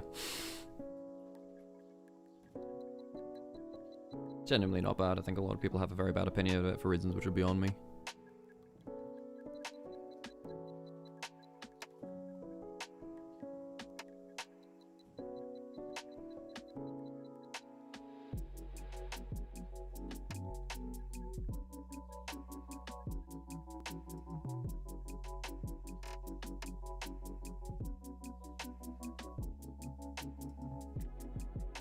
Should have a post-series interview coming up soon.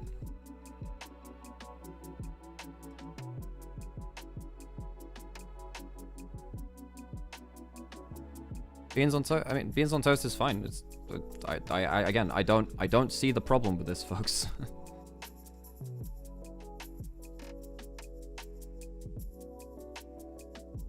What do you mean by abide with? It's like it's cheap. It's a cheap snack.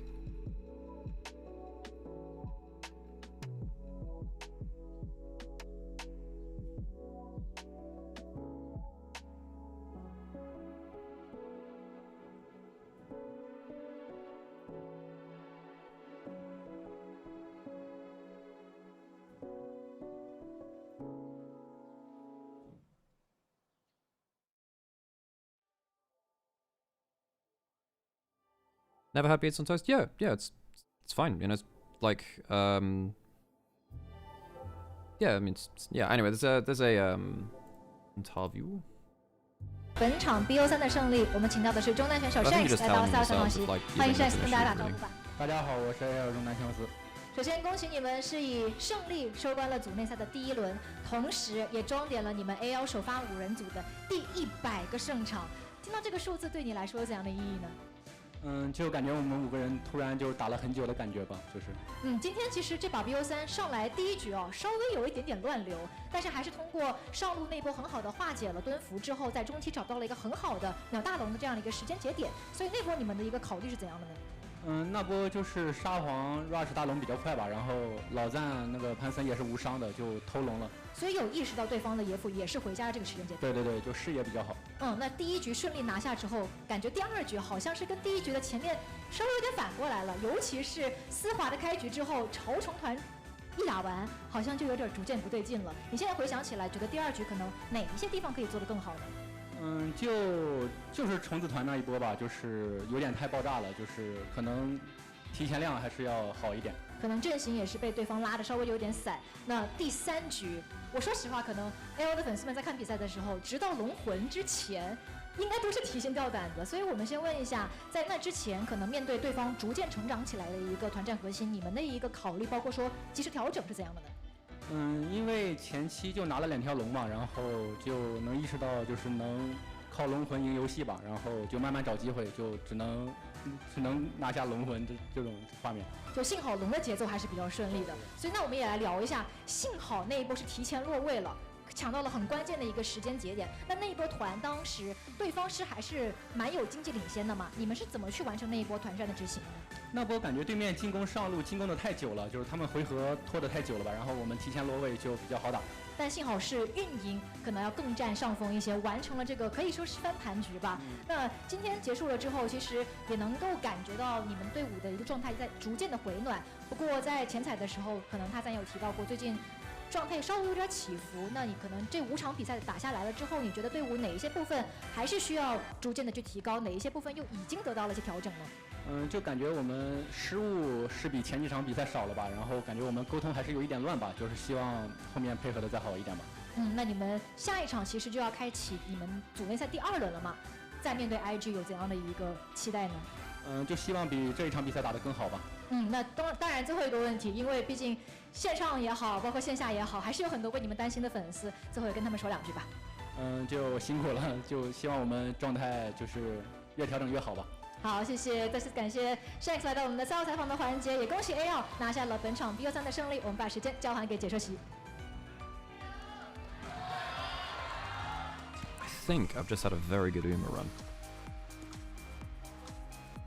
I think I might be able to upgrade my Saiyan with this now, actually. Because the one I was running is kind of like, it's not surviving till like end of the race on the current CM very often. I think this one's slightly better. I think anyway.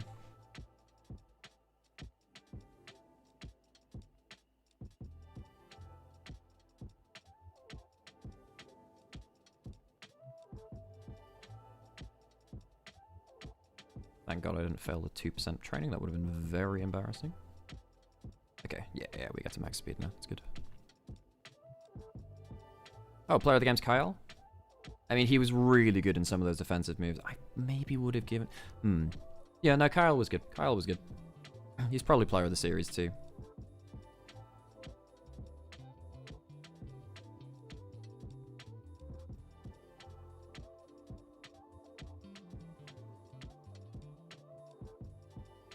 Time to watch some LPL in the background of my university test. Hey, nice to have us on in the background. That's basically what I used to do, folks. That was basically like my whole life for a bit.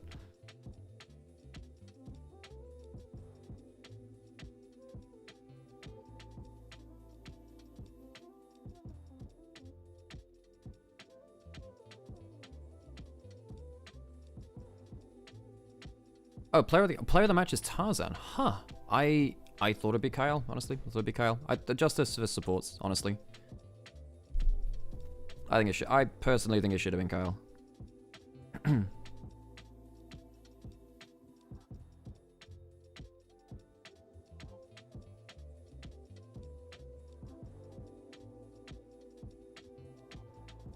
Yeah, just about maxed out speed. Perfect. That is a very good run. Yeah, that's a very good run. Nice.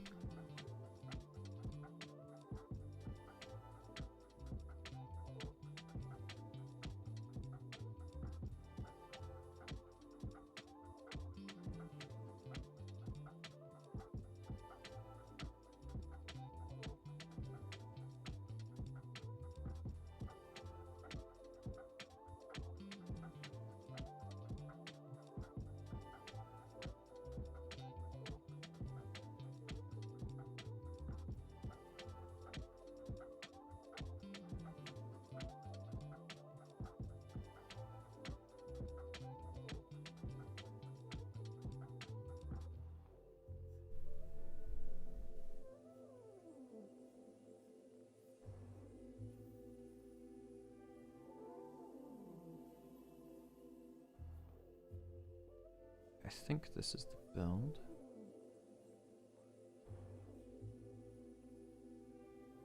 Do I even need Restless here? Moxie might be enough, you know. I think Moxie might be enough.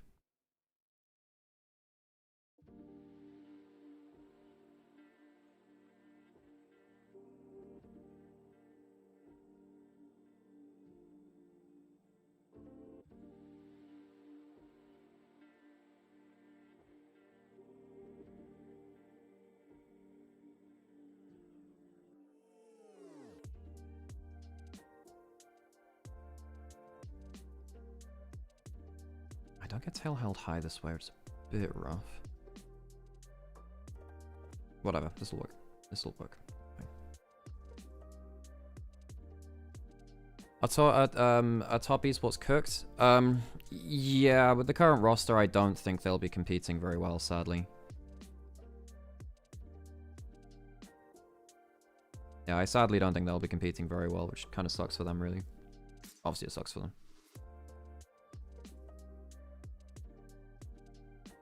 Hey, Rafa, how's it going?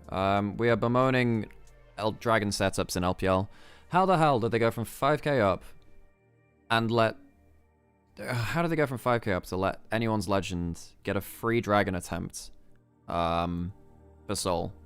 You know? I don't know, man. I don't know. I really don't like LPL dragon setups. I haven't done for a while. It was just such a winnable game, and it's really actually very frustrating to see it end like that. It genuinely is. Very frustrating.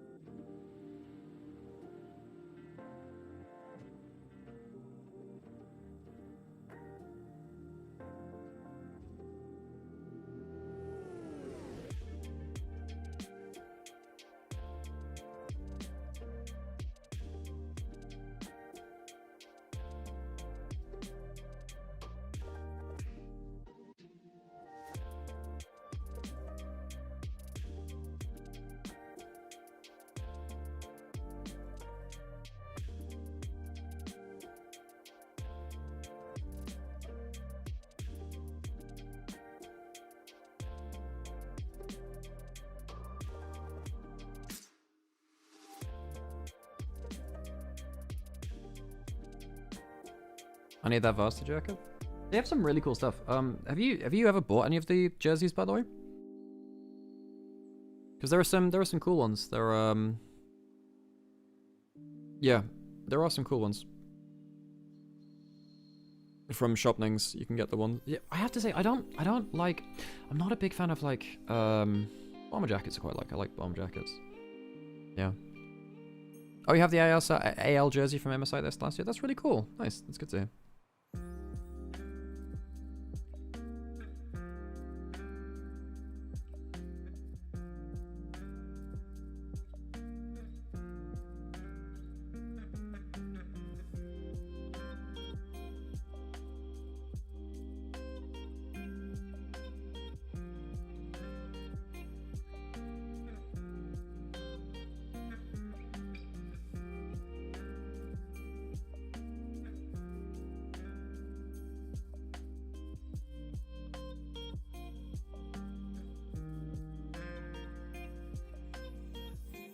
Okay, I think my front runner comp is actually working in this CM. That's good to know.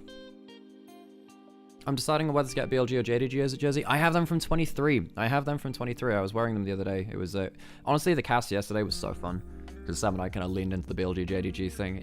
It feels good to bring back a matchup, which because I feel like a lot of the historic matchups in LPL are now gone because there's no EDG are not good anymore. Not really. RNG are gone. FPX is gone. JDG weren't relevant until now, so it felt like a lot of our old matchups were just not relevant anymore. You know? In top esports also, they downgraded this year too. So it felt like a lot of our top tier matchups were, they just didn't feel great.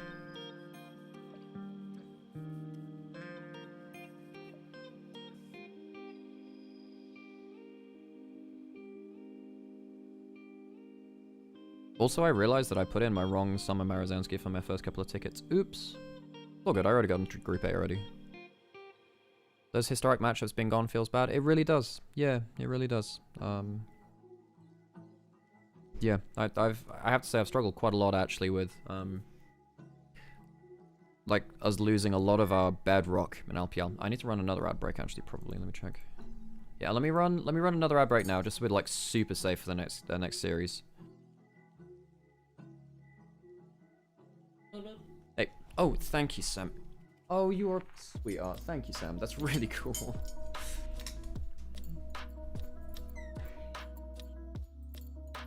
Right.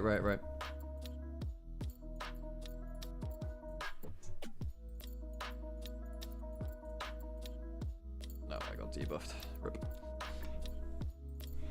As a new watcher, it was so wild to start looking back at LPL past results, seeing FPX JDG at the top. Yeah, no, in fairness, from that context, I can really understand that. From that context, I can see it. These are really nice eggs, what the hell? Sam's outdone himself. Chance to, actually. Sam's a very good chef, by the way, folks. He's cooking on the cast and in the kitchen. Hell yeah. Will LEC beat LPL this year? I mean, in best of ones, they can. I think they might struggle in lane.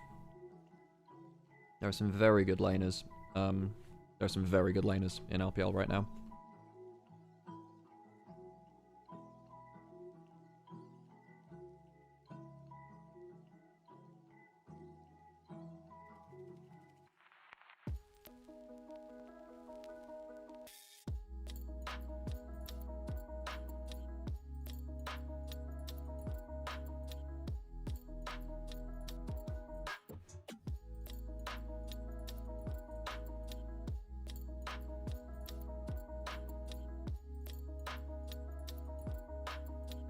Okay, I think my Suzuka's got to go.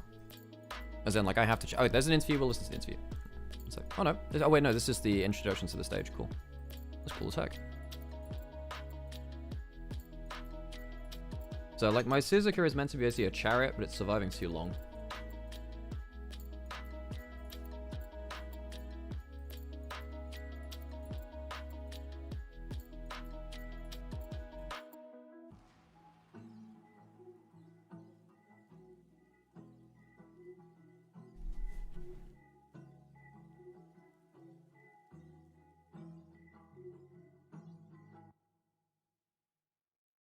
Do they have coach voice in LPL? No.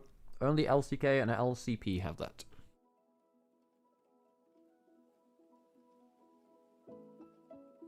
Yeah, Felicity. Yep. Yeah. They gave up a load of free dragons, then they lost a fight from like 5k up.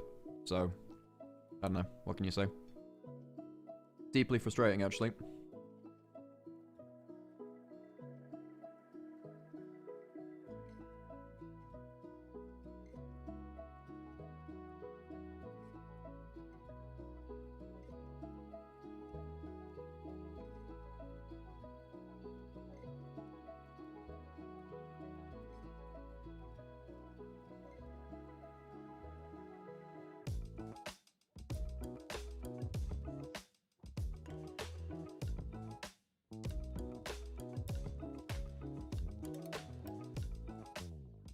Why not? Because not every region's doing it.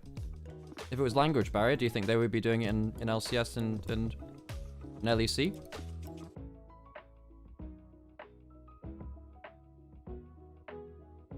There are also multi-language teams in LCP as well, and they're doing it there. So that logic doesn't check out.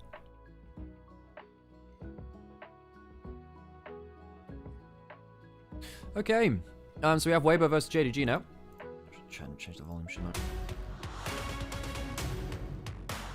Yeah, about coach voice. Yeah. Someone in an interview's chat questioning whether it's not there because of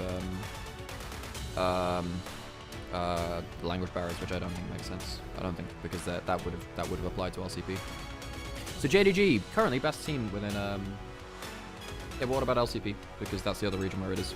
So your logic doesn't check out there, I don't think. Also, LCK has been really experimental in their first split of the year. They've always they've liked to do that. They did that last year. It seems like they're doing it again here. LCP has also been very experimental too with stuff like their 2v2 for side select.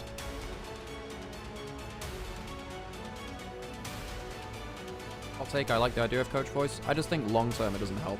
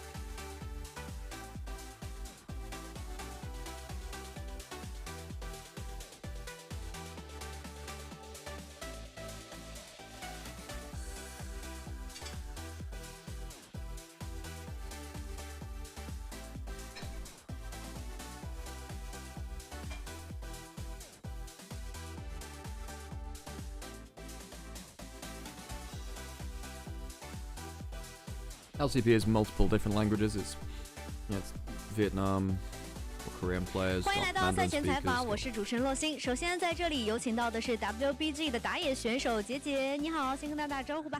大家好，我是 WBG 打野杰杰。好，欢迎杰杰。那最近可以看到啊，感觉仍然是在寻找属于自己队伍的一个节奏和状态。那现在从积分上看起来是有一点压力的，你怎么看待大家这段时间的表现呢？最近也是经历了连败嘛，所以我们队伍还在一个阵痛期以及去寻找赢游戏的方法吧。还是在寻找方法当中。那第二个问题要问到你了，今天和你对位的俊佳选手，你们其实也是非常的熟悉了。那你觉得他现在的风格和打法和以前有些什么样的不同和区别呢？相比于之前见到他的时候，他现在变得更强了吧？无论是游戏理解还是应用值这方面，都是蛮大的进步的。也是希望今天和他一个精彩的交手吧。好的，我们也期待你在游戏当中的表现。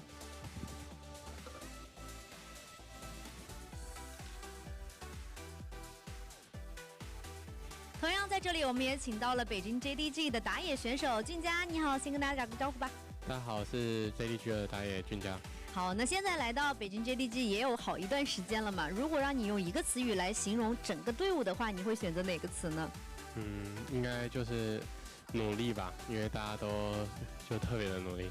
现在看起来你们的积分也是非常的不错的。那下一个问题就要问你了，今天你将会和对面杰杰对上，你觉得这个对位上面需要把哪部分做得更好呢？因为杰杰也是一个特别厉害的打野嘛，然后我觉得就我自己的话就不要玩得太着急，然后慢慢玩就行了。好的，我们也期待你们在今天比赛当中的精彩表现。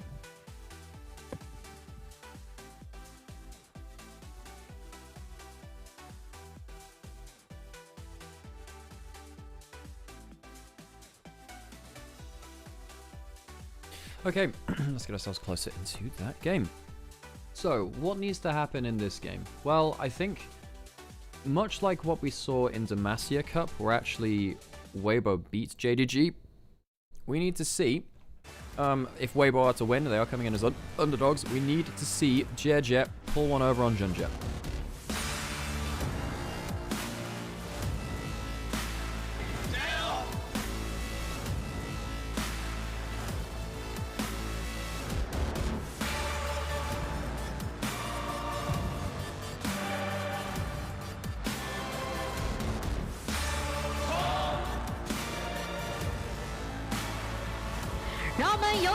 Weibo Gaming 北京 JDG Esports。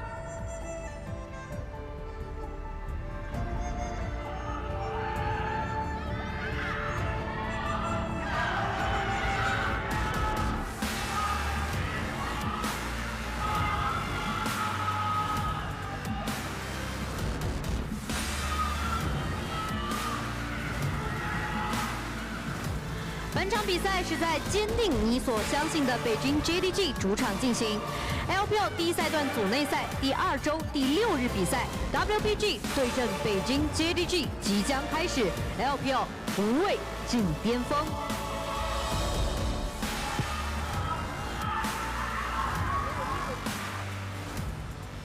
Hey, so it's well, teams onto the stage. Weibo versus JDG. This is genuinely one of the better matchups we've had since 2023. Weibo in 2023 against the JDG Super Team were the only team in the world besides T1 to have a winning record versus them. Now, as we've gone through the years, the teams have been very tightly matched. It doesn't matter who's on the rosters, and now at this point, the teams have completely changed. Now, Weibo have no one left in that 2023 roster. JDG don't either. But even though they have changed, the matchup remains one of my very favorite in the LPL. We're here in Beijing, in JDG's home arena, and both these teams have very high potential. Now, JDG, that's a very cool Seraphine cosplay, very cool. The Ocean Song. Look, Weibo are a team of 5 individuals which are yet to come together. JDG are a team of 5 individuals. Well, I mean, that tends to be League of Legends. They're a team of 5 individuals playing the game, League of Legends. Yeah, but I think they've come together a lot more quickly. Now, Weibo, they just bring their A game for this. By the way, I'm completely wrong, by the way, Shah, who, of course, is still there from the 2023 roster. Everyone else, though, from this matchup has changed.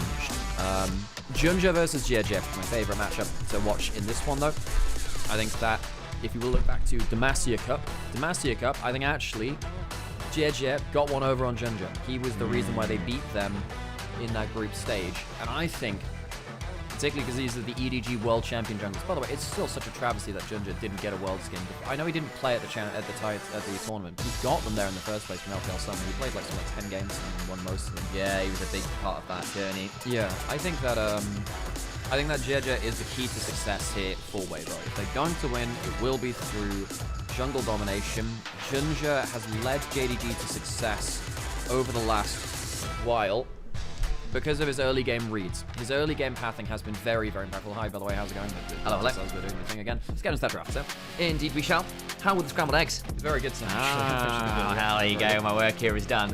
All the while, we got ourselves banned coming on forward. Again, for those of you who are not necessarily consistent LPL viewers, a little bit of a note to make here in the sense that we have split apart side select and first pick. So Weibo Gaming were on red side, but they have first pick, hence the order of the black. Yeah, so basically, one team typically will choose first pick, and the other one will choose side of the map. So we have Nico, Rumble are the 2 really big champions I see up and available right now. Those are the 2 really huge ones. Missing anything else from there? Well, Nymaera, I suppose. I suppose. But yeah, again, she tends to get through bans these days, I suppose. She is often picked up in game 1. I completely agree. I might just decide to trade them out. You can only ban one of the Rumble and the Nico now. They'll ban the Nico, and that probably means a Rumble is an opportunity here. Tabe, it's a very traditional Chinese suit there, looking very sharp. And then on the other side of things, you were expecting Rumble first pick and then the Jarvan traded. However, they choose the Jarvan side of it, allowing Xiaoxu to pick up the Rumble. I think both these top laners would actually be fine picking Cassante on the other side of the matchup, but Rumble should be a fairly easy lock-in for either team, unless they want to play some mind games. You can't really afford to give up the Rumble here, because Jarvan Rumble is such a disgusting combination. Anything that allows you to fill up Jarvan's hot pot with some horrible damage is pretty dangerous, and the Rise is now being a consideration. So Honkyu's special had some very good games on it already. Again, it's the guy who solo killed Knight just the other day and did so successfully and very, very well. What they want to lock in alongside it. Always getting the mid jungle here.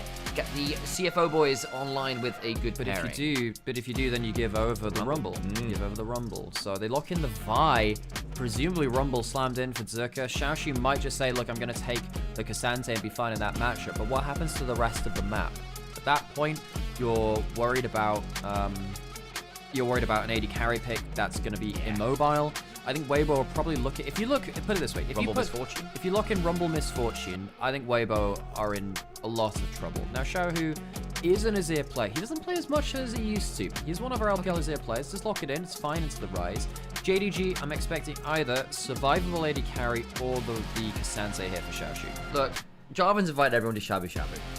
Rumble's brought the nice spice. I'm not sure, Azir Shuffle's not bad, but it's a little bit out there. You see what else they can fill the pot up with, you know? Ambessa being a debate here. Alongside the Scion, of course, could be the pick into that Rumble as well. It's just the premier tank. there's no Trundle to take the resists away from this anymore, but I think the K'Sante is the one which actually does a lot better into the Rumble. We called that out before. Xiaoshu is very comfortable on the pick. It's one of his 2 or 3 biggest picks, really. And now we're going to a second ban.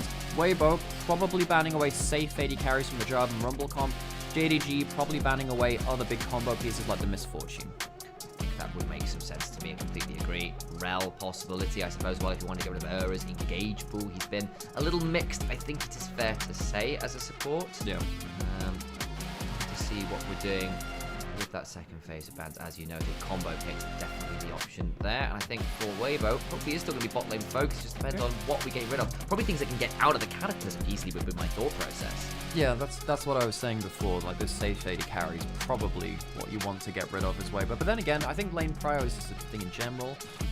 Be gone adverts. Now, we might think... Now, So, Weibo have... first, So what's going to happen here? JDG will get the first pick and the last pick of the next bit. So maybe Weibo needs to get rid of Yunara. Yeah, the Aphelios kind of telegraphs that a little bit. So Yunara's gone, has a way out of the Cataclysm as well, of course. So that's kind of does double duty there. Corki value starts to get a bit higher as well. Very lane dominant, can slide out of the Cataclysm. Again, you are weirdly vulnerable to some of this because your Valkyrie only gets you so far and you're quite a slow AD carry and you're quite short range. So still not exactly the safest, but hey, mobility is king. Can definitely be a pick here. Yes. And then you're thinking of... Then after that point, it's as though the Kai'Sa's banned by JDG. Weibo have that last ban. Elk, for context, guys, had gotten Kai'Sa 2 times this split. First game, he went 19 kills. Second, he went 15. He was MVP, deservedly in both. Don't give him that champion right now, folks. Very good at it. Now, Weibo, again, do they ban... They could also think about banning Sivir too, by the way, just because Gala has been really, really good on it. Even though technically not great versus, Rumble Jarvan. He's good enough, and it's good enough in lane that maybe you consider taking that one away. Rakan banned away instead. Surprised, because actually Vampire kind of struggled on that the other day, actually. In fact, I'd say Vampire's been the weak link of JDG. That's the person we need to see the most development from. Laning phase has been good. That would be different. I mean, we've been wondering about some of the things like the Kalista coming back with the fact that you can't leave lanes so freely. I mean, you can't roll swap out of the scary lanes quite so much. We haven't seen a Samira in a hot minute. But, I live and dream that one day she will return to pro play. As it stands, Misfortune potentially a steal away. Gala has been one of our better MFs. But it is very immobile. Now, it's very lane dominant. So maybe you think Elk and Air go for something like a Corki lane themselves. In fact, you could go for something like Corki Nami here. And just say, look, the tidal wave over the Cataclysm is going to be annoying enough. It also is pretty good versus the K'Sante because he gets separated away from his team.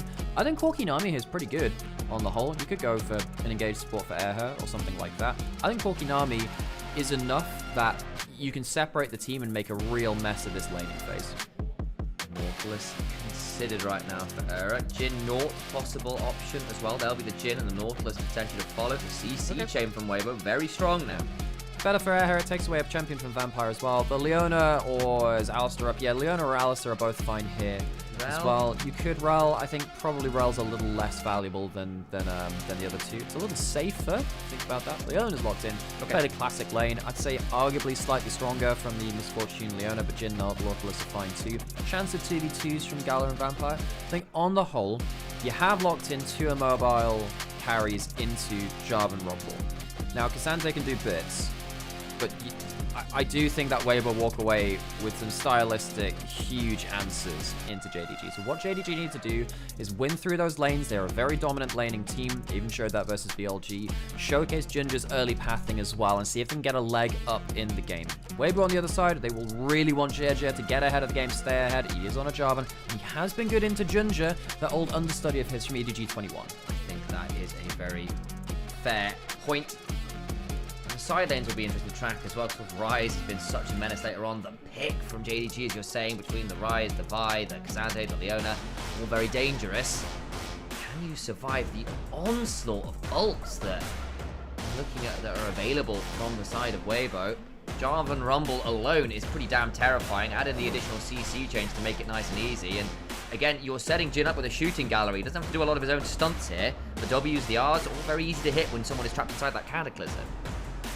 So, second series of the day, JDG, for now, the strongest team in the LPL, but Weibo have a way of just Weiboing. They are Weibo gaming consistently inconsistent, a moniker which has lasted over the years of this era of LPL. It really has. Live for me on Sheer on that Jarvan as well. If there was a champion that JDG was iconic with, in my mind, it often is the Jarvan. The amount of picks I've seen him make on it, the amount of Baron steals I've seen him make on that champion, it's a little ridiculous. Even last year on IG, when he was fighting for his starting position there, it was often the Jarvan and the Lee Sin that was causing some trouble. I guess the Jarvan side of it this time around. Those EDG 2021, the World Championship jungler, Junja, JJ. Those two key parts of these teams really has been key to the success of both of these teams, or in some cases the failure as well. A little bit of a delay before we go on stage. Did put a quick handbrake in there as well. And by the way, folks, if you are enjoying our coverage of the LPL, there is no official LPL broadcast anymore, so your support for your favorite LPL streamers matters more now than ever. If you want to keep watching LPL, if you want to be able to actually keep covering it, you have to support them, because it's not like anyone's paying them to do it anymore. No! Oh, gosh. Let's get ourselves to that second series today. This one should be fun, folks. Even if Weibo come around the corner looking a completely different shade of performance than they did the match before. They are just such a powerful team against JDG in particular. Very inconsistent. They show their upper level, and the opponents bring it out of them. I do enjoy the super villain chairs that we have in the LPL. Yeah, they've had them for years. It's great. Very much League of Evil. Yeah. Another place to keep your eyes on, of course, will be at bot lane. Gala and Elf. So long were company men, right? RNG's bot laner. BLG's bot laner. Gala left to Invictus Gaming. On the other side, of course, we're looking at likes of Elk for so long on BLG, part of that BLG team. The pairing with On. Broken Heart, a new lease there. Gala did it first. Doing it now. See whether they can manage to carve themselves out a bit more of a career here in some different places. Gala in particular has been very good. I think Elk, when he's been on, when he's carried incredibly hard. But he's been quite outside of the super carries. Look, both these teams are teams which have been international a fair amount over the last 3 years. You know, they are mainstays. JDG's been going longer than that even. But both these teams are very different. So you might notice the logo, you might notice the name, but the people representing them have changed an awful lot. JDG, of course, for the longest time represented by players like Yagao for a while. Of course, Hope was their AD carry for a decent while too. Missing was the longest standing player on that roster. After the years went by, you know, Kanabi came and went, 369 came and went, Knight came for that 1 year, left over as well. JDG, the super team era didn't last. They've now kind of entered a new era. You know, last year was the Pays year. Before that, they had that last year with Ruler as well. They've kind of started clean now. Tabe coming in to lead that roster. We know that they have a ton of potential. It's that dreaded word, potential, but they seem to be realizing it quite quickly. You know, Tabe getting them onto the same page, we can only imagine. We've also got a lot of respect for their assistant coach Xiaobai as well. He's had some good results on previous teams, particularly in leveling up supports, which again, I think this support matchup, I think this is a place for Vampire to stamp his authority, because I think Erha has struggled. I do think that Vampire has been the weak link of JDG. He's been missing engages. If you look back to the Anyone's Legends series, he actually lost them a game on the Bard. Like, it was his performance which lost them that game with his poor ults and some being caught out at points.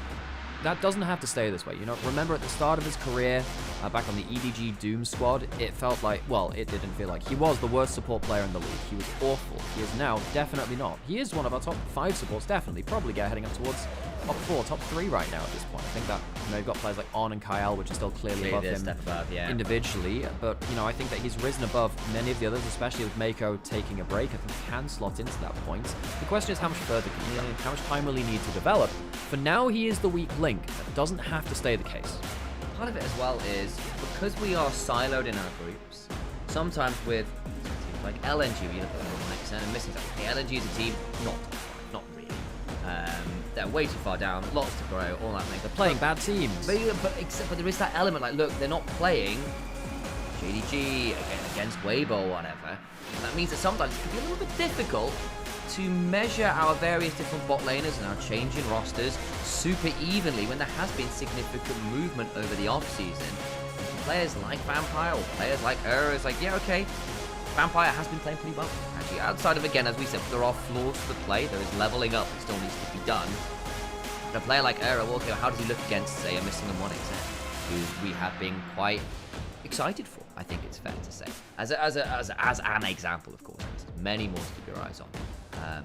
What happens with Leave and Palkia when they play against some of these better bot lanes? All this kind of stuff we just don't have answers to yet. And it does mean that sometimes getting an accurate read on players' strength relative to the breadth of the field, not just the group, can be interesting to manage. Because again, there probably is some truth that some of the teams in these various groups perhaps shouldn't be in the groups that they're in and won't be across the year. Seems like there's a bit of an extended delay, but it means we get to yap about these teams some more. You know, Weibo have won a lot of games against JDG on this very stage. JDG in Beijing, they have the largest domestic arena of any LPL team out here in Beijing. And the other day, the series went very long, actually, and I think people were struggling to get home, actually, so the last train home had passed by the time had gone on. It's very cool to see players like Xiaohu, of course, still plying their trade. Xiaohu... let's talk about Xiaohu. Because Xiaohu on Weibo has been 90% excellent, 10% horrific. You know, 90% of the game, his laning's been good, he's been fighting well, getting good value, good picks, and then 10% of the game, he just loses his mind and runs it down. Now, versus BLG, both their losses in that series was a 2-1 series. Both their losses were arguably due to him. The first game was a game where he was on the advantage with Aurora, went for a flank and was shut down on that flank. He died. Yeah, the team fight fell apart. They lost the game. Then in game 3, he's playing the Cassiopeia.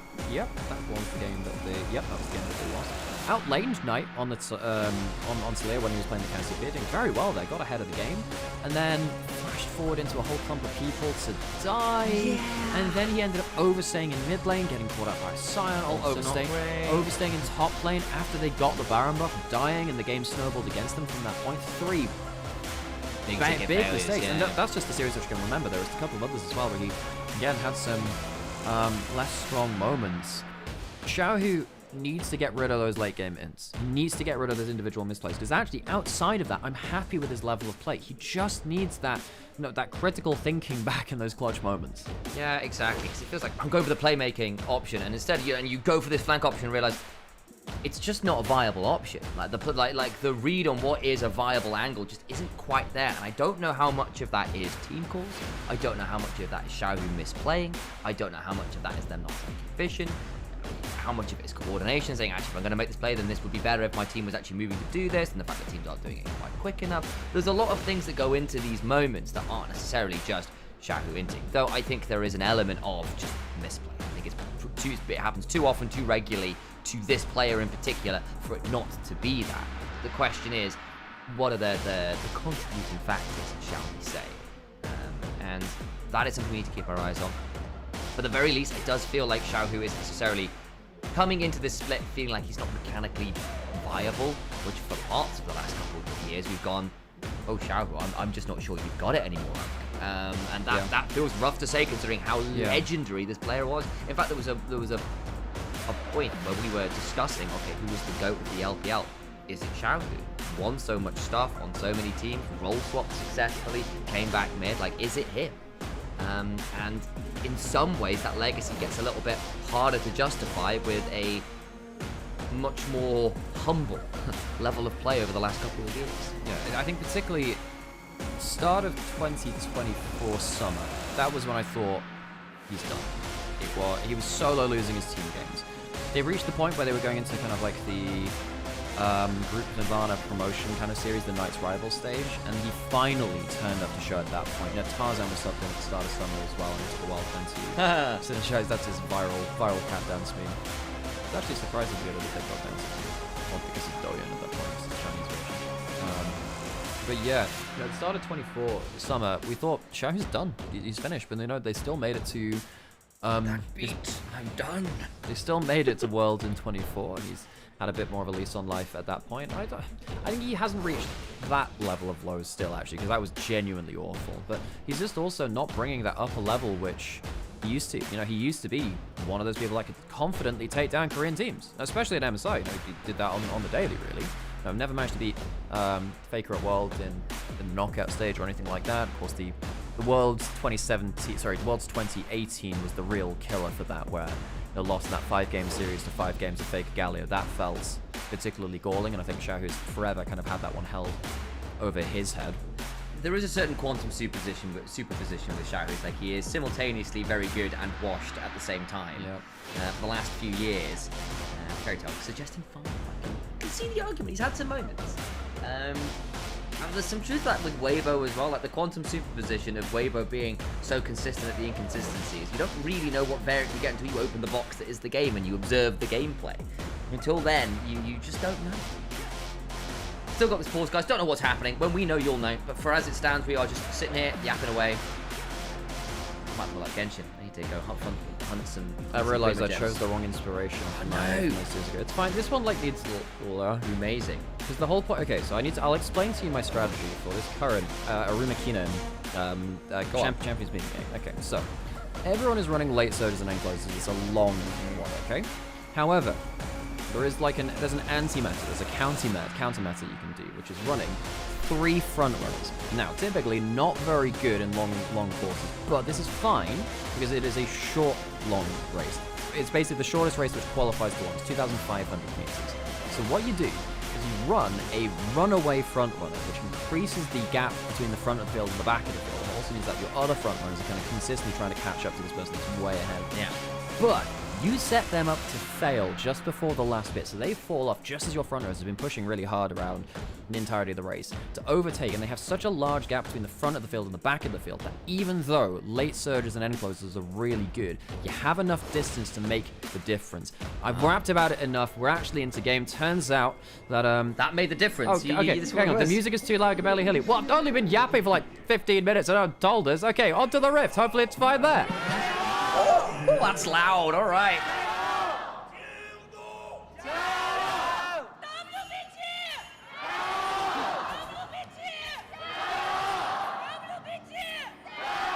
So, JDG's chant leader was next to the crowd mic, and we could tell. Oh my god, was it the Jing Dong? Yeah, it was. We got some distortion. He capped out the mic. Nah, dude, that guy, again, I just need this guy just to follow me around and just occasionally just give me the hype up. He can be the hype man.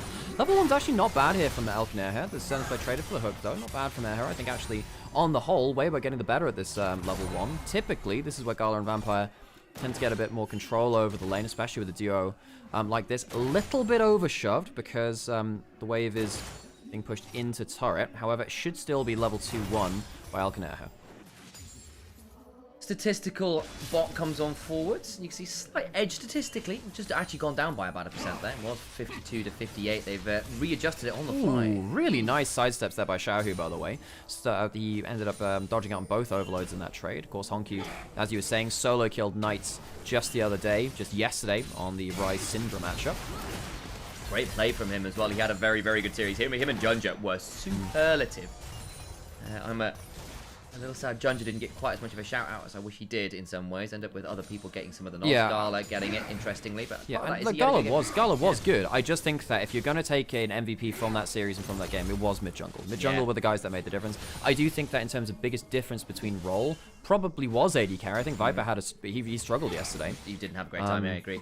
Yeah, and obviously JDG, I mean, they didn't walk away all sunshine and rainbows. Xiaoshu actually had a pretty rough time individually versus Bin. He lost a lot of resources there, and that was a problem. And of course, I think Vampire also struggled too. Jumping forwards here, Zenith Blade. There's the heal on down. It'll be traded. Actually, won't be. Ura hold on to his. Now Junja around. Are we looking for a gang? Well, he's spotted on the Tribrush, and again, they have the heal to keep themselves safe. Vampire, I suppose, could flash in for a Zenith Blade, but again, that heal makes it a little harder to make anything happen. Junja spotted on the ward on the Tribrush now. We're really fighting over this bot side scuttle. Vampire, essentially in danger, hit with the hook. It clips his time. Deadly Approach goes wide, flash away from the Zenith Blade. Makes things a bit interesting. Elk force the other direction, though. JJ trading with the side of Junja, who had that blast shield, gave him a lot of additional HP to work with, even if it was only temporary. Flash blow. Yeah, the 4-shot loaded up by Elk. Yeah, and Air of course, blows that heal as well. JJ does get the bot scuttle for this, though. So actually, Weibo's bot lane winning the early positioning around this. It was a tight run confrontation. By the way, thank you so much for the sub there, Mr. Ron. I hope you're doing well, and I hope you're here to join some League of Legends. Weibo winning through that plate on the bot side by slim margins. It's not the largest win, but getting that bot scuttle and that fight around the 3v3 bot lane has been a big hallmark of the meta.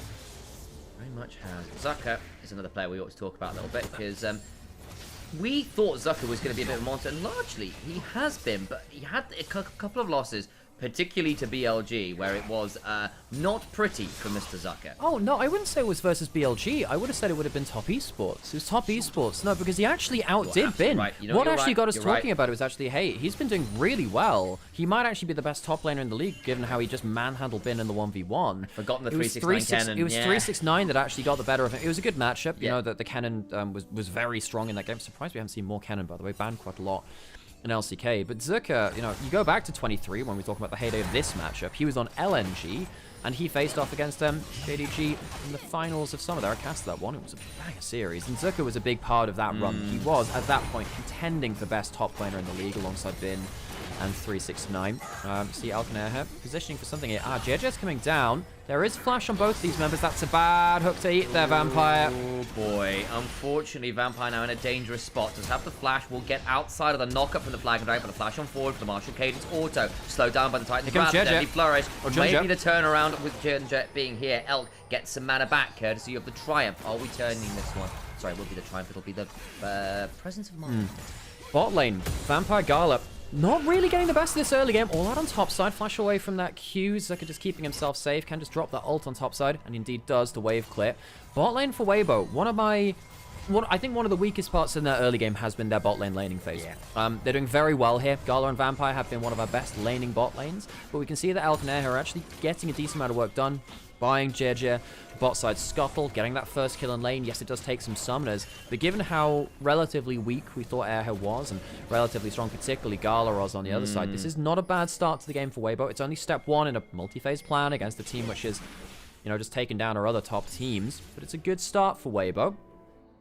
JJ also is the beneficiary of it too. He got that early Scuttle, got himself first kill as well, so he's up a little bit in gold, and Jarvan is always going to be a bit of a snowball champion. And Ginger just knows Ginger very well. You know, they did win Worlds together. Yes, Ginger didn't play on the stage for Worlds, didn't get that skin, but he's very much part of that team, got them there in the first place in Summer 21. Ginger now waiting for his own impact across the map. There is no flash for Zerka. Going into the top side jungle, has Ryze behind him with that Realm Warp. Could potentially look for a big play there. Ginger goes onto the red buff now. Ginger doesn't spot him. Yeah, but doesn't make sense. You said lead to all that much. And again, it's a relatively tight early game, but Weibo are the ones with the early advantage. Largely on JJ. Those early lanes going well. Now bot side, Elk's gonna cleanse. Vampire much better engaged. Elk left pretty low. The turnaround though gets a bit dicey as the Eclipse wears out, but timing there. Also worth noting, Leona with the Aftershock, not with the Spellbook. Gala now forced the barrier though. Deadly Flourish follow. Vampire's pretty deep. There is a heal to work with. You're right, there it is. Ura low. Gets the Titan's Wrath Shield. Fourth shot available. And the bouncing grenade comes across. Holding on to that fourth shot. And again, you can see how tight these trades are. The Misfortune Leon is very strong. You know, Vampire again applying his 2v2 trade there. He's very good in the 2v2s, even though if he did die earlier to the Misjudgment. He doesn't have flash. His Zenith Blade would end Elk's life here, though. Needs to be careful. The slows Oh, here comes the curtains. Look for some shots. Vampire gets out of range, but now he's in a pretty difficult spot inside the alcove. Ura's going to threaten him. Gala eats another shot. He needs to be afraid of the... Oh, he flashes into it! Oh dear, now Vampire's trapped here with 200 HP in a dream, and unfortunately the dream is turning very swiftly into a nightmare. Weibo Gaming crack open the bot lane. It is such a bot diff. They win the early Scuttle Crab, they get the first kill, they get double kill in the 2v2 after. Elk is on fire on the chin. And typically if Weibo are going to do something in games as well, you know, we talk specifically in this game, jungle's really important. Elk, if he gets a big lead, he knows how to bloody well use it. Now, he needs a big lead in this game because he is against the likes of a Leona and Cassante. He needs to be powered through to a Lord Dominance Regards and Infinity Edge at some point. He's got those tier 2 boots already, which really help out in that 2v2. Elk getting the early kills, pushing ahead on the itemization curve, could be a win condition for Weibo because of how good Elk is. What was the Jin game where Elk got crazy fed and the rest of his team fell apart and he was trying so damn hard to turn it all around? Well, was hitting every W under the sun. Well, I think it was that game where he got really crazy fed on the Jin. Yeah. I can't remember the specifics, but yes, he's had a couple of monster games on the Jin before where he has made it look like a scaling pick in the way that many of those fail to do so. Chat, want to fill me in? I remember it was against a fairly important team. They didn't quite get it over the line. Yeah. Might have been. I don't know. Might have been one of the. Might have been one of those top esports games actually, which they lost the other year. You know, all that time ago. Feels that so long. We'll see what he ends up going towards as the first item. So he's building up that Dirk first. So he's. I mean, typically you do need that one lethality item. It gives you a lot of value in the early game. We'll just see whether it's the Ghost Blade or the Collector. Depends how you're feeling on the day. Sometimes versus heavy tank comps, weirdly, you actually don't go Collector because it just feels a bit, man, you'd rather go Ghostblade for the survival and the ability to run out of stuff like the Solar Flare in this case too. Starting the Dragon, Vi's not coming down, so there won't be a contest for this one. Instead, Vi's going up towards Grubs on top side. Good start for Weibo. We were saying, you know, JDG were running the early game versus many teams. Going to go back for this 2v2 where Elk gets up to level 6. You can see what the idea was. If you get that slow into the Zenith play, then things go really bad. 2 shots hits onto Vampire, goes into the alcove, and Gal's like, hang on, if I leave, Vampire's dead. And then the 4th shot, he flashes into it! Oh, I know. Oh, Gala, that is a mess. I mean, surely it should have just been Flash and Vampire death. That should have been the worst of it, but not the case. JDG's now on bot side. Reminder, folks, Gala, still no Flash. We can't walk up to this. Vampire's alone under turret. Does have heal and Flash. I don't think they want to dive the Eclipse Leona. Gonna walk up, the Eclipse does wear off. I don't think they should really dive this. Just take the wave. Take the turret plates. Try and deny as much of this wave as possible. Don't go for the risk. And indeed, they don't. Somehow, for an LPL team, for once, showing the discretion, the better part of valor. JDG going up towards the top side. Jundra on the top side. 2. Does he spot the Krugs? He doesn't quite. He might know he's there. He sees him now. He sees him now. And what's the plan? Does he try and walk up to him? He does. Does get the knock up, and he cancels the Q charge. Even if Jundra goes over, he could have potentially go for the... JDG had to be quicker on that. If you're going to do that, you have to be quicker. You see the flash over. Hey, Raccoon, how's it going? We were watching some good old LPL action. Amazing. How were the runs earlier? Funnily enough, I was actually just... we had a huge pause, and I was talking through my three front strategy for this CM with the kind of sacrifice Suzuka. Good to see you, though. Hang on, flip back in the mid lane. Oh, nice combo. Wonderfully timed. Here's JJ and Era's round to help set things up, and that gets you a 0 on the board. Hong Q to Hong QQ as there's a little bit of a crying face. Goes down for his first death in first... hang on, just a great combo to JJ. JJ does do a decent job with the Cataclysm, but he's not going to get out of this, and that will make it the 1-for-1 in the extended trades. And maybe you shouldn't use that flash topside, buddy. Goes in, goes way too deep. Kill onto Junja, bot lane on the roam. It's a bit of a snafu from JJ, who realistically could have forced maybe more out of Junja in that topside play. Now losing his life. Xiao does get that second plate. Yeah, second plate into the mid lane. Bot lane still with the advantage for Weibo, and that's where a lot of this early game goal is coming from. 2 plates of food. Unbelievable. Wait, 70% win rate today? Smara 50% by herself? Oh, that's great. What I found is that my Suzuka is surviving just a little too long, so I need to make another Suzuka to just up the consistency of my fronts overtaking them. But besides that, I'm actually doing alright myself now. I got my 3-win ticket comparative to, you know, I got like a 1-win ticket. And I thought, oh, I'm doomed. Got a 3-win ticket after that, myself. And at this point, I can kind of chill for the next couple of days and like build a better team, basically. Because I'm at that point where I'm like, okay, this isn't going to win me later into it, but whatever. Okay, another thing to note here, if you look onto the mini-map, look down for mid lane, all along that bright red line down towards bot lane. Huge vision control from Weibo. That's something which, again, we're paying attention for JDG's side of things, because while I think Junja has been quite successful at his vision gameplay, that's something which, again, Vampire, it's not something which is in his skill set right now. Vampire's skill set is about those heavy engage... JDG this time, they're after respawn. Oops, misses his combo onto that. Been there, done that. Right here, yeah, you see Vampire going on the warding mission. He's actually in a bit of trouble now. Shahu's not going to be able to follow up, though. But it does mean, look at this, Vampire can't contest the vision, went in on its own. You know, in a different world, potential of a contest on that. Junja's going to go over the wall. Xiaoshu is here. Rumble comes over. I believe Weibo win the fight, so it would be a fight into a choke point against the Equalizer. So JDG back off from what could have been a topside jungle fight. But wasn't. No, it wasn't. No, Sam, could have been. Sam, you know, one of the arts of being a commentator is saying what could have happened. You know, in fact, actually, one of the golden rules is saying, wow, this might be bad. Here's what they could have done instead. Yeah, but then I have to sound like Sting. Yeah. How's my goat Honky been doing in the LPL? Buddy, go watch yesterday's series versus BLG. Yesterday, JDG took down BLG, who we assume to be the best team in the LPL, and the team we assume to be dominant here, and Honky was solo killing Knight. He was fantastic. He was, I think my 2 standout players of the series probably were Honky and Gala. They were both fantastic.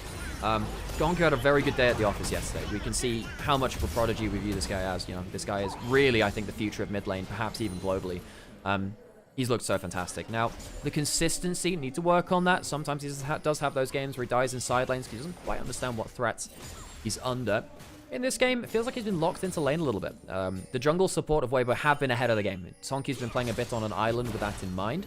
So Shahi did get that first kind of knock back onto him. Dragon's now in 30 seconds, and we can see that Weibo doing a really good job of retaining bot side vision control. It means that JD, you can't really look for those aggressive angles nearly as easily. So smooth, for sure.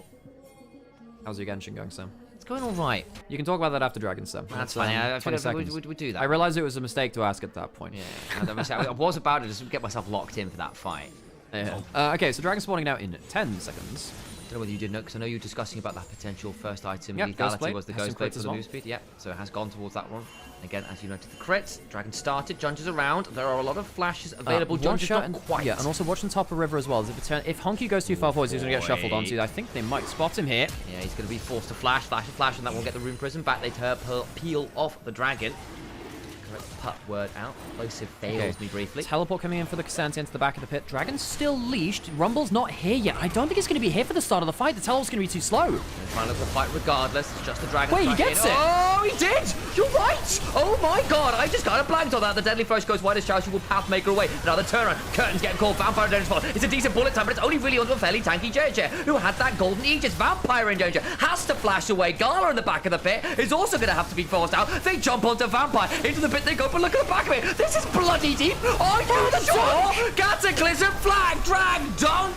Make it the NBA over in the LPL. Xiaoxu, Realm warps out and does survive. Honky manages to save his top laner and Xiaoxu, but they lose the dragon and they lose the fight. The engage failed from JDG. Vampire's Zenith Blade went wide when they were trying to look for the big combo, and it meant that they couldn't pin Weibo into the choke points, and the fight went against them. Zucker did end up turning up in time. Now this means that Weibo have a bunch more gold. Elk is very, very fed, and they walk away with the objective lead. So it's a Q smite from JJ, which ends up securing this. It is very close. It's just pinpoint on. And then watch this. Vampire goes forwards, misses the Zenith Blade. It means that there is no engage around that choke point. The engage fails, and the equalizer means that the engaging frontline members of Xiaoxu and Junja can't get much done. The bullet time is onto a single member, and Zucker's just roasting Vampire alive. Poorly executed team fight from JDG. Night and day difference, sadly, for the negative here compared to yesterday. And they go in, try to threaten Elk, and Elk just speeds away. He's got his passive rolling. In comes JJ with a wonderful flash cataclysm. Flag and drag after, and then Xiaoxu, I wonder whether he might take someone with him here. And he does get one, and then Realm warps out. He could actually have maybe gotten her as well. Okay, well, Junja heading up towards this Herald now. It is a 2,000 lead, 16 minutes. That's significant, but not game-breaking just yet. Elk is actually going for the rapid fire cannon second. Really need to see him go into something like a Lord Dominus Regards after. Now, it does help, actually, in this game that there are double AP solo laners for Elk, which means that there are no Ninja Tabi, less armor built up on the other side, means that he'll have more relevant damage. Junja...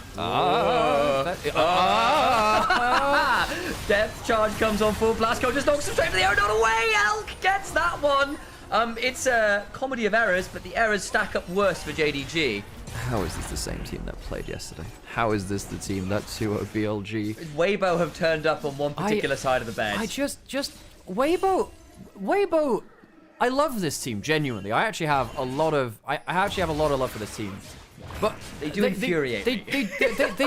They make me believe in the occult. They make me believe in it. You know, look, the LCK has KT Rolster. LPL has Weibo, and I just want to say, folks, we had a world finalist flipping team before they did. We had Weibo in 23. KT had it last year. Potential jump onto Zucker, has no flash. He's probably dead. It's a decent equalizer on the way, but the solar flare follow is good. The damage isn't actually that fantastic, and JJ is here. This gets dicey, I think. They have to back away. I'm not going to lie. I thought they'd have a lot more damage than that, and you're absolutely right. It just wasn't there. JJ could have turned up and gone for the dunk after. So that's a Vampire ult down, and you know, one of the I don't want to speak too much on him because it's a whole team thing. But in terms of the development of JDG, of course, we saw Vampire have a fantastic year on WE last year. Yeah. But that wasn't necessarily around macro and vision control, which I think has actually been one of the big points which we see here. Didn't quite make that side lane play work out. JDG, they really need their jungle support to really come online. Garl is now 2,000 gold behind. Honku needs a position to play off of. If you're behind in jungle support, it's really hard to play the game. Vampire not quite getting the resources out of the side lane there, not quite making the play work. Does set them behind. Zucker gets to live, and more than that, Zucker gets to just go back to lane, takes a plate, pushes it back in. Yes, he's a little bit behind Xiaoxu, but it's not game-changing or anything. He's still going to turn it to a team fight and whack down that equalizer like he did the last time. He's a very happy Rumble comparative to the amount of resources put into both sides of the map. Completely agree. So, Dragon up in less than a minute would be soul point for Weibo. That threat of a soul later by getting that third one. Elk getting himself up towards... It does look like it's going to be the Lord Dominic's Regards third, because he's got that. Looks like he's building towards a shield button. Shield by the Noon Equip, which gives you that crit and AD. Does build into that Lord Dominic's Regards. Be very important to see how quickly he can reach that 2,000 gold ahead. He is very accelerated. It will mean that he cuts through things a lot quicker. Looks like JDG are not contesting this Dragon. That's a miss. Xiaoshu's really going for this. Takes the turret shot.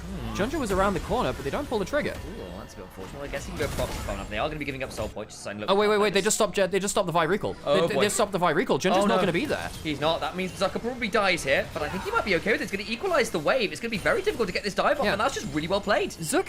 Zucker's been doing really well this game. You know, just very calmly shrugs off the Vampire Gang, which did nothing to him, stops the recall from Junja, which also means that, yeah, it's a free Dragon on bot side for now. Actually, he is roaming his way down, so perhaps a fight after all. I think Weibo maybe could have started that. Instead, Weibo used that time to just get vision control on the bot side, push in a bit towards towers. Is worth noting Zucker does have teleport, but now he doesn't have that equalizer. So now Weibo might actually lose the fight because they don't have that extra magic damage coming in from the top laner.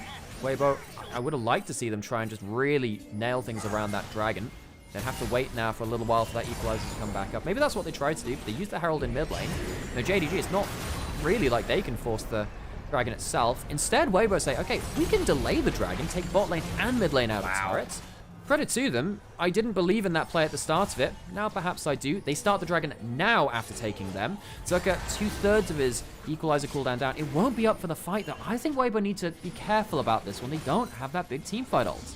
Can afford to give the Dragon up, to be fair. I think they've traded pretty good map position. They can hold a little bit. They don't have to play this. And actually, with the gold that they've earned, there's a world we say, look, actually, we'll just play the slow, wait for cooldown to do this again a little later. Okay, so they tried to delay it again by allowing Zucker to push in towards topside. He's teleporting now. Equalizer's probably fit. It's 10 seconds away. They've delayed quite a lot. It won't be here for the secure, though. Will not be. That makes things interesting. Can they escape from the river? Xiaohu goes sliding forward. The double pullback. Bullet time is disgusting. There's the Emperor's Divide, but I think Xiaohu is likely still dead and is Cataclysm after flag and drag out. I think Weibo Gaming bit off a little more than they could chew. Not the best curtain call angle of all time. They lose one and the Dragon. Yeah, Weibo overcooked. Realistically, you're either waiting for the equalizer or you're choosing to give up the Dragon. They go for the fight, they lose the kill and the Dragon. So this is where we see JDG finally managed to break past the vision control. They do stop a recall into Xiaoshu, that's nice. The bonus for Weibo here is that they had a much better presence on side lanes and towers over the last minute. They were much better at acquiring farm. They got bot lane, they got mid lane, they pushed in for a plate on top lane as well. So actual, their resource acquisition was much better than JDG over the last few minutes, but they did miss out on that chance of an early third Dragon. And they were just playing without the equalizer. It only comes in a lot later. The Dragon started, JDG managed to get into the pit, started in time. And I think they struggle to find themselves engaged. It's not Xiaohu's job to do this, really. Both carries stand next to each other. That is cardinal sin. You never have both carries stand together. The wall is not good enough, really, from Xiaohu. He uses it to disengage and dies. They're lucky to get away with only the one death there, actually. It's a great punish by Gala, particularly on the bullet time. That is a good combo there between Xiaoshu's pullback, the bullet time after. That gets Gala to a much better point of power. Elk is still scary, right? But again, we talk about the Jin's value this game is mostly in Xiaoshu has no flash, and there's no, he's dead here. He's probably just going to get locked up by the Cataclysm at worst, which is coming up in 10 seconds. Nice, well back. Claire gets a decent job, goes all out, but it's away from the wall. It's still going to be in a fairly difficult position. The Omni Vamp is pretty disgusting, but the burn is also not helping. Left his curse into the Cataclysm, will just die. Though actually I say that, he does do a fairly decent work until JJ gets that flag and drag and knocks him up to prevent He drags it out, but he was always dying there. No side lane turret. Again, Weibo have done a very good job of making sure that the turrets were hit down. Is worth noting now that JDG with 3 grubs can return to the side lanes. Honky's going to get some gold from that top lane outer. So that's going to even up the gold a little bit more. He's a 4,000 gold lead, or was. It's going to reduce a little bit from that. Important to keep that in check. Elk has lost a little bit of his individual gold lead as well. He needs a bit more gold in pocket before he can get himself to that more Lord Dominic's regards. Once he gets to that, that's when things get a bit scary for JDG, because as we saw in that last fight, the Curtain Call wasn't really killing the Cassandre or the Leona. It will start to really, really hurt after that. Reminder that on the new season, it does have the percentage damage increase against targets with higher HP than you. Back the old Giant Slayer passive. He can't be that far off it. I reckon the next recall he will definitely have. It's just a choice of when he chooses to take that back. Top side of the map, see Vampire roaming about the place. Will be spotted on the blue trinket to ward down in that top side brush. Once again, though, I will highlight this. Weibo doing quite well at that vision control. JDG do have 1 or 2 wards down now into the enemy jungle, but Weibo have been much better at the information battle than JDG, which is a worry. This is one of the things that you have to kind of track the new teams coming through. Weibo, you know, JJ and Junja, kind of you think about that matchup in that jungle, they're both kind of like on an even keel, but Weibo, I'm surprised to see them so up on the vision game, considering that both these teams are quite, you know, new to playing with each other. They are, and again, one bad dragon fight does not undercut Weibo's very significant leads in this game. At the very least, to stall things. Again, Soul Point would have been frustrating, especially into a team that really doesn't want to have that CC reduction come on through. The Rune Prism, the owner's whole kit, becomes a lot harder to get those big chains that you want from JDG. Honestly, true on both sides here. To an extent, but again, getting out of a Cataclysm isn't quite so simple with tenacity, it must be said, and that combo will still be dangerous throughout the game. Elk has now got the Lord Dominic's Guard, the additional crit cloak, building towards that 75% crit with what I suspect will be that Infinity Edge fourth. As soon as you get the Infinity Edge, then the Jhin is really online. Now, a lot of people love that Jhin to get the Infinity Edge very early. Hang on a second, that's a Blast Cone, which potentially could have caused a lot of issues there. Honky will be fine. JJ, dude, you got to be careful with this. Come on, you're playing with your life a little bit there. You do get CC'd, and yes, you have Merc Treads, but there's a Misfortune right next to you that can cause some big issues. I'll back out onto the board, though, as you rightly said, and he actually has a lot of damage now. Vampire might now be in danger themselves, turning around onto him. He eats so much damage, he's gone! Vampire is just, he just doesn't understand the threat he's in. Gala's in big trouble. Oh, the equalizer after flash, curtain call, shots come flying, JJ gets it. What a brain fart from the bot lane of JDG. I don't think they realized that Elk had this amount of damage. I don't think they realized that he had the Lord Dominic's Regards. With that death threat, can they go for Baron? Well, there's no bullet time, and you've just lost 2 members. You have to come and fight this again. You've got cease and desist, you've got the flash. There is a world where Junja can come in and make this play happen, but it will be a one-way trip. Make no mistake about it. Get rid of the blast cone behind them. They're not that tanky. Air's going to spot out Junja. Honky's on the other side too. He is the one with the big ult left. That depth charge uses it now. Yeah, that will be round warp potentially into the pit. Mike could be there in time. Nicely done. Secured by the Azir. They will get the kill. Now there's some danger back. Unfortunately for Honky, needs to flash away. Flag and drag just wide. Shield comes on forward. Flash over the wall. And Elk fourth shots the head off Honky. Sam, they almost pulled off a Realm Warp Baron steal. They actually, that was hideously close to a Realm Warp Baron steal. Oh my god, folks, I love this matchup. Weibo JDG, it doesn't make a lot of sense. No. Ult onto Gala there, actually. I don't think that's very useful. He's got a Bloodthirster. Clears the wave and keeps him away from Dragon, I guess. It does, and this would be a solid point. They need to really take this quickly, get back out to the map and start pushing. So, what happens here? Well, again, this is the development we need to see. Vampire's never really been great at warding missions. He has flash here, but you're too close to the jungle. You're basically dead. The good thing is here, at least, I suppose it was only meant to be him dying. The rest of the team, I don't think, quite realized how much danger they were in. Vampire having a tough game. Laning phase didn't go well, and afterwards, it's only gotten worse. Yeah, if Weibo Gaming wins, or legitimately again. No, yeah. This team doesn't make sense. It doesn't make sense, Sam. Weibo. I'm really glad that we have a team like Weibo in the LPL, which is, you know, they are kind of our Fnatic, our KT Rolster. And I know a lot of people see KT Rolster as like a top of that tree. I would like to make an argument for Weibo for being the most nonsensical team of all time, but it's pretty hard to beat a KT out from that. Can they get themselves a big play? They're under the Azir turret. Cease and desist, pulled a long way away. You're right about that. The bounce house comes on through, and Junja goes, yeah, that one was a little deep. Vi and Flash. It's not always the most fun combination when the Flash drags you away from your intended destination. Also dragged him out of the solar flare as well, so that ended up hitting no one, and now you've lost someone on the defense. This is now effectively game over because of the failed play. 10,000 gold lead from Weibo Gaming, who have done a phenomenal job of getting the lead and largely holding on to it, for one notable exception. Even then, it only cost them the one player. It was just a little bit of an overreach around that dragon. What do you do now as JDG? Can you afford to hold? Infinity Edge is done for Gala. There is a world where a bullet time catches some important people, but again, there's no Lord Dominic's Regards.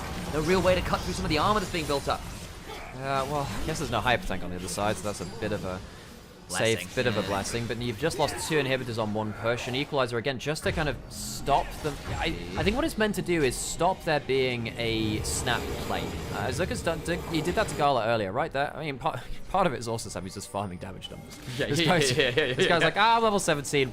I want to have a better post-game graph. You know, I want that DPM up. Funnily, okay, this is definitely not what's happening here, but I just want people to know the salary cap in LPL is partly determined by your personal stats. Really now? Yes. So farming DPM, I don't know whether that factors into whether it's just KDA.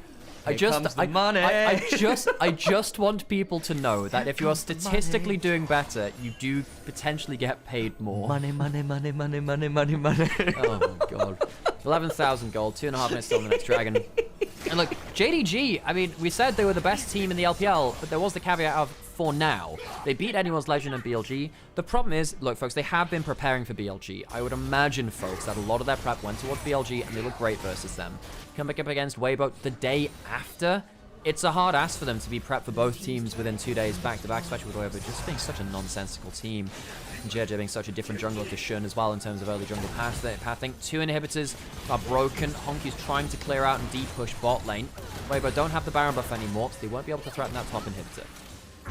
Indeed it is. There's that TP, or that reset there from Honky, who might finally get towards a 3rd item here, to at least get that bot side turret. Does get an actualizer. There you go. Rise dangerous at this point, I think. The problem is, I feel like Xiaohu on this reset is going to have a death cap, and that's going to be a real problem. Again, one of the things you can do with the Azir is just build up those NLRs, have the arm guard and inventory. If you need to turn it into a Zhonya, so be it. If you don't, you can get the death cap, and you know what? He's got the death cap. That's a nice hat, Sam. It's a nice hat. The safety's there too from the Seekers. We've mentioned that before. Dragon a minute and a half, and I'm very impressed by how organized Weibo have been. Now, I think they overthought things around the 3rd dragon.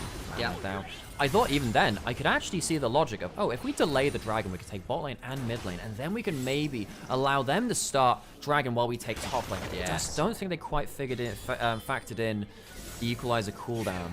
But even then, you know, Weibo, looks like their thinking caps are on fairly straight here today, trying to clear out the vision again, and the vision control has been immaculate from them. I was a bit worried because, again, the observers toggled the vision. They were in that push, but flick it back to full vision, and JJ not in any danger there. Again, he's got the G8. He is relatively tanky. The team was around. I don't think it would be that simple to pick off the Jarvan at this point, who is very much ahead of the curve. And we're seeing why Jarvan is so prioritized in this current meta. With all the items, how easy it is to snowball through skirmishes.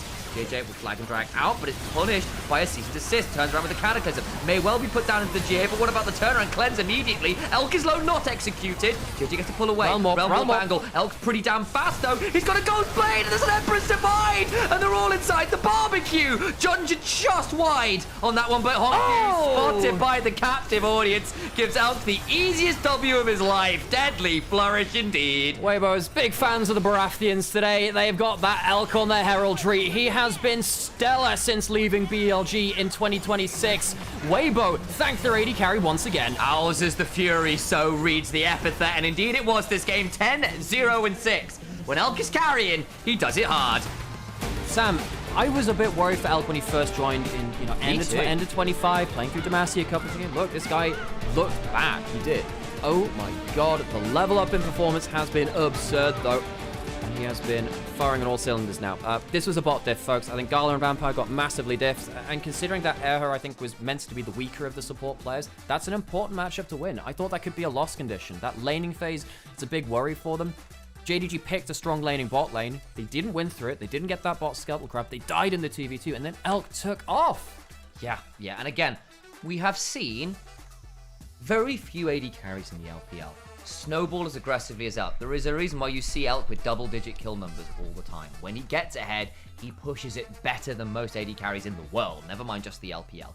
It's a bit different when he's behind. It's a bit different when the early flips don't go that way. Say if that 2v2 had gone the other way, and actually the Zenith Blade does allow for that kill onto Elk, then maybe we'd be having a very different story about the game.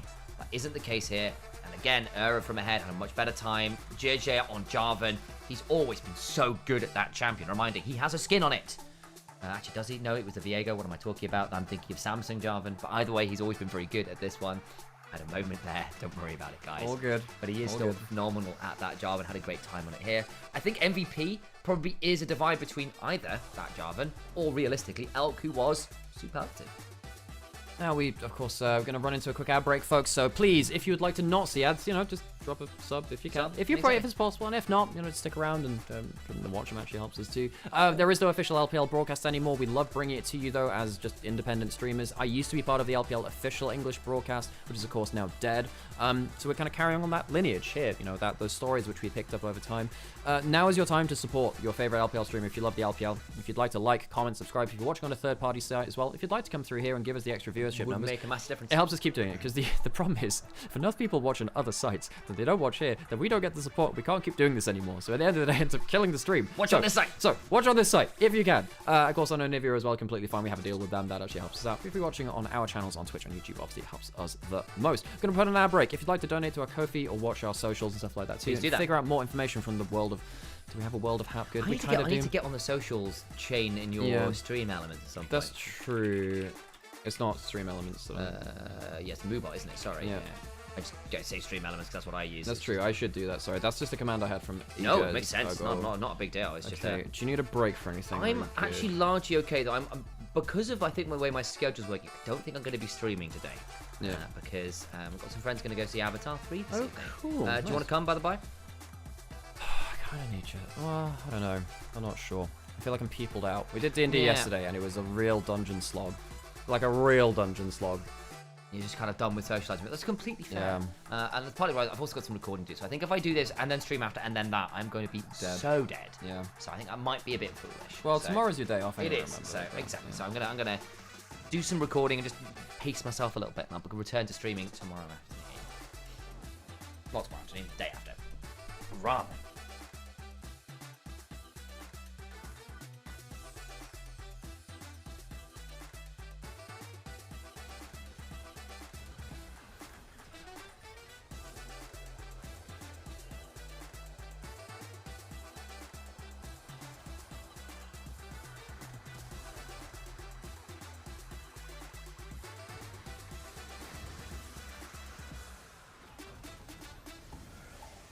Thank you so much for the sub, email.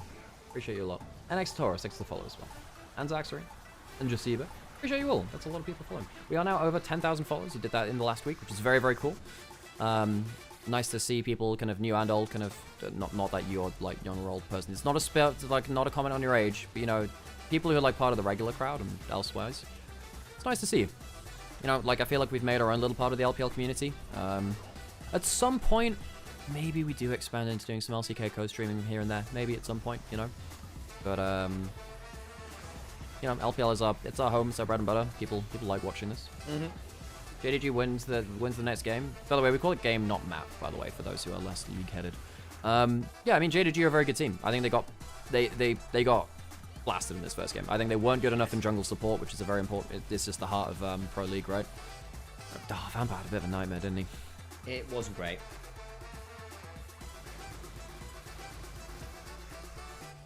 And there is something about you can play a comp to just... You can play a pick comp into JDG and just actually punish particularly Vampire. I think it is a win condition, unfortunately.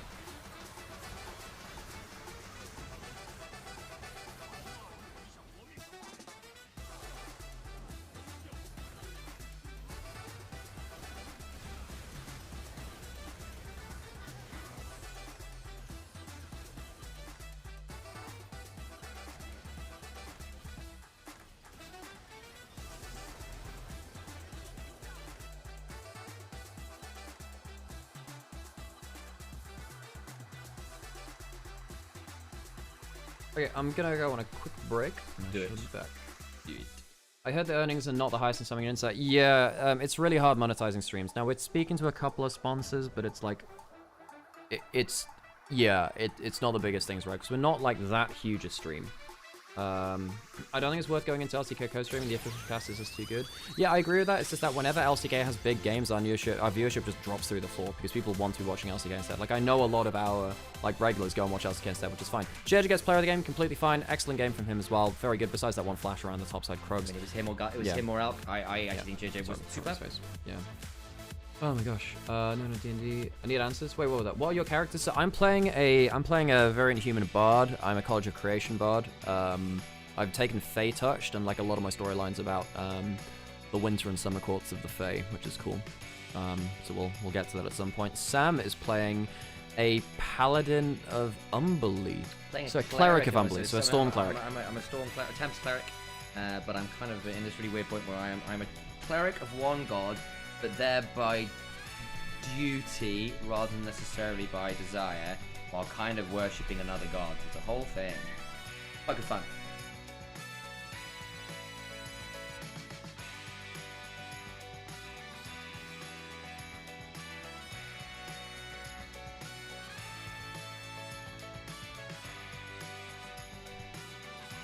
Right, give me a second to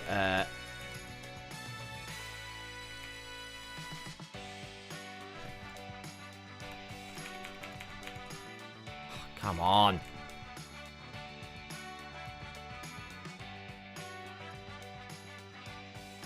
Whoops, didn't mean to do that. Sorry, guys. There we go. Do that. Couldn't get to the mute button for whatever reason. Switch this around.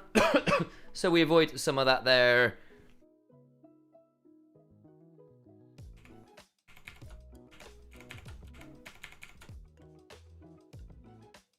So yeah, I think I'm a human cleric. Human cleric. Though a mark of passage human cleric.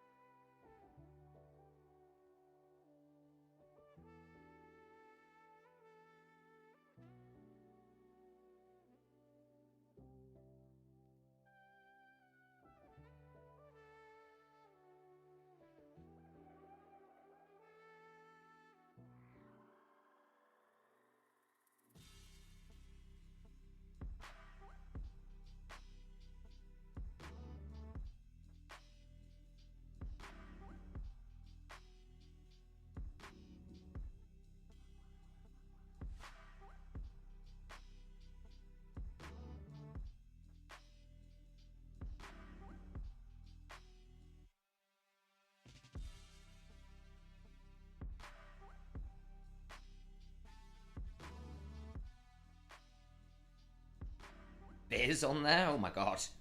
Scary. Scary list.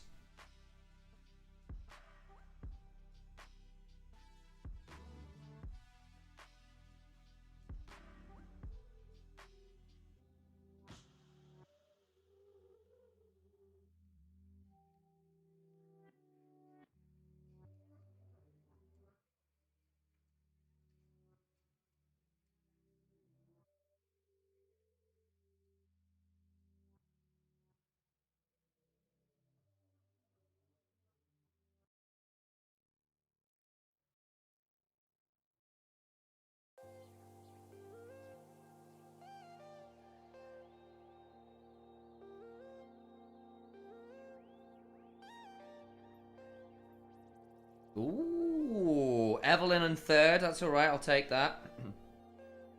Should be higher, but you know, people have poor taste sometimes.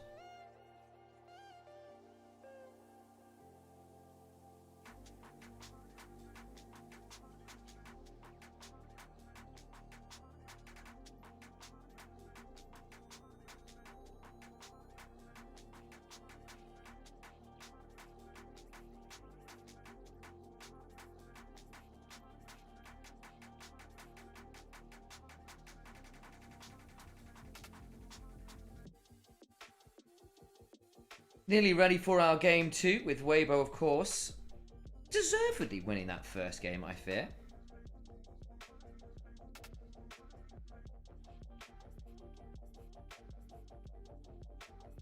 No, thank you. Oh, you're welcome. No worries asking. Happy to talk about D&D. It's really not a problem.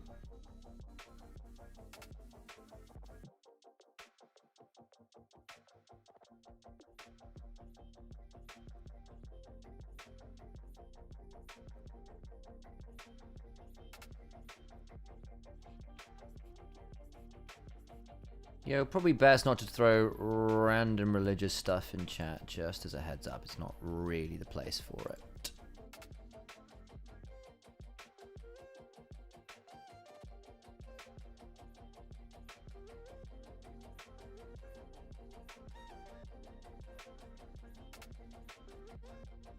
Hey, Kiwi.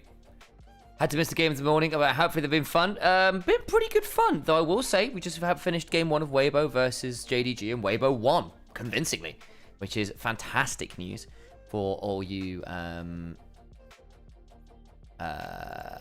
Weibo fans out there. I can see TFC is crying.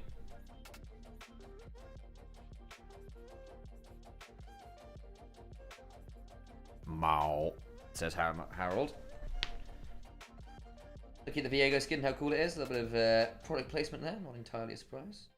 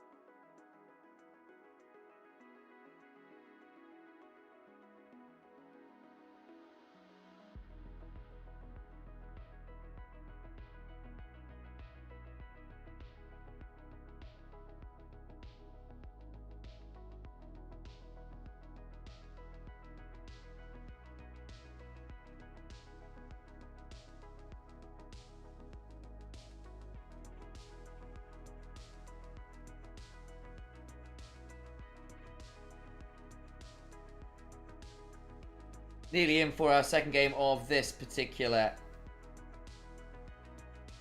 series. JDG will be wanting to right the ship a little bit there, having been a bit off guard, I think, by the early dominance there that was kind of Unexpected, to say the least. Well done from Weibo.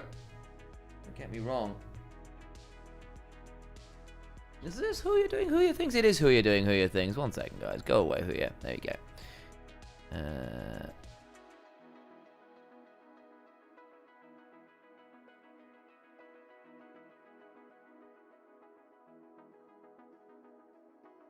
That's fine. It is. There we go. Cool. Problem solved. Because we are in Beijing, in JDG's home arena. There's the stage. I'll turn the camera back on. We shall prepare ourselves for the next big thing, namely draft.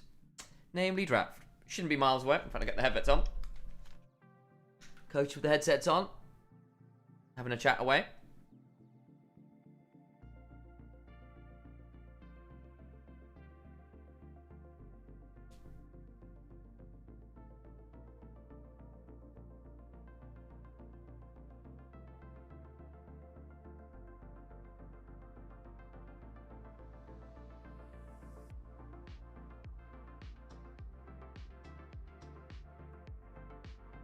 How are y'all doing, chat? The Weight Bros are winning. Maybe. Certainly had a very good game 1. Very convincing, actually, on the whole. That was the team playing very well with the lead. Didn't throw it away this time. Again, we didn't have that Xiaohu in. We didn't have other parts of the map falling apart. Here is draft. That means this can get muted. And this instead can get unmuted. And we get ourselves ready for game number 2. This bit of draft music is so weird. I don't know why they got the random wobble synth in there. Wait for it. Whoop, whoop, whoop, whoop, whoop, whoop. Again, red side will have first pick, but Weibo, I believe, will have chosen blue side. Jace Malphite banned away. Very, very potent. Junger's also been a very good Malphite. He's been allowed it once or twice. Probably shouldn't do that. Silas, Nico away on the other side. Ura is a big Nico enjoyer. Xiaohu, been a bit of a Silas enjoyer himself. Suggesting potentially something like the Alistair. Another ranged dominant bot laner in the Bard taken. Again, Vampire does like his engaged tank supports. So getting rid of some of those champions that can otherwise make his life harder does make some sense to me. What else? Good grief, forgot to say the word briefly. I think Zal came in. I just got his name in there. What are we adding in now in our first? Varus, presumably. One would assume, yeah. Yeah, I think Varus is the big one, unless... Nara? I think Varus is better into the Yunara, honestly, because Varus can play. Yunara needs a little bit more setup. Varus is a bit more plug and play. Plug and play. Yeah. It also just tends to win bot lane a little more. There's also no misfortune to answer it now. Yeah, you might have to go for the Sivir, which is, you know, Gala obviously did this versus Viper just yesterday, and he played very well into that. So if you go for something like the Sivir, you're fairly happy. Also on the other side of things, throws. Alistair did a good takeaway because there's no Nautilus, no Leona, no Alistair. You probably left at Rel, Rakan. Those are the two which you're looking at. Yeah, and again, worth noting, obviously the Alistair's quite a good bodyguard for Sivir, because anything that pops a spell shield, goes diving in, he can knock away. He's one of the better, for being a tank engaged support. He's not bad on the defense as well in the right setups. Yeah, and Sivir carries the Alistair through lane. Alistair is also very good against Sivir because you can't spell shield the full combo, so it's taking away one of the better answers for engage into Sivir. Rakan does come through. It's a strong lane. It's double range versus melee support, which is fine. We're expecting Gala and Vampire to have strong presence in the early game, but of course that didn't happen in the last game. Gala and Vampire just got diffed, and they had less impact on the map. They were fighting hard, but they did just get diffed. You pick up a jungler now, something like the Shinzao maybe. Shinzao Rakan, pretty powerful combo. Not a bad combo, I agree. Yeah, would be pretty solid. Wukong fine would as also well. do just fine, Yeah, so but either way, it's an aggressive jungler which Rakan can kind of leapfrog onto. And in the case of the Wukong, you have the clone as well. So if you go invisible, you can then go to the clone and then the invisible Wukong as well to give yourself different angles of attack.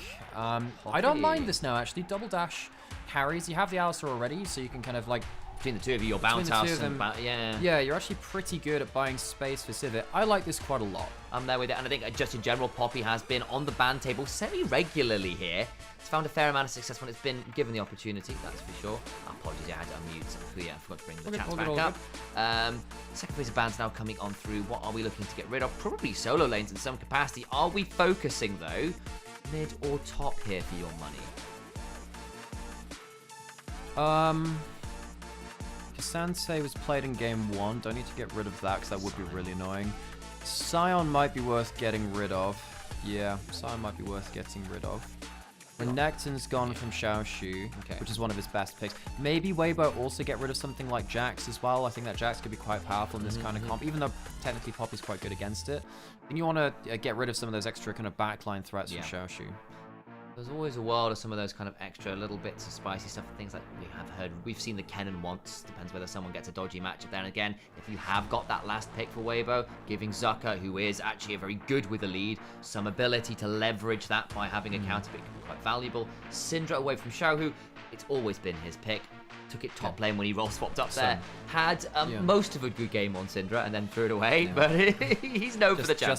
Just the other day. So a lot of mages removed from mid lane, so we're really left, well, Ryze is gone, Talia's the big mage still left up. Very true. And Talia would be another anti-dash champion, which, I think JDG probably ban away Talia now. Scion is gone, actually it's away from Xiaoshu. I was wondering whether Weibo might want a bit more of a frontline for Zucker to take and defend Elk. Yeah, I think maybe ban the Talia as JDG now. Probably top lane, I think. I think once we might have seen it. Zucker's a player of it. It just depends on the matchup, right? I say Hoya might have done it. I forget exactly. It's been a lot of games, but I feel like I'm trying to remember whether it was LPL or some other region. Basically, there's been a lot of league, but I definitely remember seeing Hoya it the once. Yeah, that's right. Okay. It's the Ambassador actually taken away, which is another fair weather pick. I think this is quite an easy Talia slam actually for Xiaohu. Jax blind and say, look, actually this feels good. He did play the AP Jax himself, because I was like, oh, Xiaoshu's good up. Obviously, Zucker played it too. I mean, you have the anti-dash champions on your team. Now, you might end up giving something like the Talia over to Honky, who would also be fairly happy with that. But I mean, I actually think Jax can wreck all of the champions. He loves playing against the Rakan. The Rakan can also just randomly die to the Jax on the flank. And if you get stopped by that Poppy W or that Alistair, the Jax returning the favor, his actual ability to counter strike as a counter punch can be very, very dangerous. What are we locking in now for JDG? Zahen might be the angle to saying, look, we'll just play out these extended fights with the Wukong, with the Zahen, and try and out DPS you across an extended play. Not the easiest thing ever, but I see some of the value. My worry is, I think a lot of this game comes down to that jungle support, which were heavily diffed in that last game. You know, Vampire Junja were second best to Jerjer and Airhead last game, which I didn't expect to say. I thought that Jerjer might get one over on Junja, but I thought Airhead was by far behind Vampire. Vampire had a rough game. Airhead actually a pretty good one. Talia locked in. That one was the last remaining large mage pick that we were talking about. Xiaohu could go Cassiopeia if he wants. I think he did well against Knight in the laning phase just the other day. I think it'd be quite a powerful backline carry. There's Hover made me quite excited. It would have been actually Ari's pretty good here too, because there's not a crazy amount of hard CC. The Ari and the Jax are very mobile, and now we're at the point where JDG doesn't have a huge amount of CC to deal with everyone. Now you do have the Talia for anti-dash, but there's so many dashes now at this point, you can only protect one angle. I think Weibo come away, for my money, with a better draft. I think it's more consistent. You can pop someone out with the Poppy. The Alice is very good against this as a front line as well. And I think JDG might struggle to consistently contain both Zucker and Elk. Yeah, and finding the right person to pick, it's not going to be that simple. Spell Shield with bounces in front, the mobility of the Jax, of the Ari, even of the Poppy and the Alistair to an extent, right? At least with their CC immunity, their ability to prevent some of your engage, could make JDG's options a little bit more limited. That said, Talia Wukong as a combo is very dangerous. Wukong Cyclone from out of vision into a Seismic Shove, into a Rakan Quickness, into the Varus. If you just didn't look at Weibo's draft and looked at JDG's comp, you go, you know what, generically great into most everything. Plays most parts of the game well, good side lane options, good ability to move around the map, good engage. It is just a pretty solid draft in terms of scaling and all that kind of additional stuff to see how it all works out. Problem is then you look at the other side and you go,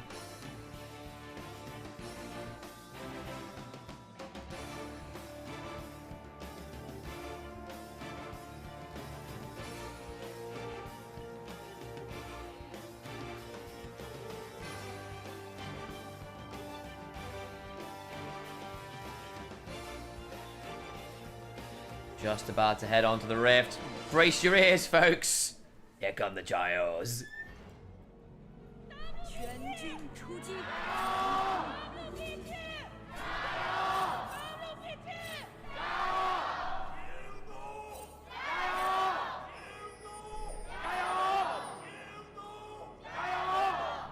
Thank goodness they managed to get the audio levels a bit better this time. Okay, good. Okay. So, let's have a think about this early game again. Looks like Wukong's going top to bot. Poppy's going bot to top. Elk and Air, I think they expect to have the wave pushed into them anyway. Or rather, like, when you're playing Civ or Alistair, like, if you get the shove, fine, but you don't have to overdo it. You have that Ricochet to help you out. Elk making a bit of a mistake there, actually. The Ricochet, the first one didn't actually go onto the backline minions, means they have a little less damage there. One of the more unusual statistical analysis graphs there. Actually, Weibo getting a 52% advantage for most of the early to mid game, and then it going back to even later on. And again, the bot is sometimes a bit hit and miss, but that one's an interesting one to check. I found the synchronized heals very fun there. Do you think we could have like synchronized summoners as a Olympic category in League? Yeah. And flash heal, flash heal. Ooh, just missing out on the Q there. Should have been an electrocute for free for Xiaohu, but just missing out on that one. Ari Talia, it's a matchup which actually Honkyu's...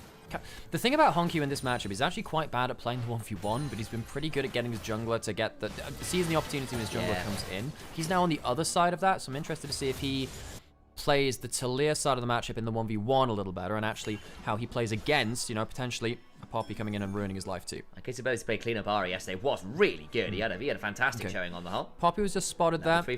Now the thing is, JJ is meant to be going bot to top. They see he's got the red buff, so now they have a lot of information about his path. Jinja's going bot side. He's going to be on a full clear, but you're absolutely right. It's full build Poppy. End of the day, Poppy has red buff on level 3. They have full build. They don't need anything else. And Sivir got shoved. They fought for it, and they've managed to get a hold. That means the Alistair can come and join level 2. Now level 3. Lost ability to play this one around. Junja will have the smite available. It's going to be that smite fight. Oh, he steals the jump. He says, okay, I'm not going to go for the blue buff. I want to go for that instead. He gives up the blue buff, but he basically confirms a camp steal with that. I like that from JJ.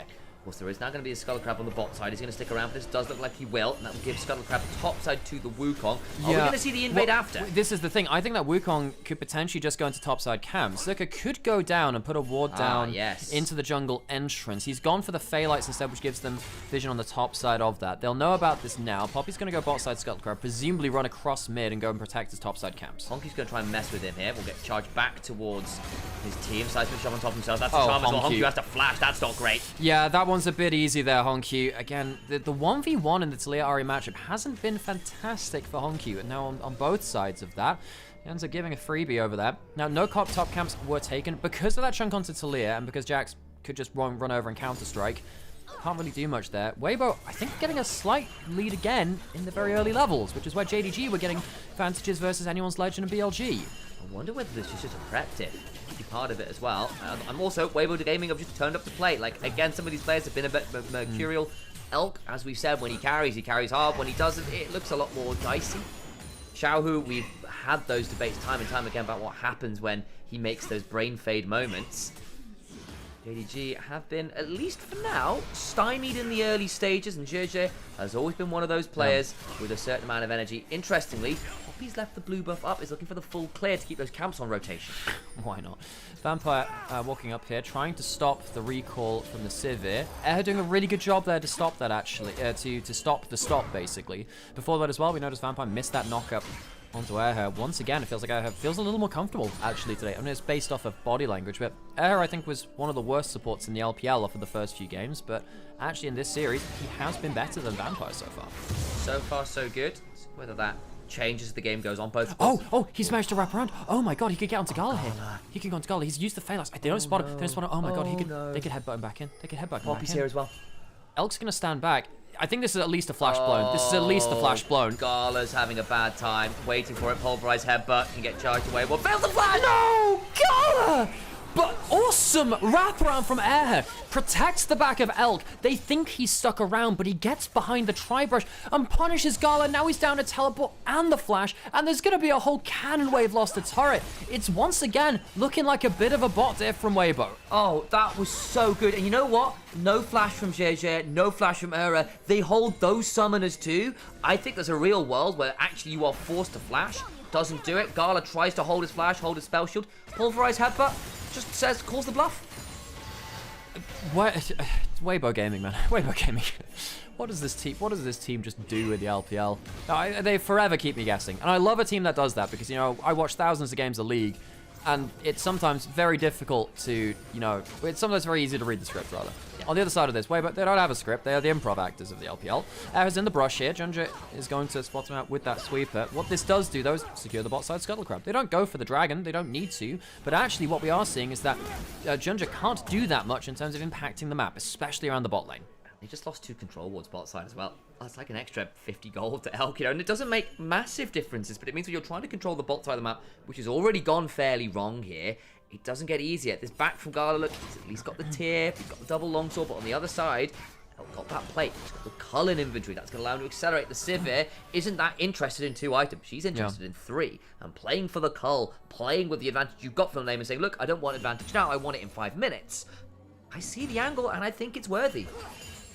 Got a bit of a wave pushing against them, Weibo now, trying to deny some farm where they can. The arrow comes across, secures the cannon, but it might mean that they lose some basic minions after that point. That's one of them down. Gala can something, but he needs a Q4. Again, Elk and Air doing a pretty good job. Good auto reset that. There's the ricochet, and Vampire's trying to keep Ura away from Gala, but again, Gala with the teleport doesn't have the combat sums, and Vampire's got teleport and inventory himself. I just can't believe JDG just beat anyone's Legend BLG, and now they're losing to a guy called Dumb Husky. Like, Airhead, Airhead is basically, the emote is effectively this one, like, derpy husky face. It's like, what the heck? Anyway, so what's happening on the rest of the map? It's a 1.5k lead at 7 minutes, and that is significant. That is a very significant lead for this points in the game. Elk's got a great platform. You see that mid lane's doing fine. It's about 10 CS up, which we've, you know... 300 gold in pretty much everywhere you can. Yeah, and top lane's doing completely fine. Zucker has gone for that Sheen first item, keeping us guessing as to whether it will be Triforce or the Dawn and Dusk, both of them machine items. I imagine this game, Triforce for the extra tankiness wouldn't go amiss, but then again, the AP one-shots are actually really powerful into Talia, Rakan, and the Varus too. So there's a couple of squishies you can blow away. It really depends on the 1v1 versus the Zahen, which I have to say I am not as knowledgeable about. I'll also say there is something to be said for the fact that you can hit Zahen, run away, and then just go, cool, I'm not playing extended fights. Okay, find the bot side jungle. Reminder, there is a Talia ult to pull in, no Rakan ult, no Alistar ult to pull into the play. Okay, Honku gets the shove, gets the shove on the wave, not the shove on Shao in the way. There's some crazy fight goes to Junja. Elk's 1v1ing the Varus right now. Flash the arrow and can start running at Gala. Needs to be good here. There's a lot to work with. Watch for the attempted turnaround. Heal from Vampire. Turns around. There's a spell shield knockup. Barrier of his own. Close. Vampire gets there in time. Elk blows both summoners. Vampire blows that heal. Bot side control. Bit skew-if on both sides now, actually. Hang on, Elk buddy. Please be careful there. Oh boy, he's okay. It's okay. I was quite worried for that one. Gala gets to stay in lane. Saving grace for him there a little bit. Elk very close to getting that kill. The bot side smite went to Junja as well, secured his own blue buff. Once again, asked to though. And one thing which I'll ask again, watch over towards that minimap. Look at the blue wards into the enemy jungle. Weibo have been far better at the vision control. Because Vampire's been locked in lane more, because again, that lost lane, he's not really been able to contribute to the vision control in the same way that JJ, who's been constantly in the enemy jungle, has managed to do. Junja not having an easy time. He had a quiet game 1 as well. Actually, I thought the Vi was going to be more dangerous, but Honku and Junja have looked immortal so far this series. Actually, whereas I think JJ, deserving MVP in game 1, was an absolute menace on that Jarvan. Has managed to start things off well with the Poppy. Ura as well. Again, he had a great game 1. Already had some very heads-up play on the Alistar. And I think there is something about LPL supports and their ability to get off vision and cause some chaos with things like the Alistar that has been a time-honored tradition here. Mata, Mako, Ming, over the years, have done crazy amounts of work. Good cycling on all of these grubs, by the way. I appreciate that, JJ. Yeah, it's a quick 3 grub clear there, the Q onto everything. I was actually wondering if you can kill 2 at once. I'm not sure if I can actually do that nowadays. That used to be a thing where you can get rid of that. Gala, this is a farm under tower there. Elk, almost 20 CS lead. It will go down to about 15 here. Has a plate from bot side. Now both supports do have themselves their ultimates. Ward put down there. Once again, Vampire trying to put the wards down, but it's just not sticking. He's not able to put uncontested vision down. Dragon is started. Civ is back out into the bot side jungle, going towards that Essence Reaver first. No first item just yet. Poppy coming over the back of the pit. And look to blow some summoners to make those plays happen.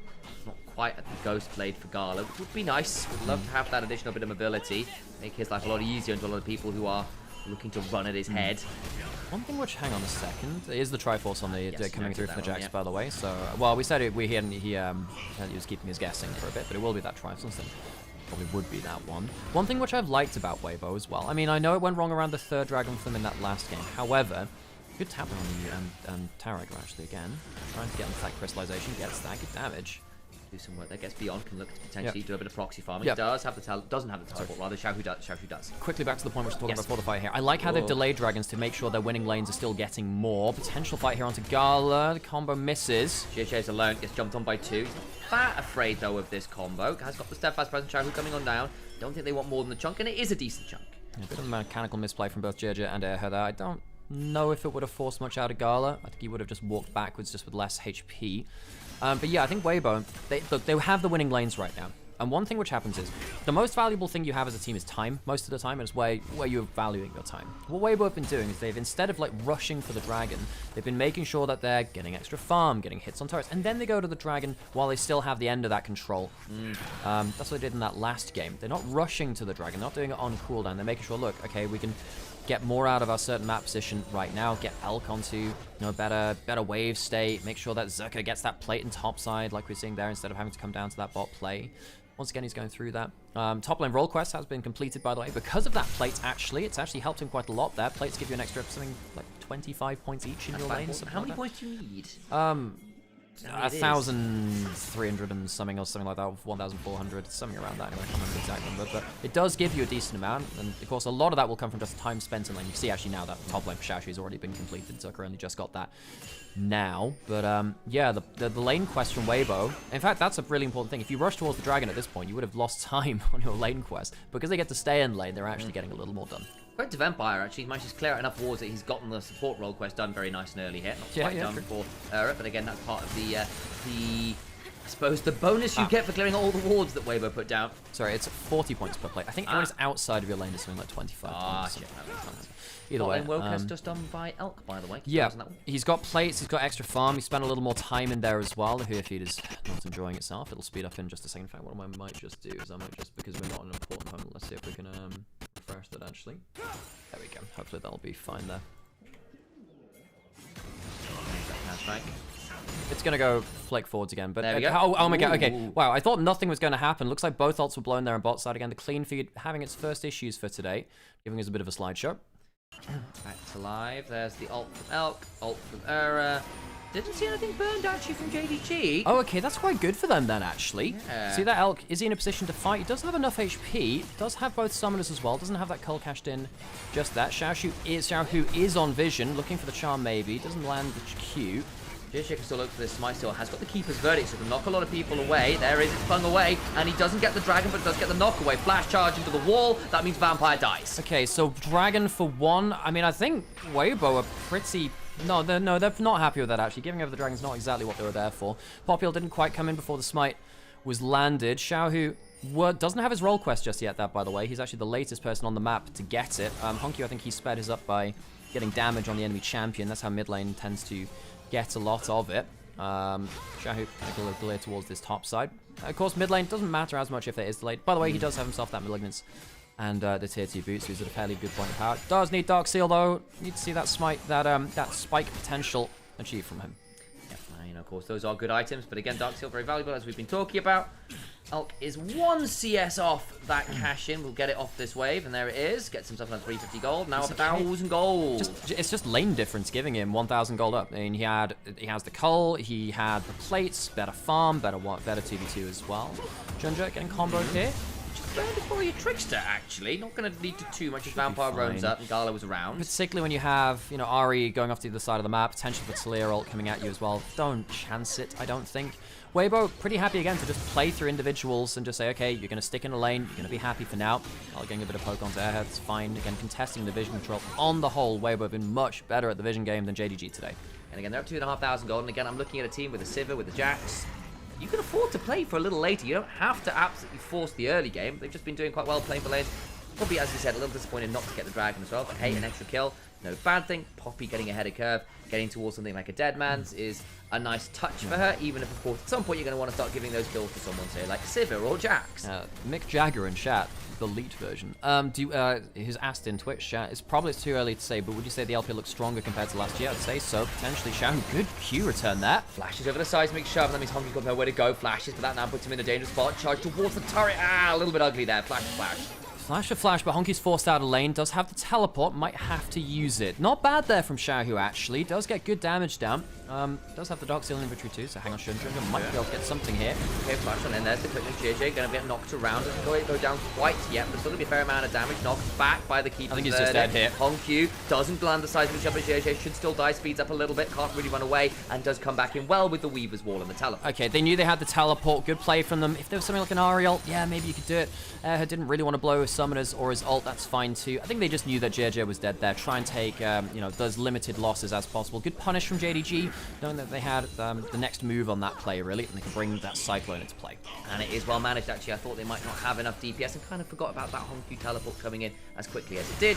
Actually takes away about 1,000 of that gold. Good from JDG. Yeah, it is. And, you know, Honky got that kill. He's ahead of the Ari now. Worth noting, though, that in the individual top lane matchup, Zucker is slowly chipping down that turret. There's 2 plates left on the Jax turret as well, but Zucker on the whole winning out on this matchup. See what happens when it comes to those team fights a little later. Zucker's Jax is one of the best in the league, by the way. We have players like Bin, very good, yes. players like Ala, players like this. Do we know if TN is retired? He's taking a break for now, and we assume he's probably going to be back in spring would be the assumption. Xiaohu just lost that cannon because he auto-attacked that early. Good job there. Don't want to be losing that kind of farm. Gala holding this wave against the Sivir in the mid lane, but against Elk. Elk is the real powerful member of Weibo right now. No, he should be fine, actually. Boomerang Blade, Junja eats that, but again at this point, not the simplest. Level 11 Wukong does actually have a fairly decent amount of armor courtesy of his passive, if nothing else. Yeah, I can see that Gala is actually putting out a decent amount of power poke as well, even from 1,000 gold down. Then again, Varus just is Varus, really. Quite good against the Alistair, just kind of poking him down. Xiaohu, look, he has a teleport. He's probably going to push in this next wave and back anyway, so Xiaohu doesn't care as much about that. The happiest thing ever. It was like a Leaps. That's probably the one I'm looking for. I don't know what I was after. Hops, but perhaps what I was looking to go for. I'm not quite sure where I was at in my brain there. Either way, it was incorrect. But mostly just come up for a bit of a chunk on Xiaoxi. Yeah, mid lane, Crystallize probably going to be achieved by Gala. That does get the double-sided Q. Spell Shield on the other side was just used by Elk there as well onto that first skill shot. Ginger on top side. I'm actually not sure they do. I'm actually not sure they kill here, by the way. Yeah, you don't want to fight that. He just takes the Vision Planet instead and goes, okay, I'm not fighting this. Herald's going down. JJ taking it. Indeed. Also around. Can Junja get anywhere near for a steal? Gets headbutted away. That probably denies any real attempt. Quite impressed by Heather Sirius, actually. You know, for someone I thought was one of our weakest supports in the LPL, he's been doing fairly solid. Good laning. On the whole, good skirmishing. I think in that last play where JJ went down, correctly realizing, okay, it's not my place to die here. We just let the one go over. Honky actually winning the matchup here in the side lane now, though. Good for him. Honky picked up that last kill, starting to do quite well in this matchup. Has the upgraded Merc Treads as opposed to Xiaohu going for... Well, I don't think you want to go into an Alistair, do you? Especially when there's a Blast Cone there. I think if it was JJ, maybe try and force his flash. For Alistair, just don't bother, I don't think. Wards behind. Is going to have to go deal with that, but actually they take the ward and put it somewhere else instead, so never mind. Xiaohu tries to Aureate rush forwards, can't find side of Zucker, who's still playing this out quite well. They might be able to get Gala if he steps too. They don't know they're there. Like, again, the Phaelites don't come out here. Sivir pops. Try and jump on, and there's the flash force. Really nice. It was almost a minion taxi coming through from Airhead. Does blow the ultimate. I think the flash being down on Varus is a big loss for JDG. We'll be able to wave clear, but the Crystallize will come through and get themselves a plate. Right. Went looking for the Chains of Corruption, couldn't quite do it. Elk did have that spell shield procced by the Hail of Arrows, so if it had landed, would have been trapped under there, would have been a bad time. Doesn't happen though. And Elk already at 2 items, still not feeling pretty good here, just in general. Yeah, he is. I mean, Gala's been struggling quite a lot. Again, the bot lane has been struggling way more than we thought. Zerka's just been pushing in this top side, almost there at that full turret kill. He just needs one more dump on that turret, and it will be gone. Xiaoxu will finally back off. Zerka, it's been a slow roll, but he has managed to take this full top lane lead. 1,000 gold by taking that, by the way. Zerka, he can potentially recall, teleport in if he wants to. Weibo with some raw laning strength, good lead from that. They've got the Herald mid. That will likely just kill now for that crystallized proc just earlier. Yeah. So this should just die. Herald gonna get denied by the Weavers. No! He fails it! Oh, it's so close! Hongyu, big mistake. Top lane down, mid lane turret down, and I think the floodgates have just opened. Zerka didn't even choose to recall and teleport. Well, he didn't have the teleport. He didn't choose to recall, chose to stay in top lane. JDG maybe could have fought back around this dragon. That could genuinely be the floodgates. The gold has just gotten out of control now. 2.5k, up another 1,000 gold in the last minute. And the map control to the side of Weibo has gotten quite intense from that. Edge of Night for Carla, trying to keep himself alive, but there's a dragon taken, denies any of that stacking, none of that allowed. Crystallized bot side, Elf, spell shield for seismic shove, vampires around, is now spotted. Another plate there. It's just another plate again, though, isn't it? Mountain Rift, Mountain Soul, that's a pretty bad news, actually, for Jade. Well, I mean, it's good news if you get them, right? You're only one dragon apiece. But now you're behind the game. Start giving over Mountain Dragons to the tankier version of the Jax with the Triforce going in towards Sundered Sky and the like. Zerka's going to become very, very hard to deal with. I think that JJ as well, similarly, goes from being annoying to being genuinely a problem. They're teleporting the Alistair down now. Nothing really to play over. JJ going to get flicked back. Get kind of caught a little bit here. Poppy does run into these issues where she can stop being so tanky post a certain point, but it's fine enough for now. Although it is worth noting there, did have the Sundered Sky to get that one clutch bit of healing if he did need it. Maybe potentially 2 bits as well. Walking towards that bot side. They will get themselves their first turret in this bot side, so that's a victory for them to get themselves a bit of map pressure back. Ginger does get that one steal. Nicely done. Get something back there. JDG, they're not out of this game, obviously. It's only 2k, but 2k at this point is still a little worrying. The thing is, yeah, it's into a Sivir who's scaling up a Storm. They're going to have to somehow consistently get onto that character, which is not going to be easy, on their way towards the Lord Dominate's Regards, which means that if you do walk in with someone like that Wukong, I mean, you are just going to get blasted, right? Doesn't even feel the need to go towards Infinity Edge as that third item. You know, Xiaohu's also gone for the double burn item for the Malignant Sins to Liandry's, which is actually very, very good against this kind of comp too. Sometimes against stuff like Zahen, these bruisery types, you feel like you run out of damage with just a straight burst and stuff like Luden's, Blackfire, blah, blah, blah. But in this kind of build, you're actually quite good at cleaning up bits of HP there too. Because they're not building magic resist really, but the HP does get hit. Did note actually that Zucker was just holding that wave really deep in his own side of the map, denying easy access to it from the side of JDG. Now starting to shove it, sees where everyone is. The Ginger. There's a little bit of a look in. Xiaohu survives, that's a decent chunk forwards. Should be okay on the hump hot.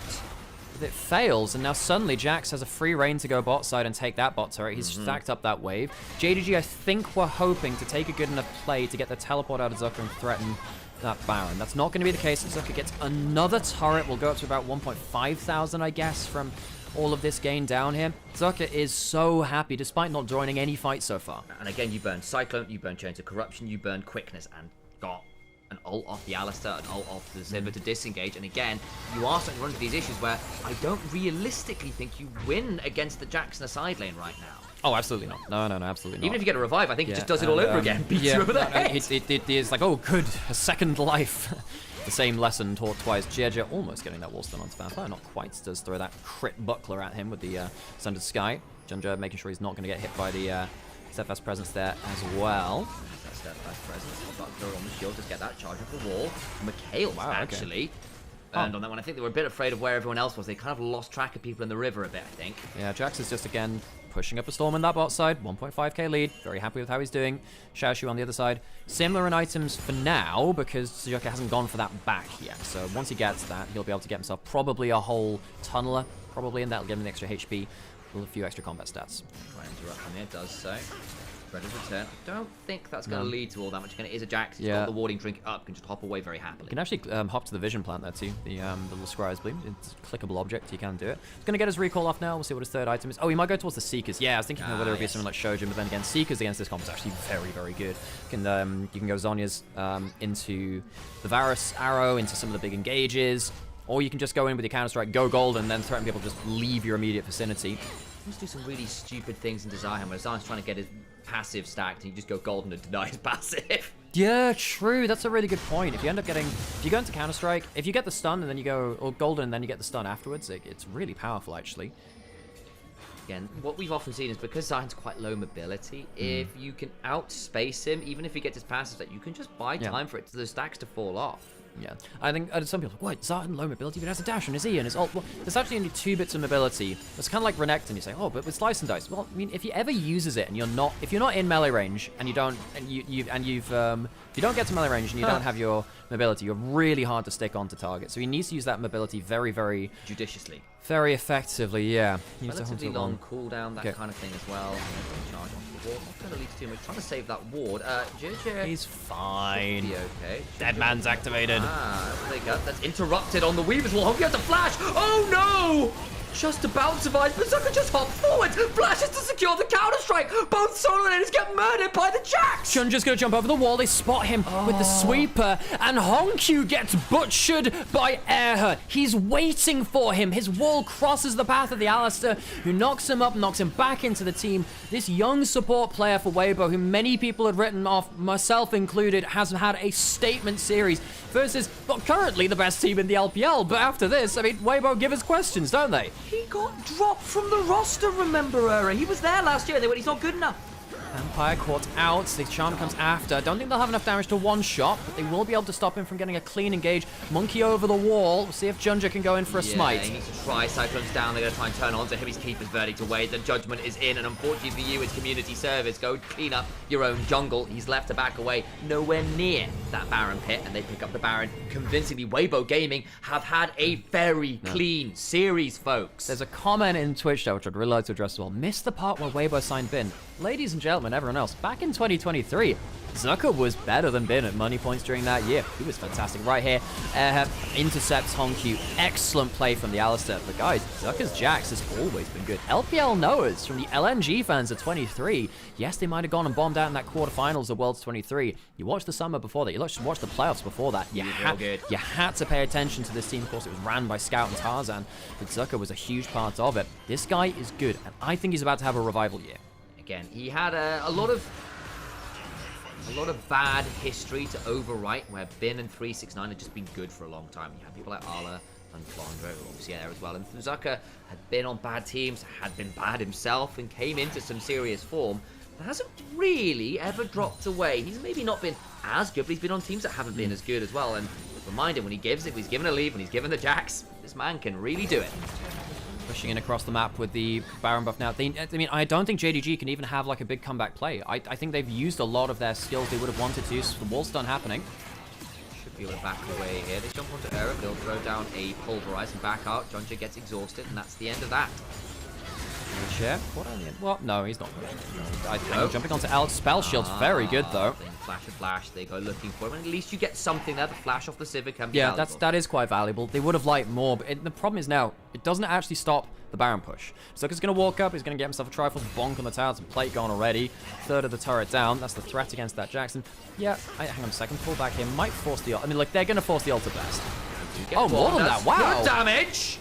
Trinity Force Sundered Sky gets that additional bonk. They're going to turn it around onto Junja now. He's got a second cycle, and Era now in danger. Weibo may have just thrown some stuff away here a little bit. Sam, Xiaohu might have thrown some stuff away a bit. That was such a problem. Zucker's pushing in the base. Xiaohu has his, like, once or twice per series brain fart moment. Catch out, Vampire! Dear. He thought he was safe. Absolutely not. Turned on to. Reminder, they burned a fair amount here, and they'll get the additional pick. And again, no one wants to deal with Zucker at 3 items, so he's left alone to get an inhibitor all by himself. Yeah, look, folks, Xiaohu shouldn't have died there. I want to make this very clear. With Flash and ult, there is no way you're meant to die there. Flash first, don't get your ult cancelled by the Cyclone, and live. Ah, that's actually really annoying, because it cuts what could have been a much easier win. Now, it's very well played from JJ and Elk to pick off Vampire, who, again, one of Vampire's weaknesses is he's not very safe at warding. We've seen that several times throughout this series, where he sometimes does it alone and gets caught out. Right there, that might have stopped the potential breaking of this pressure of the Baron. The base will be broken on bot lane by Zucker, and then the group team through top lane. Jax is back in the middle, and they're throwing a load of on the way. I don't think with Flash, he's not got Flash, but he's still got a Ward Hop and a Zhonya's and a level 18. He's level 19 now, because you know what, Jax needs more levels. And to try and look maybe for some more, but JJ, again with the steadfast presence, no, you don't. Vampire's already used his Flash, used that to get the Flash off of Elk before. He can't go for a clutch engage there. I mean, it's just changed now because it's been a couple kills ago, but it was 4-1 in kills at 26 minutes. It's been a very low kill game. Not that it's been low action in a lot of ways. It's actually been quite an intense game in the sense that largely it's just been Weibo Gaming with the full court press. The inexorable lane leads out of bot, out of top have been so difficult for JDG to counter. Recalling on a ward here. You can get the pullback here. JJ does have Flash. He's going to burn it. He will. Gets over. Yeah, Gala can't quite CC chain that. Josh, I think if that hits, he dies, actually. He dies. So, Jeja, good flash away. I think Gala might have been able to get that during the CC chain. Doesn't quite land that in that opportunity. 2 minutes till Dragon. It's not Soul for Weibo. 2 minutes until Baron as well. Weibo will probably need one more big objective fight to win out this game. Worth noting that the inhibitor didn't fall through topside as well. No, it didn't. You're absolutely right. So, as JDG, what on earth do you do? The answer probably is, look at the fact that Elk has no flash and try and blow him up. This is exactly what they go to try and do. That's pretty good. The turnaround is solid. The Keeper's Verdict! Supreme from JDG, but it's not enough to keep him alive. They will still lose one. Xiao who gets the reset. Zucker's in the back. Oh my god! Oh no! Oh, it's the Jax run! Oh my god, he's turning into Texas Chainsaw Massacre! That's not a staff, it's a bloody chainsaw! As he takes down a load more health bars, Junja needs to run. That monkey is unfortunately for him in a very dangerous spot, just about to survive for the tower, but I don't think that's a safety for all that much longer. Will turn into a Warrior Trickster clone briefly, and JJ is going to get back here. I think they're going to end the game. I think Zucker just decided, Ladies, gentlemen, people of the court of the LPL, the game has ended. I, Zucker, Jax have decreed it. Oh, Lord and Savior, he has descended from the top lane at level 19. Charm lands, Dreaded Return is in, and Xiao Shu unfortunately loses to his bigger brother in Xiao Hu, the better version, I suppose, of the Xiao siblings in the LPL. And Weibo Gaming secure a 2-0 victory over the supposedly best team in the league. We forgot the golden rule. Weibo will always do the most funny thing available. Weibo are not a normal team. They are not an okay team. Ladies, gentlemen, and everyone else, Weibo Gaming, consistently inconsistent, shows the better part of that saying right here, as they take down the team that beat anyone's legend, beat BLG, and solidify themselves as best team in the LPL for one day only. They lose the day after, Weibo take them down a notch, and BLG will remain atop the table instead of them. Weibo in the conversation for top team if they can play like this. Oh, keep having these horrible teams that JDG lost the Weibo Gaming. That can't be true. That's going to be a nightmare. That was a really alarming crack of the chest, Sam. What happened? That was just the handle getting back in Oh my god. Folks, if you enjoyed this series, and I personally found it very amusing, please think about dropping a like, a comment, a subscribe. If there are any plays or any clips that you thought were really cool, please clip them out, put them on Twitter or Reddit. That makes a huge difference to us because it helps get our name out there. I've seen this matchup an awful lot. I was the person that invented the Weibo consistently inconsistent moniker, and I have to say, every time I keep saying it, it keeps getting more true. This team is not normal. This is not normal at all. JDG lose on their stage versus Weibo yet again. And it is not close, actually. It's two very good games from Weibo Gaming. I don't know what to tell you. And I have to say, going back into the analytics of this, I think that JDG jungle support got blown up, and I think the bot diff was huge. I think Vampire had a pretty awful series. I don't think Gala was much better. No. I think that Elk was fantastic, and Airhair, unexpectedly, I think was much better of the supports today. This raises questions about JDG. I do have questions about Vampire being the weak link of JDG, and I think here today, that did prove true to a certain extent. JDG, however, though, they did play against two teams in 2 days. There's a certain prep diff. It's not all doom and horror and everything. They do have, they did have 2 series back-to-back, but it's quite hard to prepare for, and they did beat BLG and anyone's legend. That doesn't unravel everything they've done, but it does give questions. JDG are not the finished product yet. Quick heads up for Twitch chat specifically. I see you there on no problem celebrating, but again, we try to keep outright betting chat out of Twitch chat specifically, just because we've had issues in the past in terms of keeping the community happy and stable. Yes. So don't worry about it. I completely get celebrating. It's not a big deal. Just if possible, give Just being kind. If you do it, we'll just time you out. So please, just chill. It's the long run. So it's just the rule. with this now, okay. Oh my God, folks. We now have like a full circle of suck in Group of Sen.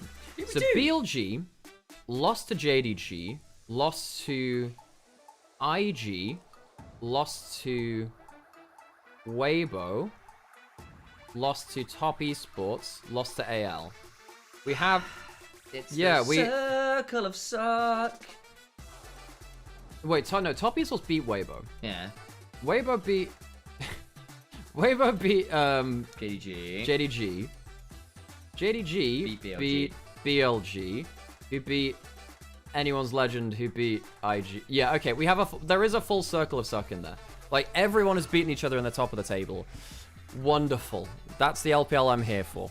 Wonderful. Okay, folks. Sam's not going to stream today. Not. I've got some other stuff I've got to get done today, I'm going to find someone to raid over to. If you're on YouTube, the show will end now. Please enjoy the rest of your day, and we'll see. Well, I'll see you tomorrow. Sam's going to take a break tomorrow. I am indeed. What games have we got there? We'll figure that out before we send you off into the great beyond. That sounds a bit morbid, actually. NIPWE, Top Esports, IG. Top Esports IG should be fine. Well, yeah. That could be quite messy. Okay, folks, I'm going to go find someone to radio over to. If you're on YouTube, the show will end now. Please do not forget to drop a like, comment, subscribe, follow us. It does make a difference. It keeps us doing this. If you want us to keep streaming this, we have to have that kind of support. It makes a lot of difference to us.